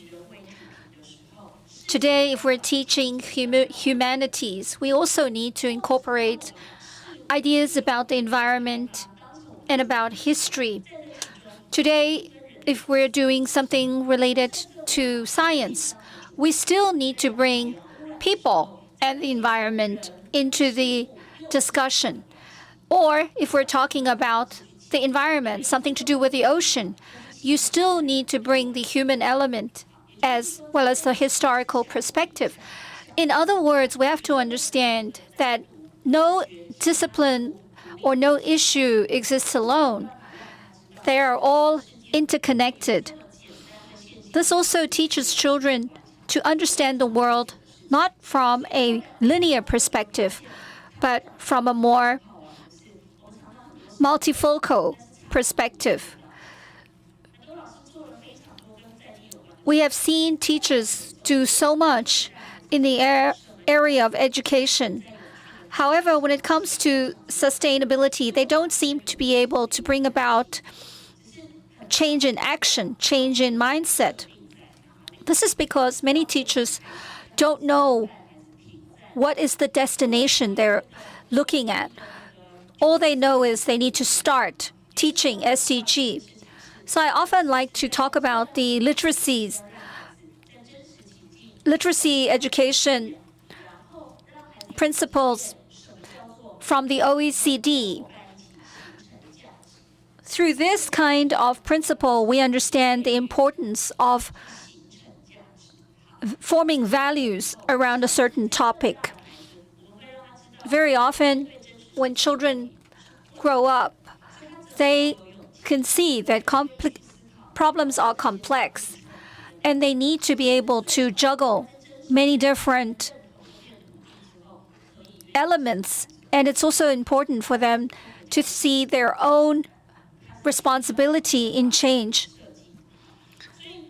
This kind of literacy, of course, is gradual.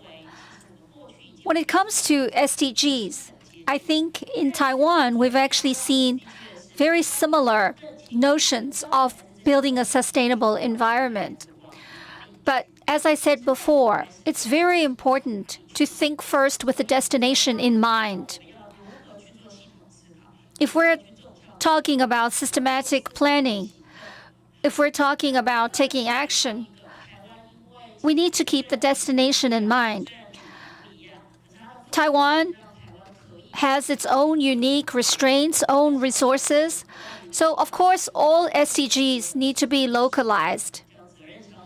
We can also see that number 11 and number 12 of SDG is very popular in Taiwan, mainly because there is a very low birth rate in Taiwan. So these two goals are highly emphasized in Taiwan. Nonetheless, even in urban areas, we're still looking at goal number 11 and 12. The reason is because very often there are floods, and there are many economic factors that are impacted when there are natural disasters. So when we're looking at urban design, there is an interplay of many aspects. I think teachers and students in Taiwan are doing their best to get students to care about their own place. And we can also learn from what's being done abroad. When I was working with Taiwanese teachers in designing a course about cyclical economy, we looked at Japan, we looked at Europe, we looked at how countries were exporting green industries abroad. And if we look at Taiwan's constraints, what can we do?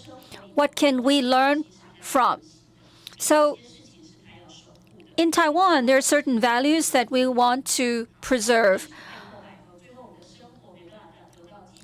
We know that if there is environmental degradation on a large scale, it could impact the very existence of humanity.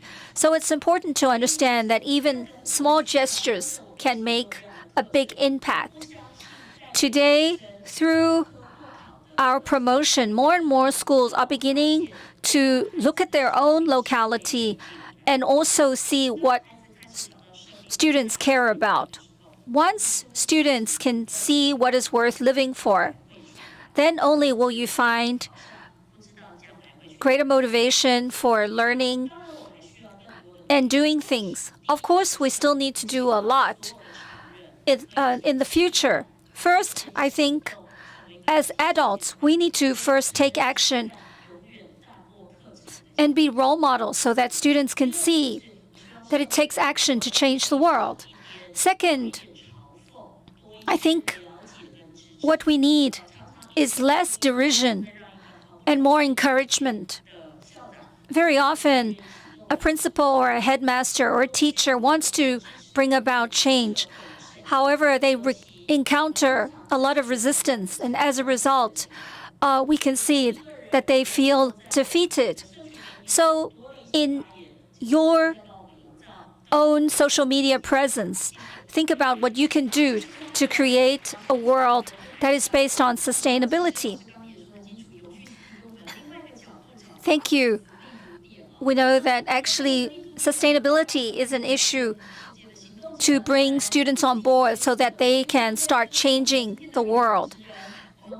Now, with great pleasure, I would like to invite the moderator, Kate to come to the stage. She is the Director General at Design for Change Taiwan. Ms. Lan mentioned that she was very nervous, but actually I am incredibly nervous too. I'm so happy to meet people. Listening to both of your presentations made sustainability much more concrete. Originally, I thought of sustainability as something a little abstract, but now I know that there are actual steps that we can take to make the world more sustainable. I run an organization called Design for Change in Taiwan. Sustainability has become a buzzword everywhere. We want to leave a better world for our children, for future generations. We need to bring this civic-mindedness into the hearts and minds of all children. Speaking of sustainability, I also want to talk a little bit about what we are doing. Starting in October this year, we had an SDG pamphlet that we distributed to all the elementary schools in Taiwan. If you are a teacher at a middle school or a parent, you can also ask for a copy at the parenting magazine link down below in the comment section. Before I ask the Slido questions that participants want to ask, I have a question first for Bitla. We heard about what Arki has achieved, especially in schools. The outcome has been very impressive. So I'm curious, many of the teachers you spoke about have training in architecture, but architects may not be teachers by nature. So at Arki International, do you have training for architects? How do they learn to become teachers? Yes, that is absolutely correct. A good question. And so we have our own training program for the architects to work with the children in the way that we feel is a good way, like being a facilitator, supporting and sharing the knowledge of being creative, but also being able to work together with children in an appropriate manner. So of course, that's totally necessary. OK， 所以刚刚 Bigla mentioned the importance of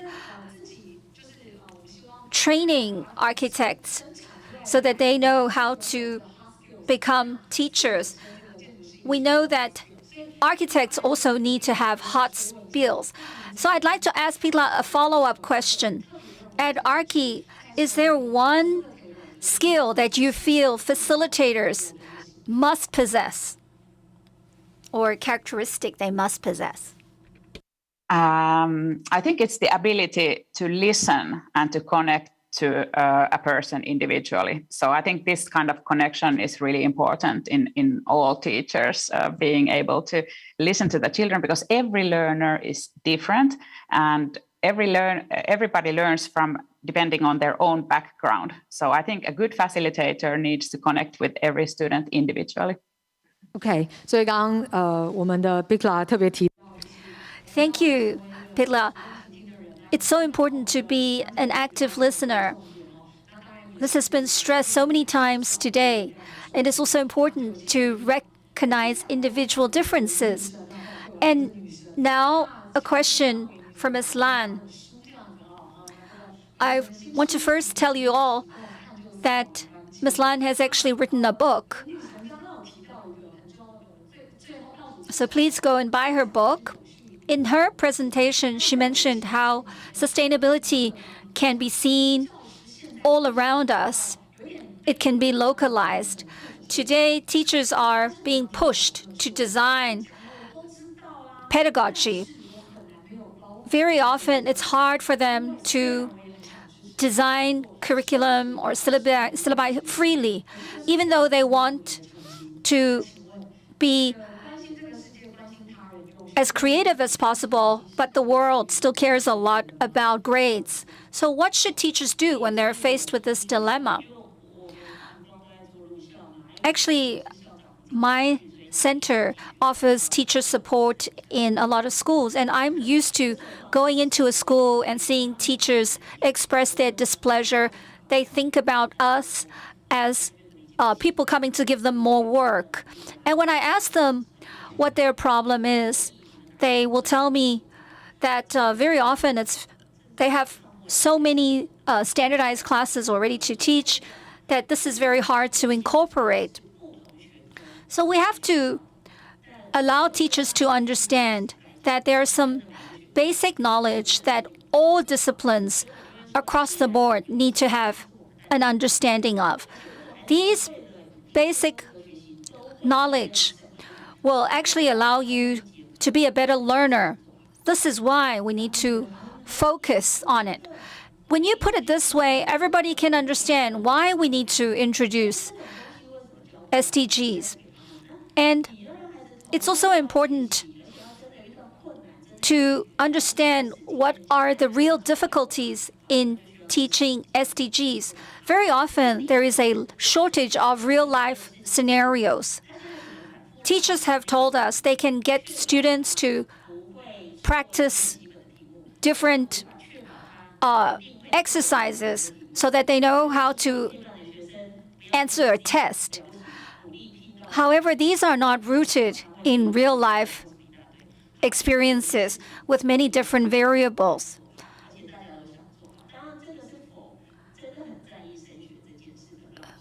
In terms of grades, we do have teachers that care a great deal about the academic performance of students. I think it's very important to let the teacher know that if you constantly just force-feed children, they will lose the ability to chew and to digest food on their own. So you need to find a way where they can become self-motivated learners. A child who is not a self-driven learner will lag behind with time. Even if we're talking about a child in a remote region with very few resources, it is paramount that they learn how to think for themselves because they will need it more than anyone else. So I think teachers sometimes think that standardized tests are an aim and a goal in themselves, but you need to let them see the rationale and accompany them, do it together with them so that they don't feel isolated. So this is what my organization has strived to provide, and we have seen the difference it has had on students' learning performance. Of course, there are areas where you are a novice. This is when you need someone to accompany you so that you can learn.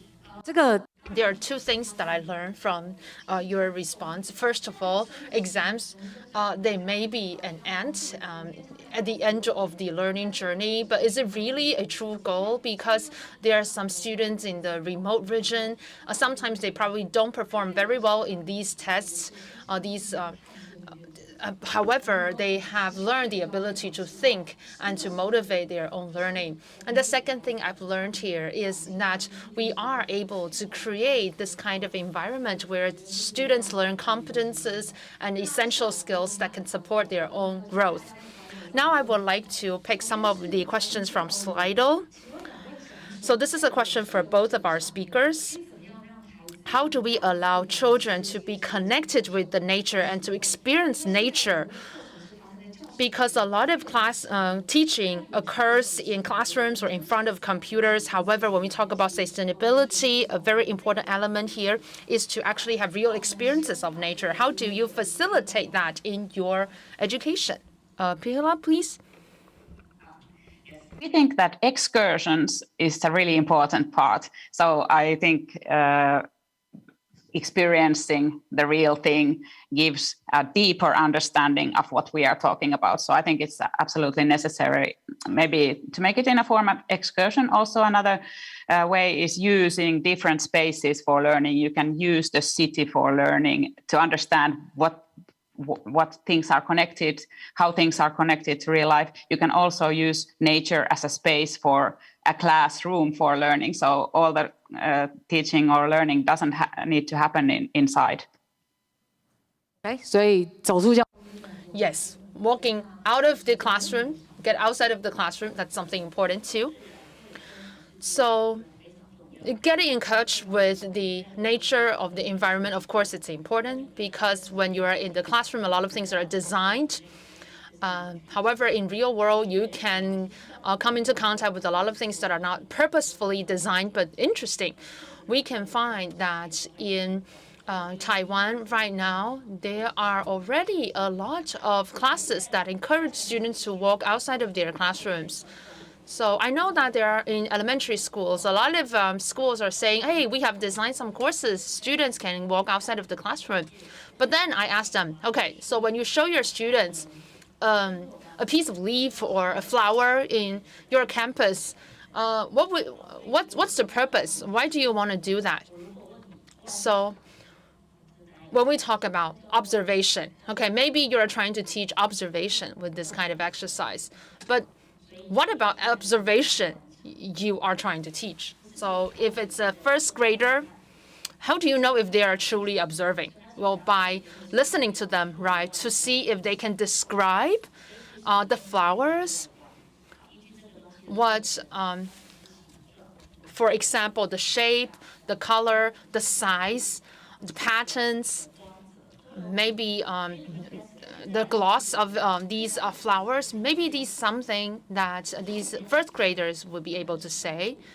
And maybe for older children, they are able to describe more specifically in terms of quantity. And for even older children, maybe we'll introduce some instruments to allow more observation. So we would ask teachers, now you want to teach observation, but do you know how to teach it? Do you know, what you have to observe in order to know if students do know how to observe? So, of course, a lot of teachers would encourage students to walk outside of the classroom, but it cannot be just, walking around without any specific purpose. So teachers need to be very sophisticated in designing these education or learning experiences that occur in the natural environment. So you don't need a lot of outdoor spaces.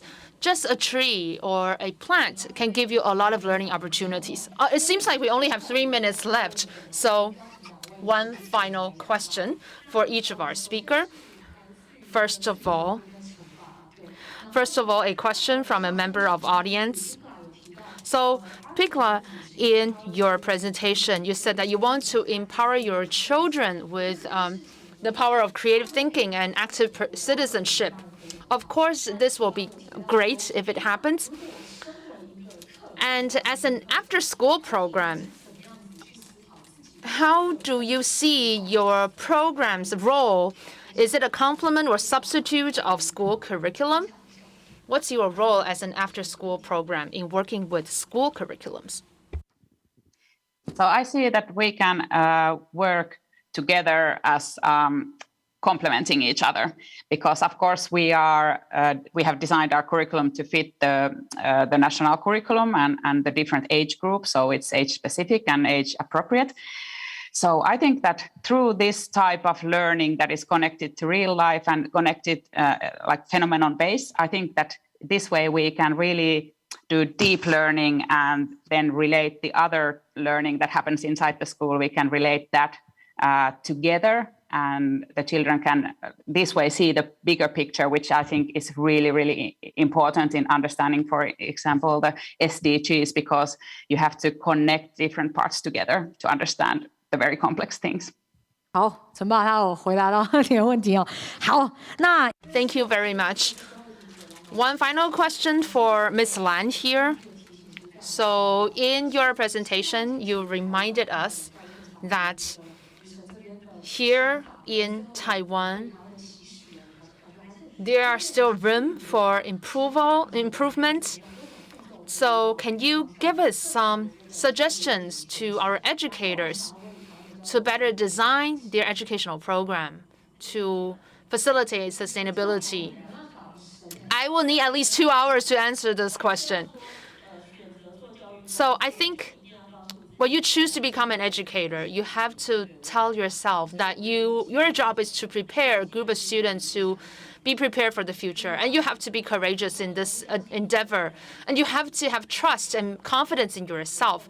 If you don't have confidence in yourself, then it's impossible for you to achieve anything. If you believe in your own capability and you have confidence in yourself, you will have the motivation to do it. So sometimes we see teachers who try to do something great, but they don't have the perseverance to finish it. So I think in the process, teachers need to continue to get feedback from the students and redesign your courses. And you have to have true confidence in yourself. And we also need to understand that we have to show results in order for other people to believe in us. So instead of trying to persuade other people, let's show the results. Let's try to make what you believe in realize and become true in your classroom. And when you can show these evidences and results, other people will believe in you. And I think this is something that teachers can do. In terms of policy, national policies, I can spend 3 hours talking about it. So let's all start with ourselves, individual teachers. Yes, thank you so much. It's so important to lead by example, by starting everything on our... Thank you once again, Pikla from Finland, and thank you, Ms. Lan. Thank you all for participating in this session. Thank you. Thank you, everyone. I think it's very important to end on this positive note. That is, every one of us needs to be an active actor. We have to persevere. This concludes our session today. Once again, we would like to thank you for participating in this hybrid event. It is great that we are experimenting with this new format, and we have achieved the record of having 120,000 people viewing online at the same time. We do have another session on Saturday, Taipei time.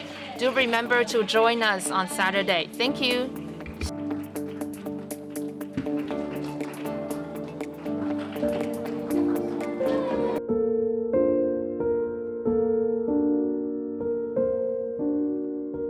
you.